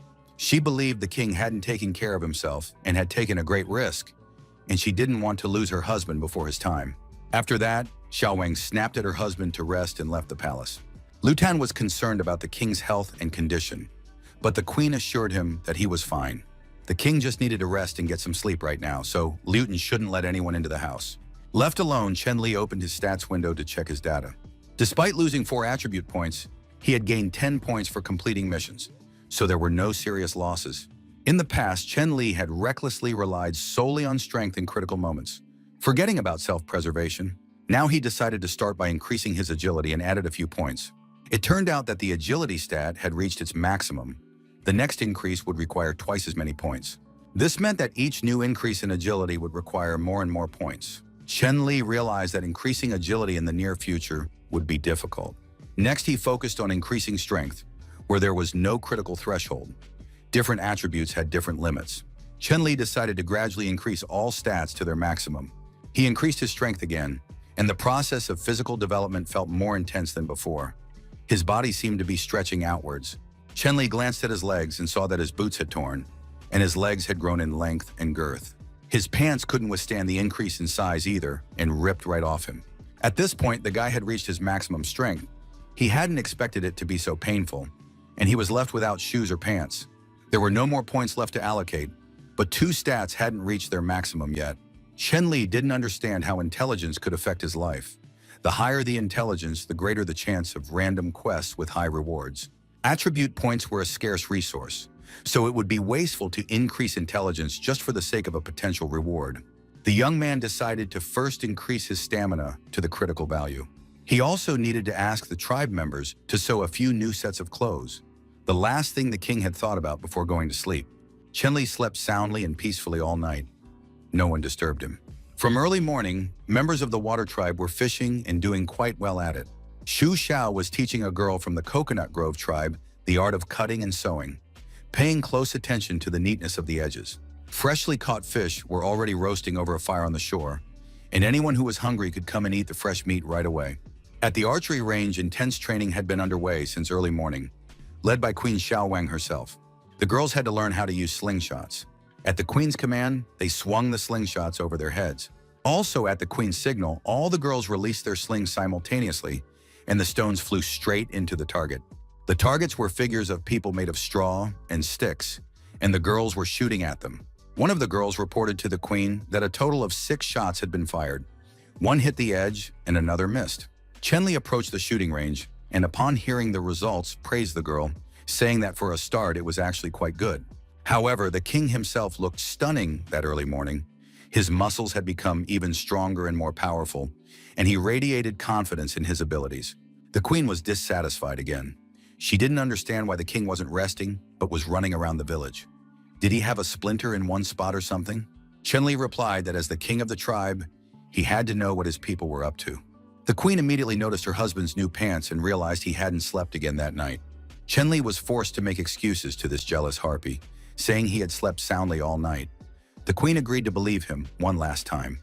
She noted that a squad of slingers had already been formed, but it would still take time to reach full combat readiness. The queen suggested a patrol and a mobile outpost, and Feng was the girl for the job. Chen Li wanted to know how things were going and how Agun and Ayun were doing, hoping their wounds hadn't worsened. The queen reported that the hunter, Agun, had refused to have his wounds treated, stating that he did not want to be a burden to the tribe. So first thing in the morning, he went to guard the signal tower on the southern mountain. Ayun is responsible for bringing him food and water. She looks after the hunter, so there's no need to worry about him. The queen worries most of all about Ayun. The girl spends all her days and nights training with a bow. Now she barely puts her weapon down. Perhaps the queen was too strict with her. Ayun is currently in a really bad emotional state and is venting her aggression through training. Chen Li told the queen that Ayun is very kind. She truly cares for the queen and takes on a lot for her sake. Chen Li believed that Ayun should be treated better. He said he needed to return to the palace to regain his strength. The young man warned the queen that in a few days he would head north to gather precious millet seeds. Convinced that there was nothing to do in the settlement, since the residents were performing their duties perfectly, Chen Li decided to devote himself to invention. Thus passed the next 4 days in the life of the newcomer settlement.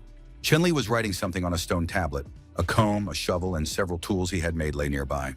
He noted that as soon as he returned from the expedition, he would teach the people simple addition and subtraction so that he wouldn't have to do it alone in the future. The game awarded 10 technology points for creating writing and another 10 for creating mathematics. This was wonderful news. The current number of technology points reached 100, and the technology shop opened up to the player. In the technology shop, points could be exchanged for practical tools or inheritance tablets. Currently, the shop offered saltpeter and jars of medicine, hematite, a large pot, a set of spices, as well as inheritance tablets. The player really liked all of this. He was falling more and more in love with the game. The guy looked at the list of items again and started figuring out what exactly he would buy today. Soon a decision was made. He happily traded all his tech points for a single item. It turned out to be a large iron cauldron, which appeared before Chen Li as if out of nowhere. It was indeed a useful item. The young man hadn't cooked anything tasty in a long time, and now he had the right cookware.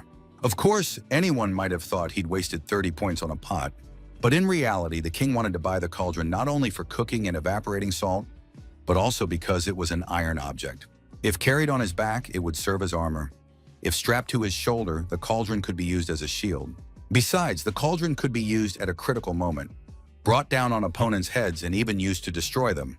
Luton entered the palace and thought that the king's mind and sanity were in a very bad state, for he was standing in a strange pose holding a strange object above himself.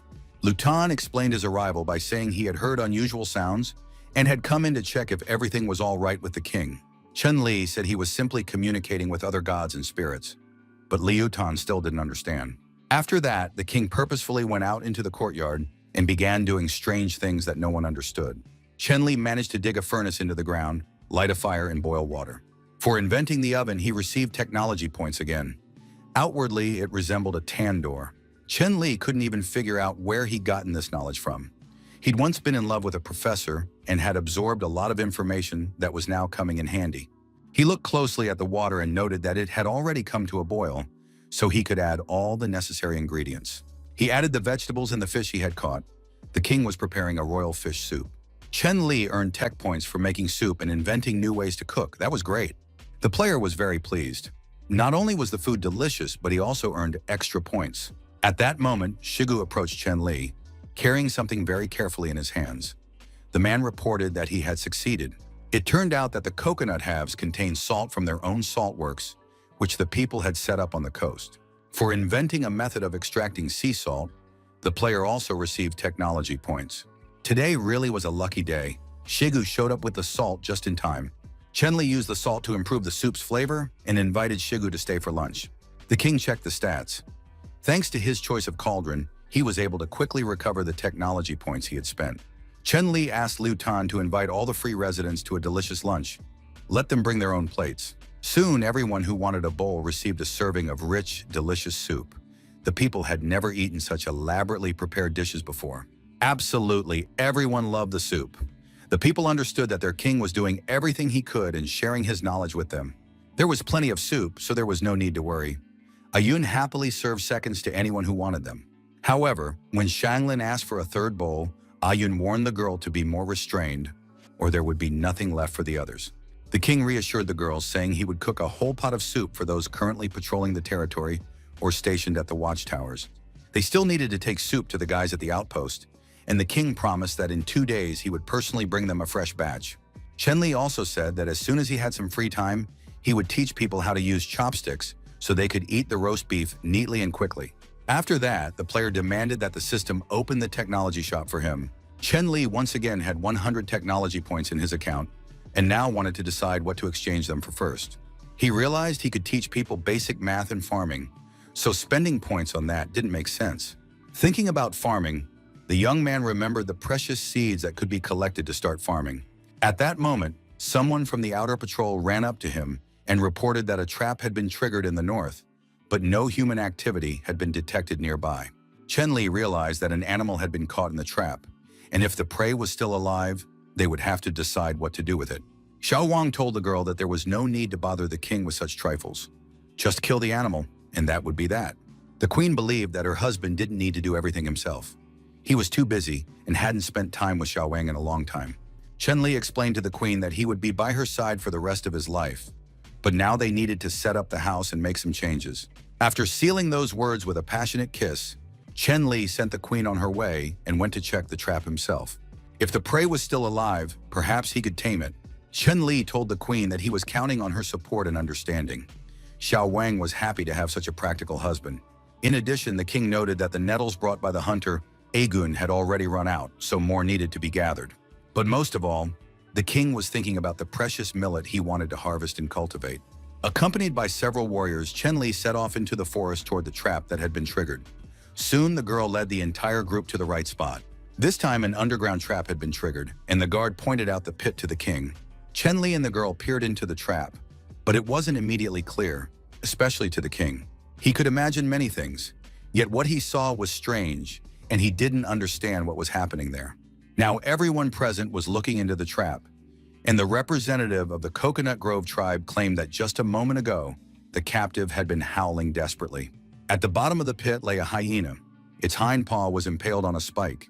The representative of the Sea tribe suggested that the hyena had come again, probably to fight the people. However, the hunter Xiong was certain that this was not the case. He believed that the hyena was just like the mother pig they had dealt with earlier.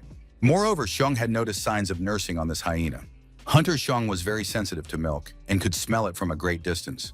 This information pointed to only one thing. The mother of the cubs they had brought to their settlement was now trapped before them. Chen-Li announced that they should try to lift the hyena out, even if it was dangerous. For a primitive man, this was a very risky move. But no one could argue with the king. No one wanted to go against him, and so the poor wounded animal was pulled out of the pit. Shigu examined the hyena and said that she was too weak to pose much of a danger to people. Chen-Li instructed the hunter Jun to try to save the hyena, feed it, and tend to its wounds. Shun didn't understand why they were doing this. After all, the people had already raised the little jackals without a mother, so what was the point of the hyena? The king asked how the cubs were doing. It turned out they absolutely hated the meat Shun had been feeding them. The cubs lay there unresponsive. With each passing day, the hyena pups grew weaker, and the hunter tried to figure out what else he could feed them. Chen-Li had been thinking along those lines. He suspected that raising wild cubs on his own would be very difficult. People had nearly killed them. Chen-Li ordered that the injured hyena be taken to the settlement, tied up, fed meat, and then the cubs brought to her. Hunter Xiong was put in charge of this process. He was to make sure that the mother hyena and her cubs began to recover. Chen-Li very much hoped that his decision to bring a wolf into the settlement's life would not have negative consequences. Ah-Fing was to stay behind, repair the traps, and resume patrolling the territory while the king prepared to head north with the rest of the warriors. For a long time, the people walked through the forest without encountering any danger. There were no traces of wild animals or people from the mountain tribe. Finally, they reached their destination, and Chen-Li saw the millet, which had already ripened. He picked a few ears of grain and realized that if people had arrived just a few days later, the harvest would have simply fallen to the ground. Seizing the moment, he gathered some medicinal herbs that grew in the area. The people became engrossed in the process and did not notice that evening had fallen. The entire group was returning, laden with valuable herbs and medicinal plants. Suddenly, they heard a loud and terrifying growl from the darkness. The king recognized the sound. Judging by the sound, it was a man-eating bear, and the king ordered everyone to hide in the bushes. Chen-Li didn't have time to get a good look at the beast because it was very fast and moved from one place to another in an instant. Judo asked if they should drop the load, but the king decided to wait. Perhaps the wild beast would go in another direction, and the men could continue on their way in peace. Chen-Li was surprised when he noticed that the warrior had raised his thick behind for some reason. The man said that the king simply didn't understand. The fact is, this posture allows one to dash away quickly when faced with danger. It is necessary for survival. Jutao asked the king if this bear was the same one that had chased him last time. After that, Yutao had a new question. Was it possible that the bear liked nettles? He didn't have time to formulate the next question because the king no longer had the strength to speak calmly. They had to be silent, otherwise the bear would hear them, and that would spell trouble. But it turned out that the king had been shouting so loudly that this was precisely what had attracted the predator's attention.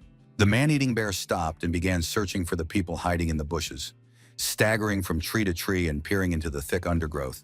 After taking a few more steps, the huge bear collapsed onto the clearing just a few steps away from the people.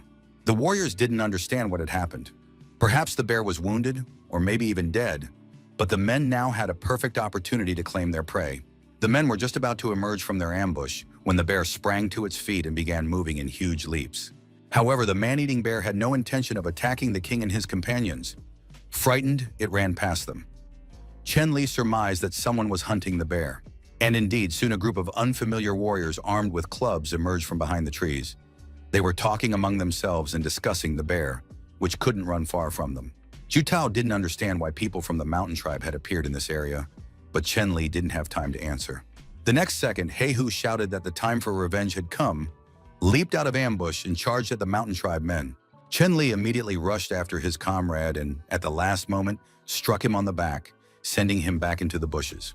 However, the noise the men made caught the attention of one of the mountain tribe members. He turned and looked closely at the bushes. The man ordered his companion to catch up with the bear, while he himself remained standing behind a tree, hiding in ambush. He Hu said he couldn't just stand by and watch these men when such an opportunity had presented itself.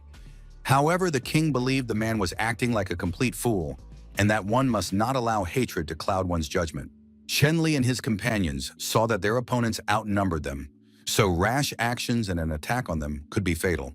The only advantage they had now was that the enemy was unaware of them. Even if Chen Li and his tribe were to engage in battle, they needed to wait for the right moment. The bear continued to run headlong through the forest, frightened and miserable, while the members of the mountain tribe pursued him. Soon the bear collapsed, panting and lifeless. The men realized he could no longer escape. But the members of the mountain tribe shouted at the beast to get up and keep running. At that moment, a huge hand landed on the man's head. It seemed as though the man's head were the size of a tennis ball. A giant appeared before them. He said that the bear had eaten venison mixed with white flowers and had been wounded in the stomach. "It's amazing how this animal managed to run so far," said the giant. "He is a very brave bear, and he should be allowed to die with dignity." After that, the giant hurled the man against a tree with all his might, and the unfortunate man died. The giant ordered the other men to step back, because it was not their turn to intervene. He turned to the man-eating bear and promised the predator a quick but agonizing end. In the giant's hands was a massive weapon, a blade made of obsidian, a natural volcanic glass, the fracture of which was extremely sharp. Chen Li watched the mountain people closely and listened to them. He realized that they had mixed aluminum with small white flowers. The young man was convinced that these people were skilled in preparing poisons. Chen Li was given a side quest, the essence of which was to save a dying bear. For this, he would receive attribute points and the bear's goodwill. Chen Li didn't understand why he was being forced to take a risk and start a war with the mountain tribe, or why he should save a bear that had nearly killed him just a short while ago. The young man was convinced the system had gone mad and didn't want to get involved in any of this. But a notification window announced that if he refused this one-time rare quest, it would never be available again. The situation was dire. There was no time left to think, and the mountain tribe brute had already raised his blade over the dying bear's body. Chen Li, cursing the system and everything associated with it, rushed at full speed toward Everest and raised his battle axe just as the blade was about to strike the bear. The men scattered in different directions, and the mountain tribe members couldn't figure out who these strange creatures were. The mountain warriors scrutinized the motley crew that had dared to prevent them from taking their prey. Most likely, they concluded that these people weren't just looking to die. Chen Li decided to trust the strange system of the game. He hoped that the bear's goodwill was worth the risk he was now exposing himself and his companions to. It turned out that the bear had been poisoned with datura and wounded in the stomach. They had to stop the bleeding immediately and neutralize the poison within 10 minutes. Chen Li set himself the task of saving the bear. He didn't want to get into a fierce conflict with the mountain tribe, so he had to find a way out of the situation. However, there were only a few minutes left to complete the task, so there was no time for long conversations. One of the mountain tribe members began shouting that this group of degenerates had stolen their prey and how they dared to do such a thing. In addition, one of the warriors was closely studying the strangers and recognized one face. He saw the big guy and remembered that he was a member of the Sea Tribe. He Hu replied that he didn't remember the stranger at all because he never remembers faces. He Hu was barely holding himself back.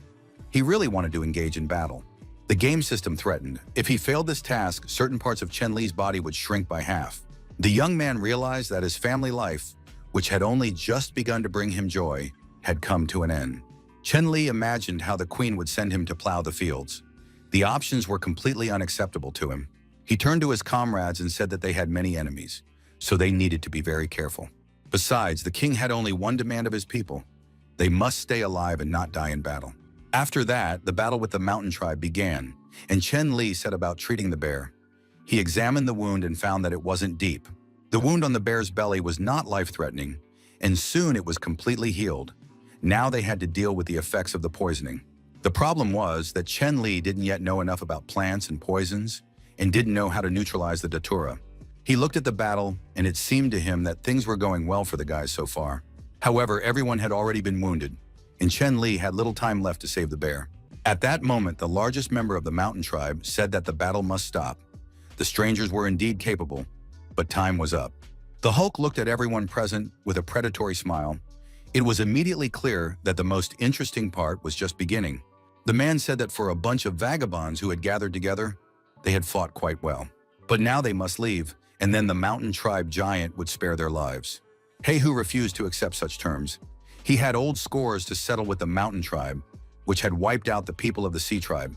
Judu also declared that he had only just warmed up, and this bruiser wanted them to leave.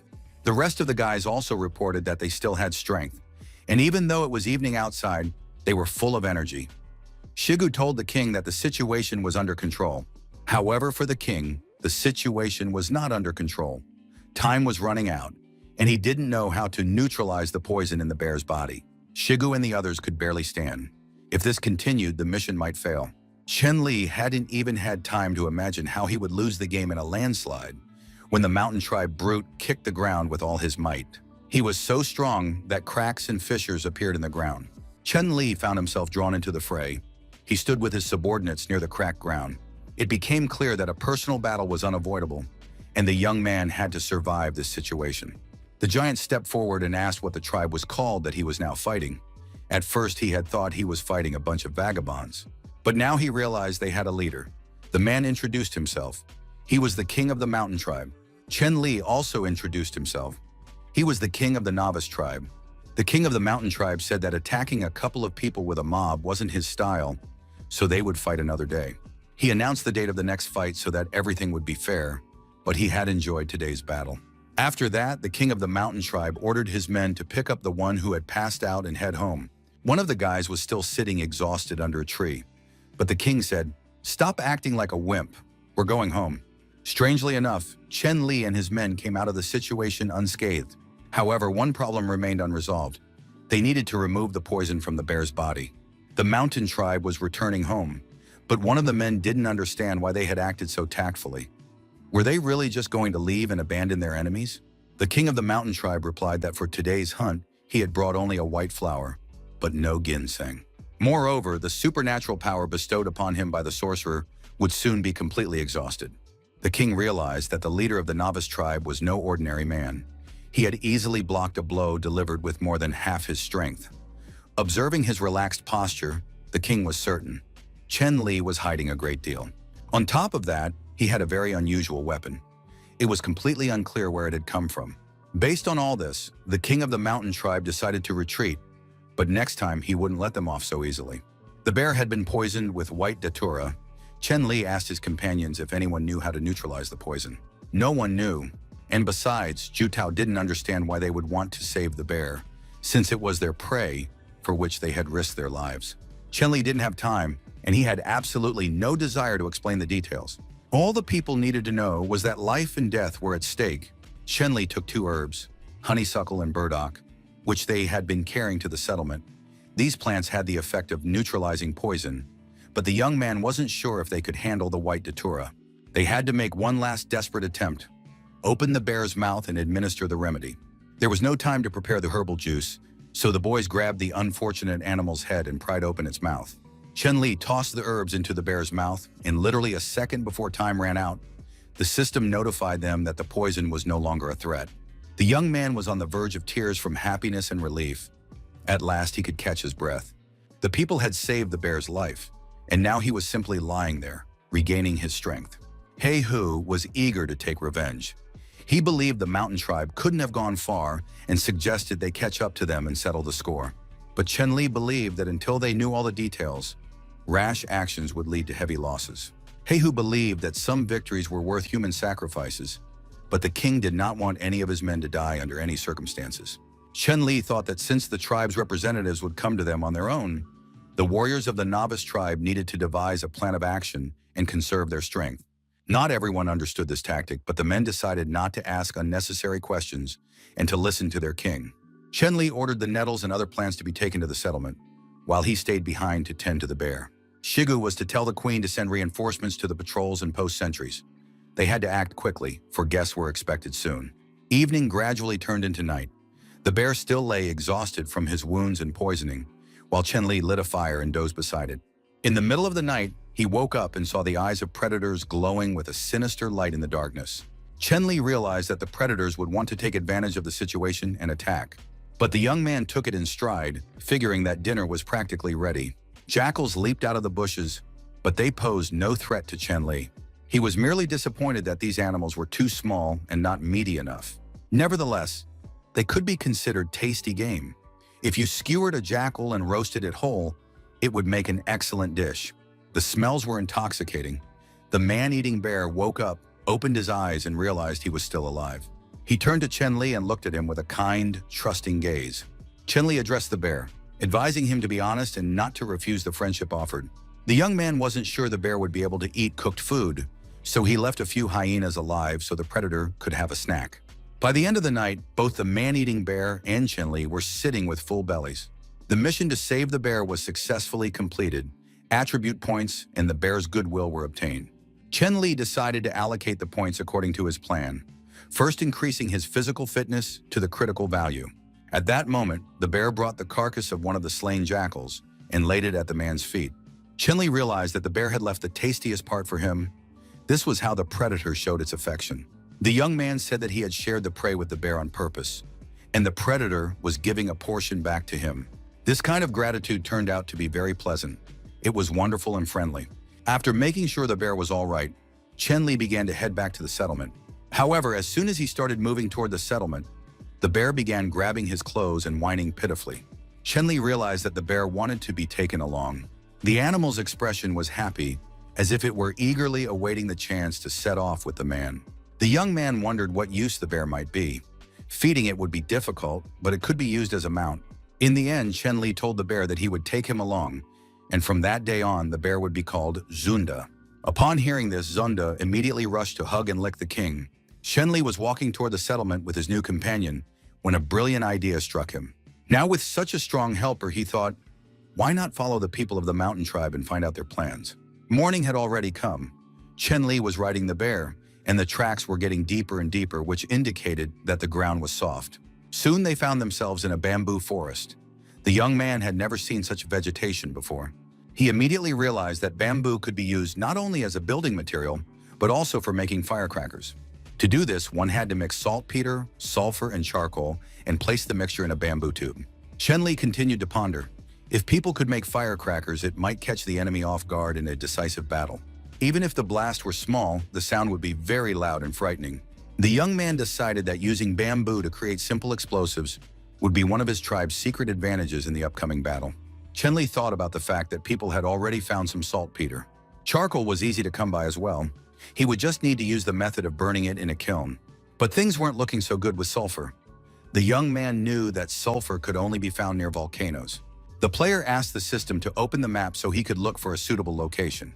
Of course, there was nothing surprising about it, but the volcano on this land was located in the most inconvenient place. It was where the giant slept. If he didn't get too close to it, he could take a chance and look for sulfur. Last time, Chen Li had been too preoccupied with escaping the awakening giant as quickly as possible, so he hadn't considered the nearby resources. The young man ordered Zunde to turn around. They would take a risk and head north. Chen Li promised the bear he'd show him someone so huge that the bear might even wet himself from surprise and fear. And so the magnificent pair raced through the surrounding area toward the snowy mountain, the volcano, and the giant. Chen Li slowed the bear down when they reached the very lake where Heihu and Xiong were. Last time, the guy hadn't been in the mood to look around, even though he'd been walking this very path. But this time, he had to take advantage of the opportunity that had presented itself. Zunda was racing along on all four paws, and the guy had to slow the bear down so he could examine the area more closely and in greater detail. Chun-Li warned his clumsy companion to be careful and keep his eyes peeled. The pair lay low in the bushes on the lakeshore and watched the water, but it seemed that the sea monster could only be spotted by chance. Zunda suddenly froze, and the young man realized that the bear might have spotted something. A few moments later, a huge, gigantic eye emerged from the water, one that might have belonged to some kind of giant. Soon the monster itself emerged completely from the water and shook its wet, toothy snout. It was terrifying and hard to believe. But Chun-Li finally realized who lived in this lake. Of course, one mustn't forget what era the young man had stumbled into. After all, this was a time when all sorts of giant animals ruled the earth. So it was perfectly logical and understandable that a tyrannosaurus lived in this lake. But at the same time, there was a collar around this giant's neck. Perhaps the tyrannosaurus was the giant's pet. Or perhaps it was the very same tyrannosaurus whose enormous footprints had previously been found in the forest. If so, the giant on the mountain had been asleep for at least 15 days. Chun-Li understood that he and the bear had to be very quiet and careful. Under no circumstances could they disturb the tyrannosaurus, but they could quietly circle around it from the other side. Zunda turned out to be a very smart and quick-witted bear, and he crawled through the thick coastal grass almost on all fours. From its lofty height, the tyrannosaurus did not notice the man and the bear, and now they had reached the snowy mountain. Chun-Li looked around and decided they shouldn't go any further, because the snow was getting deeper and deeper, and if anything happened, they wouldn't be able to escape. But the bear was not only kind, but also smart. He began to work like a snowplow. Zunda shoveled the snow, and the young man followed behind him. Chun-Li reassured the bear, saying he would walk behind him and would never abandon his furry friend, but the bear needed to be very careful and keep a close watch on their surroundings. The bear shoveled the snow, and soon the young man found a small ball in the ground. It gave off a rather strange smell. Beneath the layer of snow was some kind of fragrant stone. Gradually, as they moved forward, the scent grew stronger, so this couldn't be a mistake or a coincidence. Chun-Li, like a true gold prospector, got carried away and dug through the snow with his bare hands. And soon the sought-after element was found. The young man's joy knew no bounds. This was better than finding gold. Chun-Li began shouting and rejoicing that they had found sulfur, while the bear looked on in surprise at his dumbfounded human friend. This was excellent news, there could be no mistake. With such a supply of sulfur, firecracker production was just around the corner. And so, having finished his reconnaissance, the king returned with the bear to his settlement. People rushed out into the streets to greet the king, but a huge surprise awaited them. The thing was, their beloved king had arrived riding a huge bear. The people were very wary and didn't know how to react. Chun-Li immediately addressed the people and said that this mighty bear was named Zunda. Now he was their friend. The hunter Shung was absolutely thrilled. He wanted to become as strong and majestic as the king when he grew up. Chun-Li heard the little boy's request and promised that in the future he would definitely find a cool mount for Shun. Chun-Li understood that he would have to entrust the bear's care to someone else. He couldn't teach Shun to ride for free. Chun-Li handed the bamboo trunks to Ayu and ordered the girl to dry them, because they would come in handy for work in the near future. Queen Xiaowang stared in amazement at the enormous bear and was struck by how large and strong the animal was. The girl asked if she could ride it. At that moment, one of the representatives of the Sea tribe ran into the clearing. He shouted that things were very bad. Chun-Li tried to calm the man down so they could figure out what had happened and why he was so alarmed and frightened. The man explained that a huge monster had appeared in the sea near the shore, and it was raging violently. This monster was creating such huge waves that they had already destroyed all the salt that was drying on the beach. The monster was very powerful, and the people of the Sea tribe couldn't handle it. Chun-Li listened carefully to the young man and told him not to worry. The king would personally go to the beach to assess the situation. Everyone was counting on their loyal assistant. Chun-Li quickly made his way to the beach, where a horrific scene unfolded before him. The remains of a destroyed building lay scattered along the shore, and a battle was raging in the water between the sea monster and members of the Sea tribe. Chun-Li was unpleasantly surprised to see such a colossus, so he decided first to activate the game system to check who it was. It turned out that in the water was an Ichthyosaur, a large marine reptile. It resembled a fish but was very aggressive, reaching over 10 meters in length. Chun-Li believed that this monster could not be left unpunished. Otherwise, it would keep coming back and destroying all the structures. The king decided to drag the Ichthyosaur ashore and defeat it on land. Zunda understood his master's plan. He was a very fearless bear. And so, armed with a battle axe, the king, riding the bear, rushed into the sea.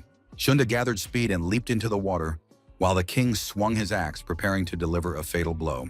But the Ichthyosaur managed to fling the bear far to the side with its tail, and the blow of the axe did not have the expected effect. Chen-Li realized that the damage he had inflicted on the water monster was negligible, and he needed to come up with a new plan. Chen-Li bravely leaped into the Ichthyosaur's mouth, intending to destroy it from within. Chen-Li hoped to drag the monster ashore. However, the opposite happened. The sea giant began to sink into the depths, and it was clear that it was about to drag the man into the ocean's abyss. Chen-Li held his breath, trapping oxygen in his lungs. But the boy knew, if nothing changed, he would drown faster than he would be eaten. The giant fish sank deeper and deeper into the water, and it seemed that nothing could stop it now. But Zunda was a very strong and brave bear.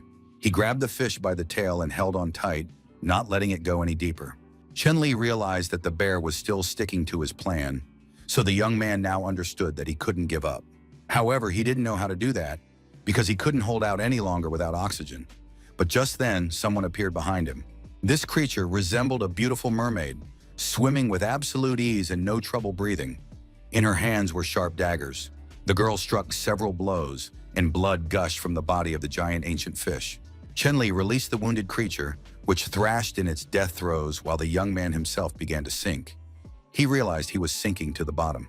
When the young man opened his eyes again, he found himself being watched by a bear and 2 members of the sea tribe. All 3 were glad that the king had regained consciousness. Chen-Li managed to sit up and saw that he was lying on a sandy shore next to a bear and a couple of people. Soon the young man noticed a stranger sitting on a rock. It was the beautiful Alana. The girl was very pretty.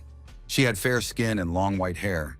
Unlike a mermaid, she had legs instead of a fishtail. The girl walked along the shore and sat down across from the king. It turned out that Alana also belonged to the sea tribe. She was the best swimmer. It was this fragile girl who had killed the monster and pulled the king ashore. Members of the sea tribe aren't known for their intelligence or quick wits, but compared to the rest of her tribe, Elaine was downright silly. Chen-Li was very grateful to this girl, so he wasn't going to take offense at the fact that she was sitting in front of the king and picking at her food. Chen-Li noticed the weapon the girl was carrying. He wanted to know where she had gotten the obsidian dagger. Elaine explained that her brother had once taken the weapon from a bad guy. The king wanted to know all the details. But Elaine asked her tribesmen if she could finally fight that nasty guy she had recently saved. A representative of her tribe whispered something in the girl's ear, and she listened very carefully. After that, Elaine jumped to her feet and said she didn't understand anything, but it seemed to her that the people had come to help her. Elaine explained that a crowd of bad people had invaded their land that day. The girl quickly lost consciousness. When she woke up, Brother Fang and the other members of the sea tribe were locked in the cave with her. They had been held captive all this time, forced to work and guarded. But yesterday, while they were working, something unusual happened. The girl's brother said he planned to take care of one of the bad guys and would give his weapon to Alana. The girl had to use the weapon to cut the rope and jump off the cliff. She had to jump straight into the river. That was the only way Alana could escape captivity alive. Alan tried to tell her brother that she didn't want to leave him, but Fang wouldn't listen to her. Her brother told her, once she escapes, she must find Hai-Ha. That guy was lucky, so he's probably still alive. Once Alana found Hai-Ha, she had to obey him in everything and do whatever he said. At that moment, one of the guards noticed that the 2 prisoners were talking to each other. The guard began shouting and dispersing the crowd. Fong signaled to his companions, telling them it was time to act. He hurled the carcass of a huge boar at the guard. After that, Alana grabbed the dagger that had fallen from the bad man's hands and ran across the river. As the girl was swimming toward the shore, she encountered a sea monster that was about to devour the king. Chen-Li listened carefully to the girl's story. Now everything became clear. The king said he would take Along first to He-Hu, and then they would rescue the captives together. Alan understood almost nothing of what this man had said to her, but decided to simply follow him. Chen-Li remembered that he still needed to grab his axe and take the slain monster with him. And soon a very strange procession was walking along the seashore. Beside the king was the very frail girl Elaine, and the bear was dragging the carcass of a huge Ichthyosaur. The king returned to the settlement, and his arrival once again put everyone on high alert. Shigu and Hai-Hu stared wide-eyed at the new arrivals. He-Hu recognized Alana. The king promised to explain later someday how they had met and why they had come together. He-Hu was overjoyed to learn that about 10 more members of his tribe including Fang, were alive and being held captive. He demanded that they set out immediately to free the captives, but the king said they needed to wait a little while. Of course, saving the people was very important, and now the situation was such that the king himself would soon have to be saved from an enraged Heihu. But before the men could finish their discussion, the lighthouse on West Mountain sent out a signal. Chen-Li immediately became alert. It was clear that an invasion had occurred, and it wasn't animals because animals wouldn't have been able to light a fire. When the king of the mountain tribe left, he had indeed spoken of revenge, saying he would deal with the tribe of newcomers another time. The king was very upset that the mountain tribe had descended upon them so quickly, but now was not the time for panic. Chen-Li wanted to check everything out personally. The king ordered Shugu to lead the men to the fortress to regroup and reinforce their defenses so that the enemies could not attack them. Heihu and Along were to head to West Mountain to take up an ambush position. A patrol team was to assist them there. Chen-Li ran off on reconnaissance, telling Heihu under no circumstances to act on his own initiative, but to wait for the king near the trap zone. Heihu promised that this time he would not let his emotions get the better of him. The king was now lying across the forest. He hoped nothing serious had happened. Chen-Li burst into the settlement where all was quiet and peaceful, and there were no enemies in sight. The king's very appearance greatly surprised the people who were there, the women and children, and the queen, who wanted explanations. Xiaowang wanted to know what the situation was with the monster on the shore. The king said that the monster had already become a delicacy, and soon the bear Zunda would bring it to the settlement. Chen-Li gently stroked the queen's cheek and told her to rest, while he would take some men and head west to check on the situation. Chen-Li hoped that Heihu wouldn't lose his mind and set off alone for the mountain tribe. Chen-Li addressed all his chief warriors and aides and said that now they would all set out together with the king. The rest of the people would remain under the queen's command. In addition, the hunter Xiong had found a nearby hill from which the queen could observe the situation. Xianglin really wanted to go on the mission with the king. He had never taken her with him before. But this time, the girl decided she would follow him no matter what. Chen-Li realized it was pointless to argue, so he agreed to the condition.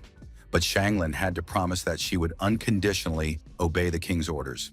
Luton was left behind in the settlement to protect the queen. Having settled all matters, the king set out to assess the situation. Lying in ambush, they saw a group of warriors from the mountain tribe crossing the river. Of course, everyone would have preferred it not to be so, but their eyes did not deceive them. And now the warriors of the mountain tribe were emerging from the water. At the head of the detachment marched the king of the mountain tribe himself, a huge, powerful giant. Soon he raised his hand and ordered his men to stop. After that, the king stepped aside and addressed the forest, saying that he knew his enemy was there, so let him come out and the men would settle things in a duel. Chen-Li wasn't sure what was happening. He assumed that the king of the mountain tribe had spotted a trap ahead of him. The king said that his men could not be fooled. It was too quiet here. The birds weren't singing, the insects weren't chirping, and even the toads weren't croaking. If the representatives of the tribe of newcomers didn't show up now, the king would have to use the power of Shishin-Chao, and that wouldn't do anyone any good. Chen-Li realized that a face-to-face meeting seemed to be the only option left to him. So the king of the newcomers stood up and emerged from the ambush along with his warriors. Two warriors from the water tribe, Heihu and Along, also emerged from the water. It turned out that the people of the mountain tribe were surrounded on two sides.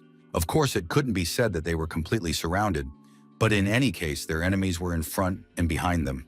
The king assessed the situation and said that things had turned out perfectly. Now they had equal numbers and they could fight with confidence. The king held his obsidian sword before him and challenged Chen-Li to a duel. Heihu was barely holding back. He had already waited long enough, so he wanted to fight the king of the mountain tribe himself. The man could wait no longer. He saw no point or necessity in it and rushed to attack the king. However, one of the mountain tribe fighters stepped in front of him, covering his king from behind. Heihu had to defeat him first. The opponents grabbed each other's arms and began shoving one another. It looked like some variation of a sumo match. The mountain tribe king remarked that someone was in a hurry, and the men had already started fighting without waiting for the signal to begin. As strange and paradoxical as it seemed, the mountain tribe representative turned out to be very strong and quite easily threw Heihu far back onto the ground. Heihu slammed his back against the rock with all his might. It was very strange considering how strong this warrior was. Chen-Li immediately lost heart. He realized that things were looking bad if Heihu had lost, despite all his strength. High up in a tree, Ayan sat in ambush. The girl waited for the right moment and cut the rope. The flying log trap was hurtling toward one of the mountain tribe warriors at tremendous speed. The log slammed into the warrior's head with all its might. However, he didn't even flinch, calmly stopping the moving log. Chen Li saw that his friends were much weaker. The boy realized that it looked like they were doomed to a difficult and bloody battle. He finally came to. He sat near a rock, coughing after the blow. One of the mountain tribe warriors ran toward him, intending to finish off this representative of the fishing industry. But He not only managed to dodge the blow, but also managed to throw the warrior away from him toward the river. He continued to press forward, gradually pushing the warrior toward the river so they could take a dip together. The villain had already realized what He was trying to do, and now he was using all his strength to avoid falling into the water. But at that moment, Alana rushed to her tribal comrade's aid. The girl raised her weapon and approached the enemy. However, her appearance and movements were noticed by the king of the mountain tribe. He grabbed one of his subordinates and hurled him at tremendous speed as if he were a baseball. The man flew toward the girl and stretched out his vile hands, preparing to strike Alana. The girl didn't have time to dodge the blow and fell into the water, sinking to the bottom. Of course, the water was absolutely no threat to her. Alana felt perfectly at home in the water, but the villain dived in after her. Chen Li followed the girl with his eyes and saw that she had gone under the water but wasn't coming back up to the surface. The duel, which had already begun before the start was announced, was watched by two brothers, equally dim-witted but strong. The king had promised them entertainment, but for now, they were just watching. The twins were strong but dim-witted. They decided they could take on the king of the rookie tribe, even though he was a mere plaything to their own king. However, the guys decided not to worry about it because first come, first served, and they really wanted to have some fun. But before these two dimwits could get to Chen Li, Huang Shi and Zhu Tao also stepped forward, ready to defend their king. Thus, a fight soon broke out between the four strong but somewhat dim-witted representatives of primitive man. They struck each other, inflicted harm, and at the same time remained strong and happy. The twin brothers were counting on having some fun and hoped they wouldn't embarrass themselves. The brothers divided the opponents among themselves, deciding, "The one who attacked him is mine, and the one who attacked you is yours." Everything was clear. At that moment, another trap flew in, which was supposed to hit the strong man. But he didn't just stop the flying log. He grabbed it with his hands and tore it off along with the rope. After that, the strong man hoisted the log onto his shoulder and walked over to his king. The mountain king praised the dimwit, saying that he could play with the log as much as he wanted, but he shouldn't bother the king because the king was busy. The strong man didn't take offense. He said he would go play with the log and find another companion for it. Chen Li realized that his opponents had practically no intelligence, but they were very strong, and he needed to take them out immediately. Chen Li realized that it would be difficult for Hu to fight two enemies at once, especially since he had already been wounded. The king rushed to help his subordinate. But before the young man could reach his comrade, the king of the mountain tribe appeared before him. This powerful giant believed that the king of the novice tribe was ignoring him and did not want to fight him. The mountain king felt that Chen Li was looking down on him, and this greatly upset the great king. And so a duel began between the kings. They both struck at each other and dodged attacks with ease. The mountain king wanted his opponent to stop pretending and show him his true skills. Chen Li was putting a lot of effort into this battle, but at the same time, he could see how hard it was for Hu.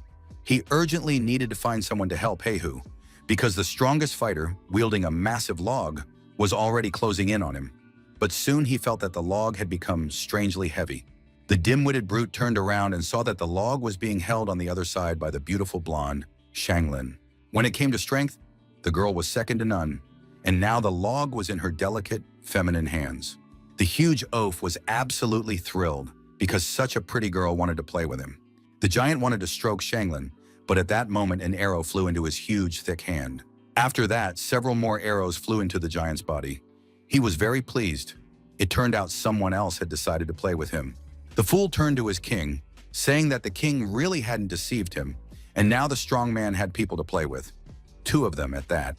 The king of the mountain tribe replied that the boy could have as much fun as he wanted. Otherwise, if he returned to the mountain, he would be left there alone again. Hunter Zhang watched the battle from his hiding place. He suggested that Ayun join the fight. The girl could also see that the king and the rest of their tribe were fighting with their last ounce of strength. Ayun knew that the trap she had used before was designed for a bear, and it had worked perfectly. But this giant brute hadn't been hurt by the blow, so if she and Little Shun joined the fight now, they wouldn't be able to help at all. Ayun decided to stay and distract the enemies, while Shun should go to the settlement and ask the queen to send reinforcements.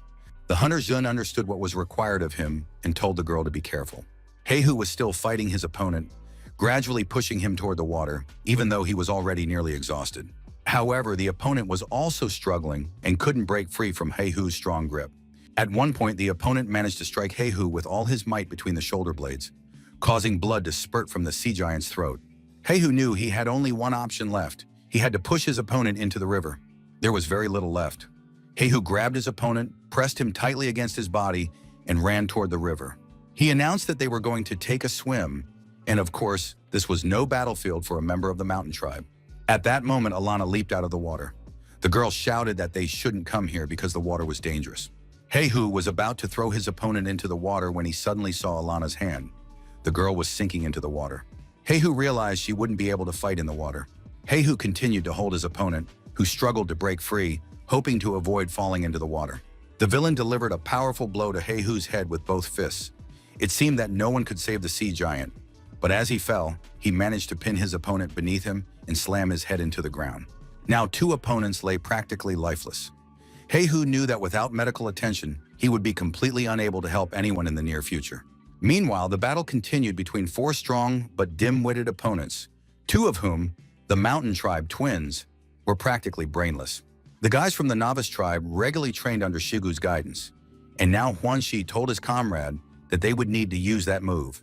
The twins were almost happy because those 2 fools from the novice tribe were walking right into their hands. The brothers decided to deal with the one holding the stone hammer first. They simultaneously raised their swords and ran to attack the guy with the stone axe. It wasn't clear what had happened, whether the twins had managed to strike or not, but Huangxi covered his eyes with his hands and began to cry, saying that it hurt a lot. Of course, his companion Huanxi couldn't stand by and watch this, so he immediately ran to his friend to comfort him. Meanwhile, as things were unfolding, someone's sharp axe plunged into the chest of one of the twins. Now Huanxi was standing in front of the second twin. He told his friend to step back and not get involved. The twin was furious on his brother's behalf and now hacked at this bald opponent with a tiny shield, who should have been looking out for himself first. It was unclear what was going through the minds of these seemingly grown and large men, but the twin quite calmly plunged his sword into Huanxi's body. Although Huanxi was wounded, he did not look defeated. At that moment, he finished counting from 3 to 1. As soon as he said 1, Huanxi grabbed his opponent's arm and took the sword from him, while at the same time Yutao leaped high into the air, holding an axe in his hands. The twin was firmly pinned down. The strong man held him by the arms and the axe was coming down straight onto his head. But before the axe plunged into the twin's body, his brother managed to push him out of the way and became the victim of this bloody duel himself. Ayun watched the battles closely and decided it was time to join in, even if only from a distance. The girl fired arrows, realizing that the enemy was very slow and easy to hit. But there was another problem with this opponent. He felt absolutely no pain, and it seemed as though the arrows were merely scratching him. It was clear that the beautiful Shanglin would soon run out of strength, because it was impossible to fight for so long while holding a huge log.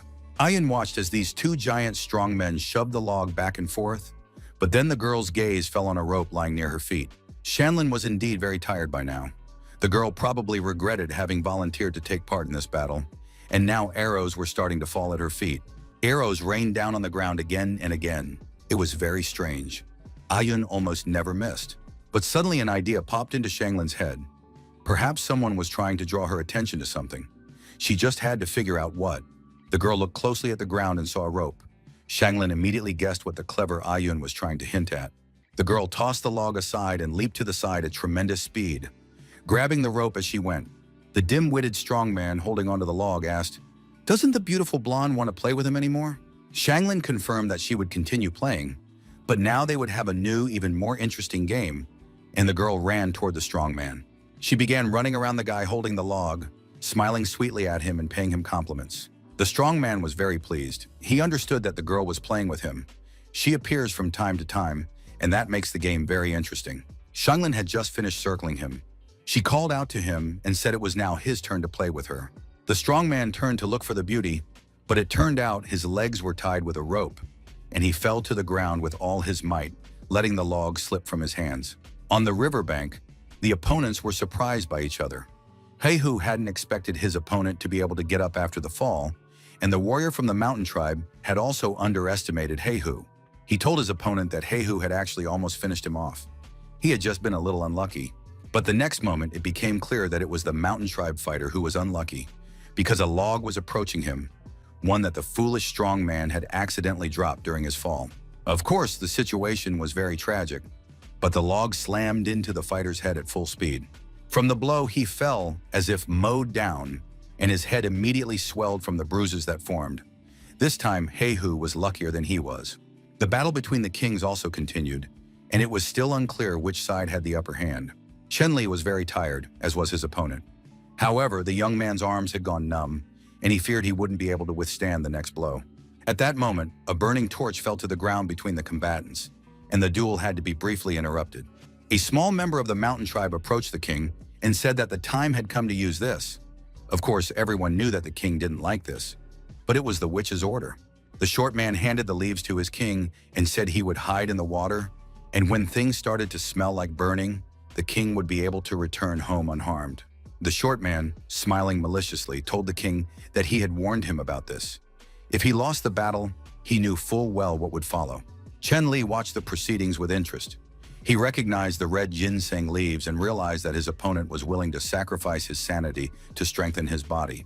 Chenli knew that this must not be allowed to happen under any circumstances. Therefore, the young man activated the power of the Panga axe. The king of the mountain tribe did not want to use the red ginseng. He thought that the witch had figured out his true nature. The king tried with all his might to delay the moment. He really didn't want to use this plant, but some force hurled the short man at the king's feet. The short man reached out to take the torch. He said that his king was very indecisive, and if that was the case, he would help the king. The little man was about to use the red ginseng in place of the mountain tribe king.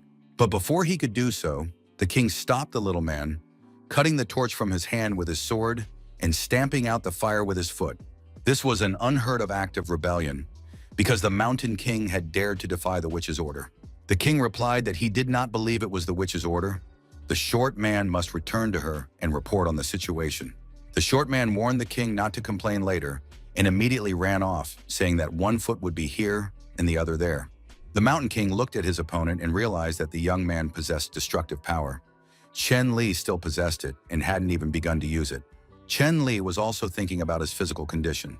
He had just dealt with the Ichthyosaur and immediately rushed here to help. There was no time to recover, and even the power of the Pangu axe was nearly depleted. Chenli felt everything spinning before his eyes, and his hand was trembling. He wouldn't last long in this state. He urgently needed to land at least one more blow. But even if he succeeded, Chenli knew he would immediately lose consciousness from exhaustion. Looking at the rest of his tribesmen, they were all very tired and exhausted. This did not inspire optimism. Representatives of the water tribe were sitting on the riverbank. Their strength had long since run out as well. Chenli knew that if he missed, the king of the mountain community would kill all his friends and comrades. At the same time, the young man didn't understand why his opponent had extinguished the torch. Perhaps it was some new trick, or on the contrary, the king of the mountain tribe was bluffing. Chenli decided not to look for answers to these questions. There was no time to think. He had to finish this quickly, while he still had the strength. Thanks to the power of his axe, Chenli was very fast, agile, and delivered powerful blows. The mountain tribe king now felt the full force of his opponent. He didn't understand why Chenli hadn't shown his strength earlier. The mountain tribe king noticed that wounds had appeared on his opponent's body beneath the leather gloves. Perhaps this was the price of the power the young man was now wielding. The mountain king stepped closer and said that it seemed his strength wouldn't last much longer. The mountain king immediately admitted that he too was on the brink, because the divine power granted by the witch was about to vanish. The mountain king acknowledged that he would not be able to dodge his opponent's next attack, so he would strike with all his might, which meant the winner would be determined fairly. Chenli, in turn, assured his opponent, if the mountain king perished, he would not harm the people of his tribe. Of course, this was a very respectful statement, but it was still better to launch the attack. While the opponent still had strength left, the outcome had to be decided now. The time had come for the final blow, which would put an end to this battle and determine the winner. The kings of the two tribes clashed, and their collision led to a massive explosion. Everything around them was engulfed in fire, smoke, dust, and flying debris. The smoke from the explosion was visible from a great distance. It seemed as though even the earth had trembled. Gradually, it began to dissipate, and the scene cleared. Now it was clear that the defeated king of the mountain tribe lay on the ground. Chenli stood beside him. It felt as though his arm was about to tear into tiny pieces. The pain was excruciating and unbearable. Chenli realized that just a little more, and he would have died. After all, One shouldn't use the axe's power for trivial matters. The young man tried to begin healing his hand immediately. Ayun was already nearby. She picked up the exhausted king, saying that the leader of her tribe could not fall in disgrace. Besides, they had to be careful, because another enemy was still hiding in the river. It soon became clear that this battle would end successfully, because the queen appeared ahead with reinforcements. Chen-Li ordered that they check to make sure Alani was safe. After that, Ayun could leave, but the main thing was to help and ensure Alani's safety. Ayun confirmed to the king that she would carry out everything. After that, the young man could no longer stand on his feet. He needed to rest immediately. The first thing Chen-Li saw when he came to and opened his eyes was the beautiful queen. Xiaowang personally spent sleepless nights by her king's side, refusing to leave him in the care of her attendants. Chen-Li finally woke up, opened his eyes, and seeing the queen standing over him, couldn't understand how she had ended up on the battlefield. The young man was very concerned about matters related to the battle. He wanted to know how Along was doing, whether the enemies had retreated, and how badly his friends were injured. But the queen said she would answer all his questions later. For now, the king needed to sleep soundly and recover his strength after the battle. Chen-Li closed his eyes, drifting off to sleep. He had nightmares. It felt as though he were still fighting. But at the same time, the young man gradually began to relax and rest, because his strength had been severely depleted. But he didn't have time to fall asleep because the door burst open and an alarmed bear burst into the royal palace. Sunda grabbed her master by the shoulders and, breaking through the palace wall, dashed off with him in an unknown direction. Chen-Li said that the bear could let him go now. He was very grateful to his friend for rescuing him from danger. But Zunda paid no heed to his king's words and did not stop. The young man was truly terrified. Perhaps the bear had turned into a man-eater again and now wanted to devour him. If the king had known it would end this way, he would have been better off staying in the palace with the queen. Now he would die, becoming a meal for predators. Finally, the bear released Chen-Li and set him down on the ground in front of the entrance to a huge cave. Chen-Li realized that the she-bear had brought him to this place for a reason, and now the young man had to figure out what it was. The she-bear let out several long, howling sounds, and soon 2 cubs emerged from the cave. They peered out cautiously and looked around.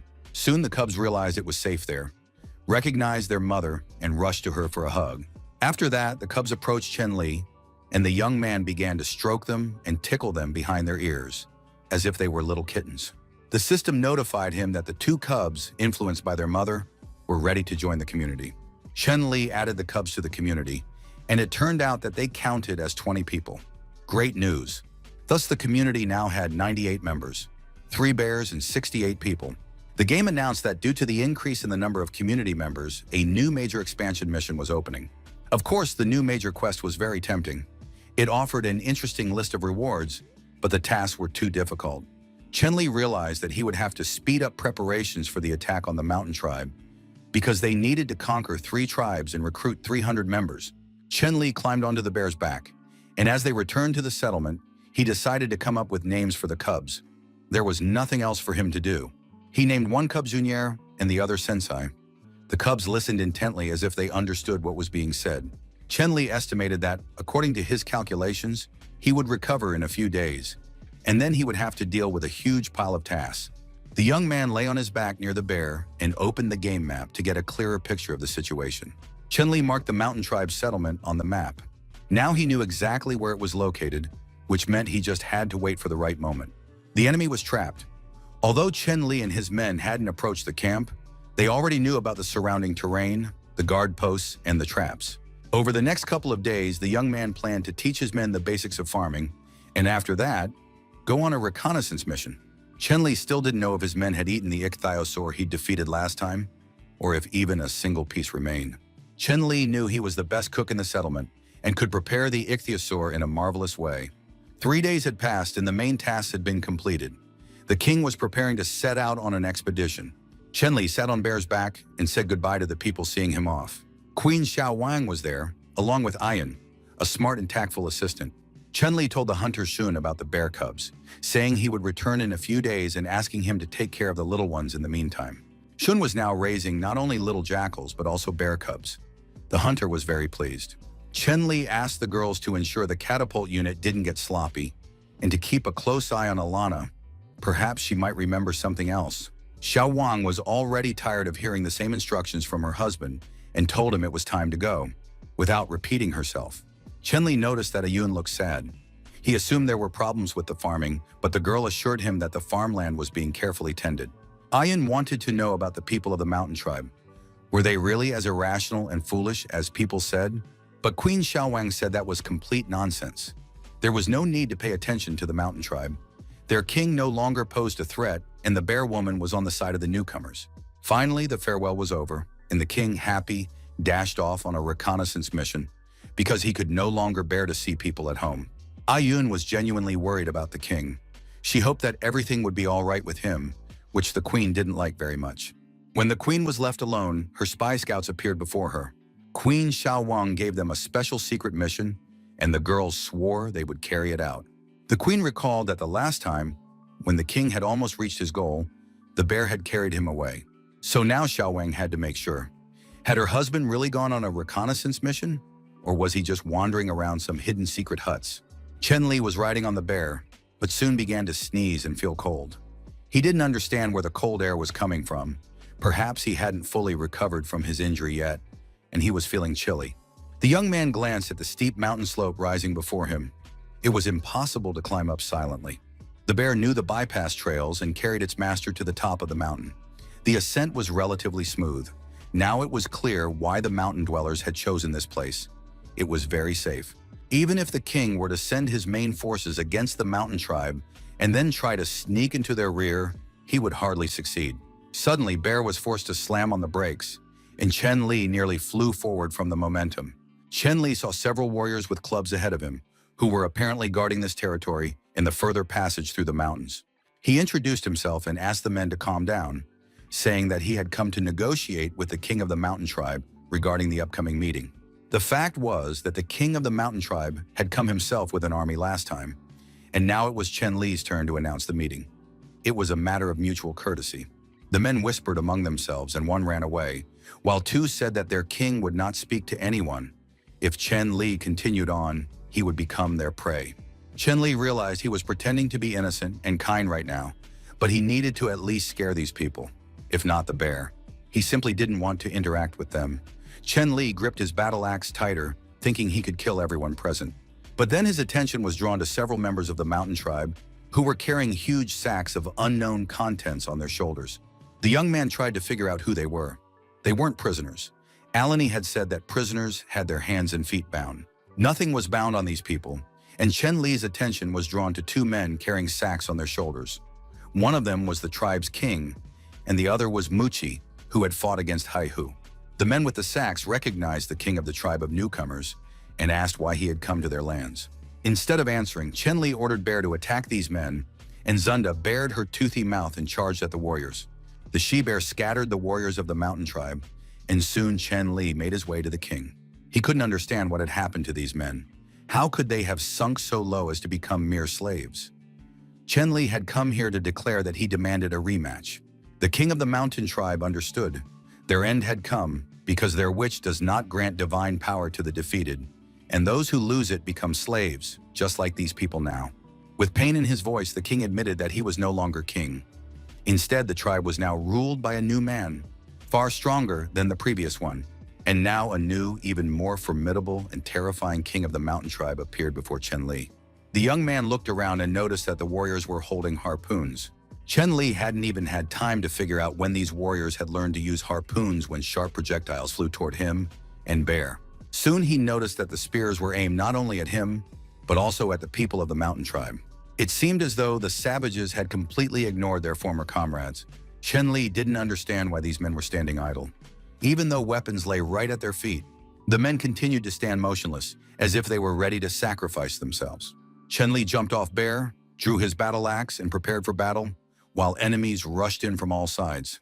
Their new leader had refused to fight personally. He had sent men in his place, so now he couldn't use the axe's power. Chen Li mounted his battle bear again, spurred him on, deciding that a wise man didn't necessarily have to go uphill. Zunda, of course, was exhausted from carrying his master out of danger, and now both were resting under the trees, pondering the upcoming battle. Chen Li, as a token of gratitude, let the bear roam freely to graze so the animal could regain its strength, while he himself remained pensive and troubled. He noticed that the people of the mountain tribe, despite the night, continued to walk through the mountains with torches.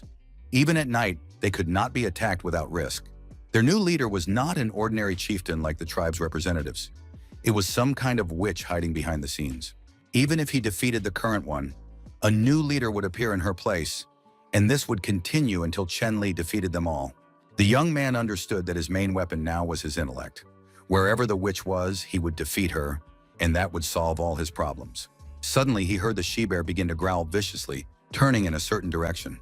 Chen Li realized the bear had spotted a danger or sensed its approach, and indeed, a huge dinosaur was walking through the forest, breaking trees in its path and growling viciously.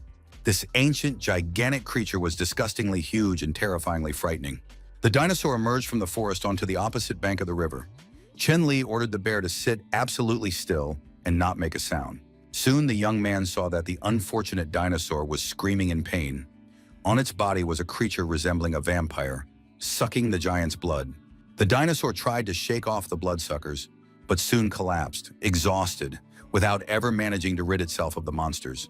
Chen Li and Bear Girl nearly had a heart attack when they realized the giant dinosaur had just died right before their eyes. However, several black, shaggy creatures were visible on its body, creatures capable of destroying even a giant.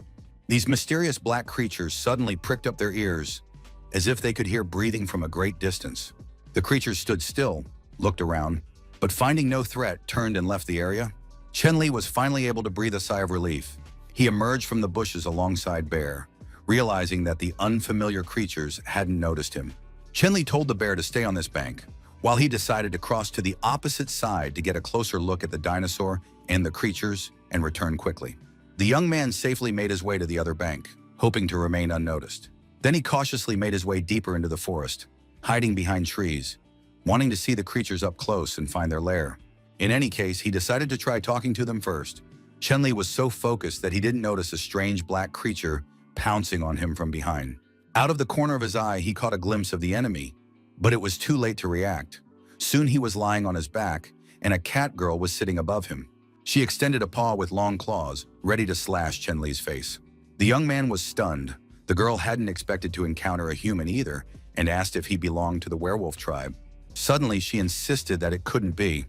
Werewolves couldn't move that nimbly. Chen Li explained that he had no idea what werewolves were, but yes, he was very agile and quick. Following the cat girl's gaze, Chen Li spotted the spies sent by his wife, Queen Xiaowang. A moment later, the girls from the Coconut Grove tribe, knives in hand, were standing next to the king. The cat girl immediately leaped up, pushed off with her feet, and performed somersaults and flips. In just a few moments, she was already perched high in a tree, saying she had made a mistake, while the strangers were ready to tear her apart. The girl realized it had been wrong to intrude and run back and forth. After that, she warned them. It would be better for the strangers to cross the river because it was too dangerous here. Otherwise, they would later hold it against her for not warning them. The spies asked the king how he was feeling, and the cat girl vanished among the trees. Chen Li was puzzled. He wanted to know which tribe the stranger belonged to and what kind of werewolves she was talking about. But it turned out that no one knew anything. The girls had also heard about werewolves for the first time, so they couldn't say anything.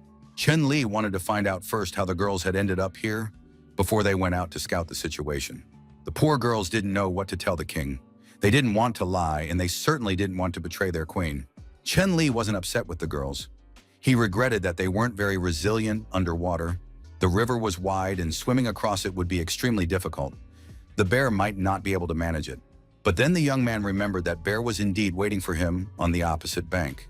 Chen Li encouraged the girls, telling them they didn't need to linger. They would be home soon. He showed them the path along which people from the mountain tribe were constantly coming and going. The king explained that he had been watching this path for a long time. It led to the tribe's settlement, but was patrolled around the clock. Chen Li asked the spies to help him scout out whether there was another path here that could be used to sneak into the settlement unnoticed. However, the cat girl was very worried about herself. Left behind. It was decided not to touch the problems on the other side of the river for now. First, they had to deal with the mountain tribe, since they'd been causing a lot of trouble and problems lately. Chen Li decided that someone had to stay here to keep watch. The she-bear would hide just in case, and he entrusted the rest to the girls. The king said he would head west along the river to scout the area and return the next day before sunset. Walking alone for a long time, Chen Li soon came to a waterfall. He thought this was probably where Alana had jumped into the river when she escaped from captivity. As he drew closer, he saw how high and dangerous the waterfall was. Looking at it, it was impossible to imagine that anyone could have survived jumping from such a height. Aleng was an almost unreal child, capable of such a feat, but now there was no one beside the king. He decided to climb up the mountain ledges, which he was quite good at. His only fear was an ambush at the top. Otherwise, he would have to jump into the waterfall, and below lay a river with a strong current. Either way, the outcome was the same. Chenli climbed down from the cliff and decided to look for a safer place. He walked along the river again, trying to find a path to sneak into the settlement. Soon he heard voices and saw the silhouettes of people. It turned out they were patrolling here too. Chenli was relatively far away and couldn't see clearly, so he decided to get closer. As he crept forward, he overheard a conversation. One stranger said, "Bro, can we really trust that guy's words?" The second replied, "Trusting him is our only chance. There's nothing else left." A third man approached them saying, "If we hadn't been friends as kids, I'd never help you." He also noted that he hadn't been a member of the mountain tribe for a long time. Despite the risk, he was willing to show them the way, the most he could do. Chenli felt the tension almost burst out of his pants. The voice of one of the strangers sounded all too familiar. The voice added that he was glad he'd managed to secretly record the location of the traps. He also said they were lucky not to have run into a patrol. The group of strangers hadn't met just anyone, but Lutan. Lutan of the mountain tribe asked them not to scatter. If a trap went off, he wouldn't be able to save them. Chen Li was in shock, not so much because of the enemies in his settlement, but because of who turned out to be the traitor. He couldn't believe his ears. Lutan, his personal bodyguard, had once been a member of the mountain tribe. Perhaps he was now operating undercover. At the same time, Chen Li understood that the people of the mountain tribe weren't particularly intelligent, so it would be difficult for them to come up with a complex plan.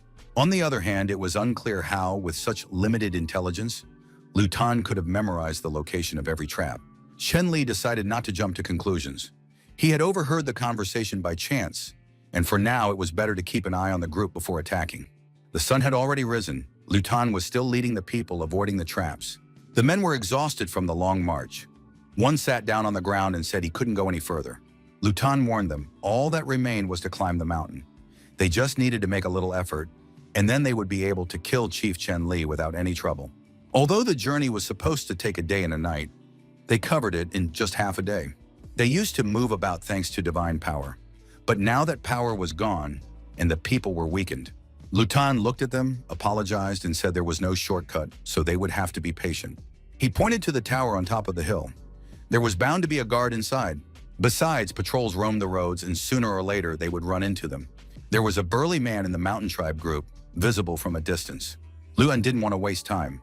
"If you don't want to be buried here, let's go. Otherwise, go back to your slave labor." Some time passed, and during the next rest stop, Lutan said, "We just have to get through the last zone with the traps. Just a little further, and the road ends." The former king of the mountain tribe addressed his people. It had been his idea from the start. The rest of them had to do their best.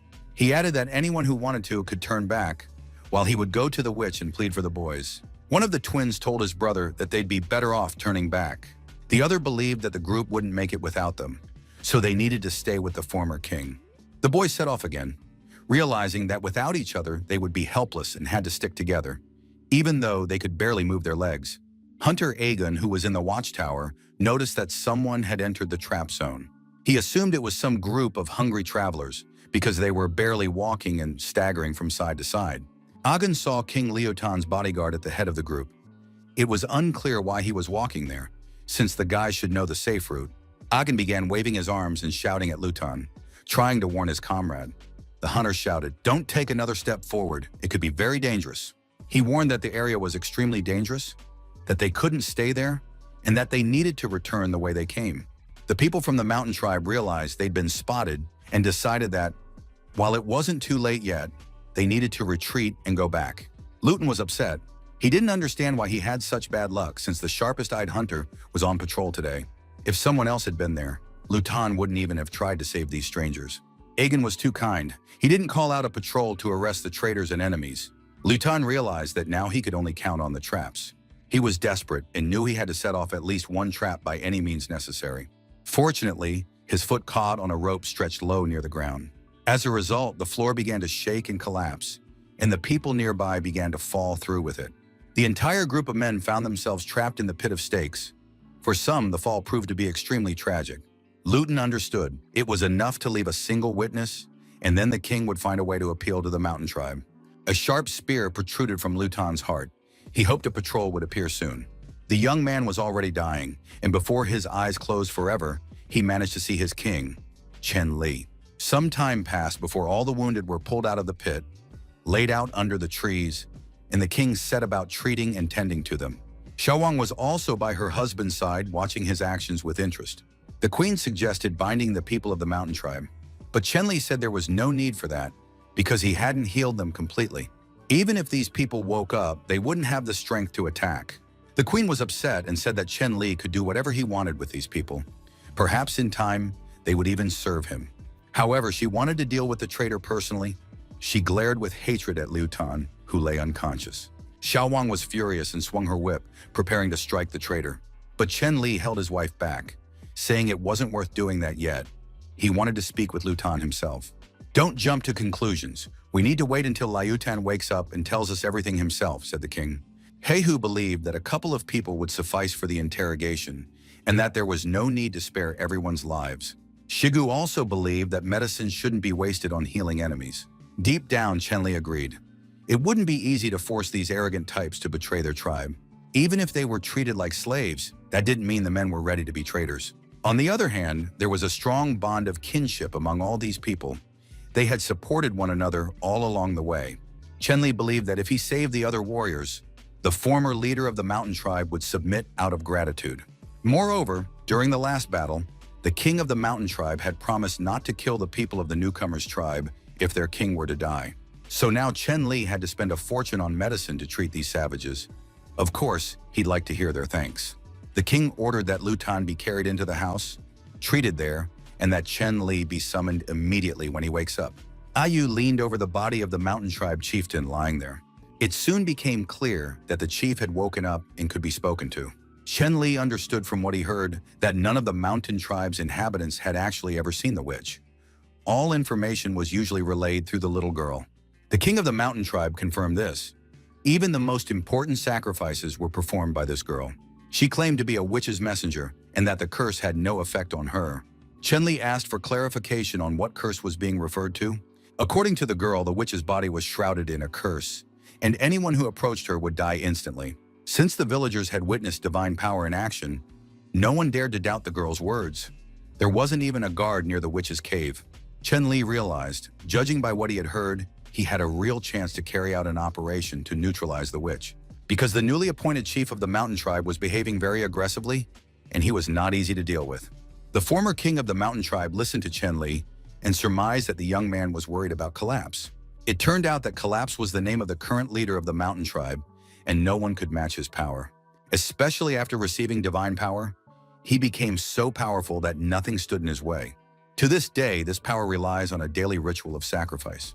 During the ritual, a fire must be lit, so it is not performed on rainy or windy days. This means that on such days, no one receives the divine power, and the chief and his tribe become most vulnerable. Chen Li understood that the mountain tribe had many weaknesses, but no one else knew this. It turned out to be primitively simple. On rainy days, it is extremely difficult to move along the mountain trails, and even the locals try not to go into the mountains. Moreover, strong winds usually accompany a downpour, so it's very easy to slip off a cliff. Chen Li listened intently to the former king, realizing that other people certainly couldn't know this information. He held out his hand to the mountain king and said that he was now a traitor and would no longer be accepted back into the mountain tribe, so he was invited to join the tribe of newcomers. But the former king jumped to his feet and declared that no matter who asked, he would never reveal secret information. Nevertheless, while speaking with Chen Li, the mountain king answered questions honestly, making no attempt to hide anything. Chen Li said that perhaps this was a sign from above, and that they sensed strength and mutual respect in one another. He wanted to believe that he truly respected and, to some extent, loved his former enemy. The man thanked Chen Li for questioning him without unnecessary witnesses, and for ensuring that no one would find out about his betrayal, but he could not join the tribe of newcomers. That answer didn't quite satisfy Chen Li, but he didn't press the issue and simply smiled kindly. He said that as soon as his men had recovered and were fully healed, they could leave for wherever they wanted at any time. Chen Li expressed the hope that by the time they met again, they would no longer be enemies. Of course, being friends wasn't possible yet, so at least not being enemies was already a good start. 5 days passed. Everyone went about their usual chores, making weapons, building houses, and developing agriculture. Luton worked with the king on making charcoal. Chenli explained that they needed to gather charcoal, sulfur, saltpeter, and bamboo stalks. There had to be plenty of charcoal. Ayu quietly asked the king if he had forgiven Liu Tan, and he replied that the bodyguard had only pretended to be a traitor to dispel the rumors. Ayu doubted that perhaps Liu Tan was deceiving them, but Chen Li was certain. Liu Tan had nearly lost his life for the king's sake, and he didn't have the brains for such complex schemes. Of course, one had to keep in mind that Liu Tan was good at pretending. Ayu reported that the former king of the mountain tribe had left the camp that morning along with his men. They had received food, water, and weapons. It was assumed they would have to wander through the forest for some time. Chen Li was certain. Nothing was required of them now. All that remained was to wait. The rest depended on the mountain dwellers. He figured that almost everything was ready. Weapons, shields, armor, poison, food, firecrackers. All that was left was to wait for the storm. The people in the settlement continued to work in their respective fields. Now they knew that labor ennobles and turns a monkey into a human. Chen Li decided to check the statistics and the state of the warehouse. It turned out that the 3 vials of medicine spent on healing the warriors had cost a whopping 70 technology points. Prices for items were unstable. After every transaction, they doubled. There was a knock at the door, and the king's chief aides and Nadezhda appeared before him. Chen Li said he had summoned them to explain everything honestly and frankly. He decided to get straight to the plan without beating around the bush. He proposed dividing all the soldiers into 4 squads, each of which would be responsible for its own area. Heihu was to take 3 trusted subordinates and head to the mountain to rescue the prisoners. Afin had discovered the prisoners' location a few days earlier and was to guide Heihu there to rescue them. Shigu was responsible for leading and commanding the main unit. They spent the entire night discussing the details, strategies, and tactics of the military operation. Chen Li noticed that his wife, Queen Xiaowang, was not particularly enthusiastic about the plan. The girl wasn't sure she could trust Shigu, so she didn't want to give him the treasures. At the same time, they couldn't leave the rebel at home to guard the house. Chen Li replied that the entire group would be heading out on the military operation, so the women, children, and elderly would need protection in the settlement. Luton's wounds hadn't healed yet, so it would be ideal if he stayed behind to guard the camp. Chen Li understood that many, including the queen, were angry with him, and he had to prove his loyalty. He wanted to show Liu Tan his regard for the tribe's people, because he was certain that Liu Tan was no traitor. Xiaowang didn't argue with her husband, but she stuck to her opinion. If Liu Tan did anything suspicious, she would be proven right. Besides, the next battle would be against Liu Tan's former clan. It would be too cruel to force him to fight against his former comrades. At that moment, Ayu ran as fast as she could toward the royal palace, and braving the strong wind, delivered the excellent news to the king. Chen Li stepped outside and indeed felt a hurricane-force storm wind. This wind was bound to drive away the clouds, and rain would soon begin. There was little time left to prepare. Chen Li addressed the people who were resting and told them they needed to pack up immediately and set off. One of the groups was standing near the waterfall. The people were gazing in wonder at the towering waterfall and the raging mountain river. Chen Li explained that Alana was already lying in wait nearby. If anyone fell into the water, she would be responsible for rescuing them. In addition, Bearwoman Zunda would be there to watch over the girls and, just in case, protect them. The rest of the warriors would first cross the river and climb the cliff to the mountain summit. The king would go alone. Everyone must strictly follow the plan and not forget a single detail. Chen Li looked around, continuing to analyze the situation and trying to recall what he might have overlooked. All the groups of warriors were lying in ambush where they were supposed to be, armed and fully focused on victory. Shigu estimated the time. The leader and the others should have already reached the spot. He held out the flare and asked his comrade to light the fuse. Once the fuse was lit, Shigu threw the grenade and ordered his men to get out of there quickly. The grenade exploded with a powerful blast, terrifying the guards from the mountain tribe. Moreover, it blew a hole in the rock. The squad led by Shigu immediately launched an attack on the mountain dwellers. The mountain tribe members were terrified after the explosion, and it turned out not to be all that difficult to deal with them. A burly man appeared at the top of the mountain, most likely the new leader of the mountain tribe. Shigu was pleased. His task was to draw in as many enemies as possible. Soon the entire cliff was swarming with warriors from the mountain tribe. Shigu ordered his men to form a defensive line, and they all regrouped immediately. The men took cover behind their shields and parried the arrows and spears raining down on them. There were too many enemies, and even Huanxi suggested that it wasn't too late to retreat. But Shigu was adamant. They had to hold their ground because the tribe's chief was still standing at the summit and hadn't begun to descend. At that moment, a subordinate approached Collapse and asked if they should send reinforcements, since these people were no easy foe. But Collapse gave a negative answer. He hadn't received divine power today, so the captives must first wear down the uninvited guests, and then he would join the attack. On the other side of the cliff at that time, the captive members of the Water Tribe were working under the supervision of their jailers. Heihu was already nearby. He was delighted that he would soon free his friends and comrades and avenge the blood that had been shed. All the warriors from the tribe of newcomers fought bravely and were ready to give their lives for victory. Collapse, the chief of the mountain tribe, looked at them and thought that these lads were quite brave. They were holding their ground and hadn't turned to flee. He didn't understand why the prisoners who were supposed to fight hadn't been brought in yet, but there was no more time to wait, and Collapse, along with his entourage, rushed into an attack on Shigu and his men. Judo said that the chief was finally approaching. Shigu ordered the wounded to be taken away and the retreat to begin. Before he could do anything, a huge and powerful opponent appeared above him, raised his club high above his head, and prepared to strike. At the last moment, the boy spun around and raised his shield. The blow struck it squarely. Jutao was holding a small jar of medicine, and he immediately decided to treat himself. The young man drank the entire contents and was once again full of strength to continue the battle with Collapse. Finally, a group of armed captives appeared, who were supposed to fight on the side of the mountain tribe. The girls stood in front of them. They deftly wound their slings and were ready to throw at a command. This time the girls were throwing not stones, but grenades with lit fuses. The grenades landed right where the mountain tribe warriors were, and powerful explosions rang out. Shigu noted that almost all the enemies had been wounded. It was necessary to immediately reorganize the formation, because the next battle would be decisive. Chen Li ran to the edge of the mountain and peered into the gorge. He saw a huge rock with letters carved into it. There were no enemies nearby. The wind began to die down, and rain was about to fall.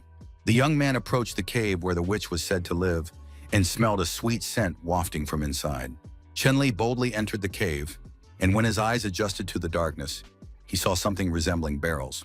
The young man decided to go deeper to get a better look and stepped on a dry stick, which cracked loudly under his foot. The boy froze and heard a voice. "You fools, you finally brought the witch some honey." "Well, I couldn't wait." Chen Li didn't understand the words, but he heard the rest. "Idiot, don't come any closer. Put it back where you found it and leave. Aren't you afraid of the witch's curse at all?" The young man realized the voice was female and roughly determined where it was coming from. Chen Li walked past the barrels but saw no one. Suddenly, one of the barrels swung open and a girl jumped out. She thought the guy was a complete fool, and on top of that, deaf. She didn't understand who had sent him here and demanded that he leave the cave immediately. Chen Li was very surprised and couldn't believe his eyes as he looked at this little girl. The young man thought that perhaps the witch was just an overly talkative and scandalous girl. In the end, annoyed, Chen Li lunged forward and applied a painful hold, knocking the girl out with a single blow to the neck. Chen Li looked at this little lost girl, realizing that the mountain tribe had never seen what their witch looked like. So even if he announced that he had killed her, they would never believe him. He needed to bring some kind of proof to convince these strong but primitive people. However, if none of the mountain tribe's inhabitants had seen the witch, he could try to blackmail them. The rain was getting heavier, and the battle between the tribes continued fiercely and relentlessly. Shigu told his comrades not to panic. All the wounded were in the rear, and there was enough medicine for absolutely everyone. At that moment, a new group of reinforcements, healthy and strong warriors, appeared from behind a rock. Shigu was even a little frightened. But as they drew closer, it became clear that they were their own people. Heihu, Afin, and former captives from the Sea Tribe. It soon became clear that the mountain dwellers were completely surrounded. Representatives of the tribe of newcomers surrounded them on all sides. Chen Li climbed to the top of the cliff and announced to everyone present that the battle was over. The king held the girl's lifeless body in his arms and declared that the witch was dead. Horror and panic were etched on the faces of the mountain tribe warriors. They had relied on the witch's divine power and aid. What would they do now? The men began to scatter in panic, trying to hide and realizing that there was nothing they could do. Collapse tried to stop his men and force them to return, but Queen Xiao Wang declared that it was useless. The girl announced that Collapse must prepare for death. She swung her whip and sharp spikes pierced the giant's arm. Collapse managed to hurl his massive club, which flew at the queen at tremendous speed. But Shigu proved to be agile and quick. He raised a massive shield made of a cauldron and parried the attack. The queen said there was no need to worry and ordered Shigu to catch up with the warriors of the mountain tribe. But Chen Li wouldn't let them run after them and said they should be let go. Everything had already been resolved. Most of these warriors were severely wounded and unable to continue fighting. The battle had been won, so they could stop. By morning, all the warriors had returned to the newcomers' settlement. Among them were many wounded and weakened. The last vial of healing ointment, which the king had kept on hand just in case, had to be used. This wasn't a problem, since it saved people's lives. Lutan reported to the king that 5 men had died on the battlefield, and 4 more prisoners had also passed away. The king ordered them to be buried in the north at the foot of the mountain. In war, casualties are inevitable. Chen Li checked the game statistics and, taking into account the population losses, found that the tribe had grown by 20 people. Newcomers from among the mountain dwellers had joined the tribe. In the future, enemies would only grow stronger, so casualties would also increase. At that moment, the king was informed that the girl from the cave had woken up, and he immediately went to visit her. The little troublemaker was tied up with ropes and hung from a tree, where she continued to scream and curse loudly. Upon seeing the king, the girl screamed that she recognized him. "That's the very scoundrel who dared to hit me on the head. If he unties me, I'll immediately show him the full power of a witch." Chen Li realized that only someone with diplomatic skills could handle this screamer, so he left the girl in Ayu's care. Some time passed before Ayu found the king again and reported that the girl had calmed down. The king approached the tree again. The girl's hands and feet were bound, and her mouth was stuffed with leaves. She spat out the remains of the treat and demanded more, because the sweetness of this herb fades quickly. Ayu explained that it was licorice root, which grew in abundance here, but the girl had to promise to be obedient. After that, Ayu said that now the king could come closer. Chen Li was holding a few licorice leaves in his hands, but first he wanted to ask a few questions and get answers, and only then treat the girl. However, the girl didn't wait and grabbed the leaves, biting the king's fingers. The little troublemaker started screaming that the king was trying to trick her with grass. That wouldn't do for her. The girl wanted only honey, lots of honey. Chen Li stroked the girl's cheek, saying that in the future she would get as much honey as she wanted. These strokes felt very pleasant to the girl. She said that the local king was strange, but decided to stay here. It wasn't long before the cheeky girl climbed onto the king's head and cheerfully kicked her legs in the air. She thought that this was, of course, not the most comfortable place, but she could get used to it. The main thing was that no one would send her back to her father. The girl didn't want to have anything to do with her smelly relatives. Soon the girl told the king that her father was the great sorcerer of the werewolf clan, and that she had learned magic from him. He is so powerful that he can turn a person into a wolf. The girl said that her real father had been turned into a wolf by her new sorcerer father. Chen Li was in shock. It turned out that all the werewolves he had encountered in the forest had once been ordinary people. Only a few girls remained in human form. They had been selected to serve the great sorcerer, while all the others had been turned into beasts. The girl's name was Xiao Yu. Chen Li hadn't expected to hear such a thing. It seemed best not to provoke the werewolf tribe living on the opposite side of the river.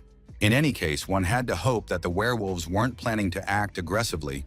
He couldn't wait for evening to come so they could start dinner. That evening, a large bonfire was lit in the center of the settlement. Everyone gathered around it, warming themselves, resting, eating, and spending time together. Chen Li advised the little witch to get some good rest while she had the chance. Shanglin was sitting by the fire. She noticed that Ayu was dressed up very nicely today. The girl said that once the chief went to rest, Shanglin would find out everything. Shanglin broke into an understanding smile. As a woman, she understood Ayu, who wanted to seize the moment while the king was happy. After saying this, Shanglin jumped to her feet and declared that the first one wouldn't be the one with flowers on her head, but the one who ran to him first. After that, Shanglin ran off shouting, "Chief, here I am," and flew toward the king. This time, Chen Li didn't have time to do anything to defend himself. He only had time to think, "Mom, not this. No, please, Mom. Help." Everything.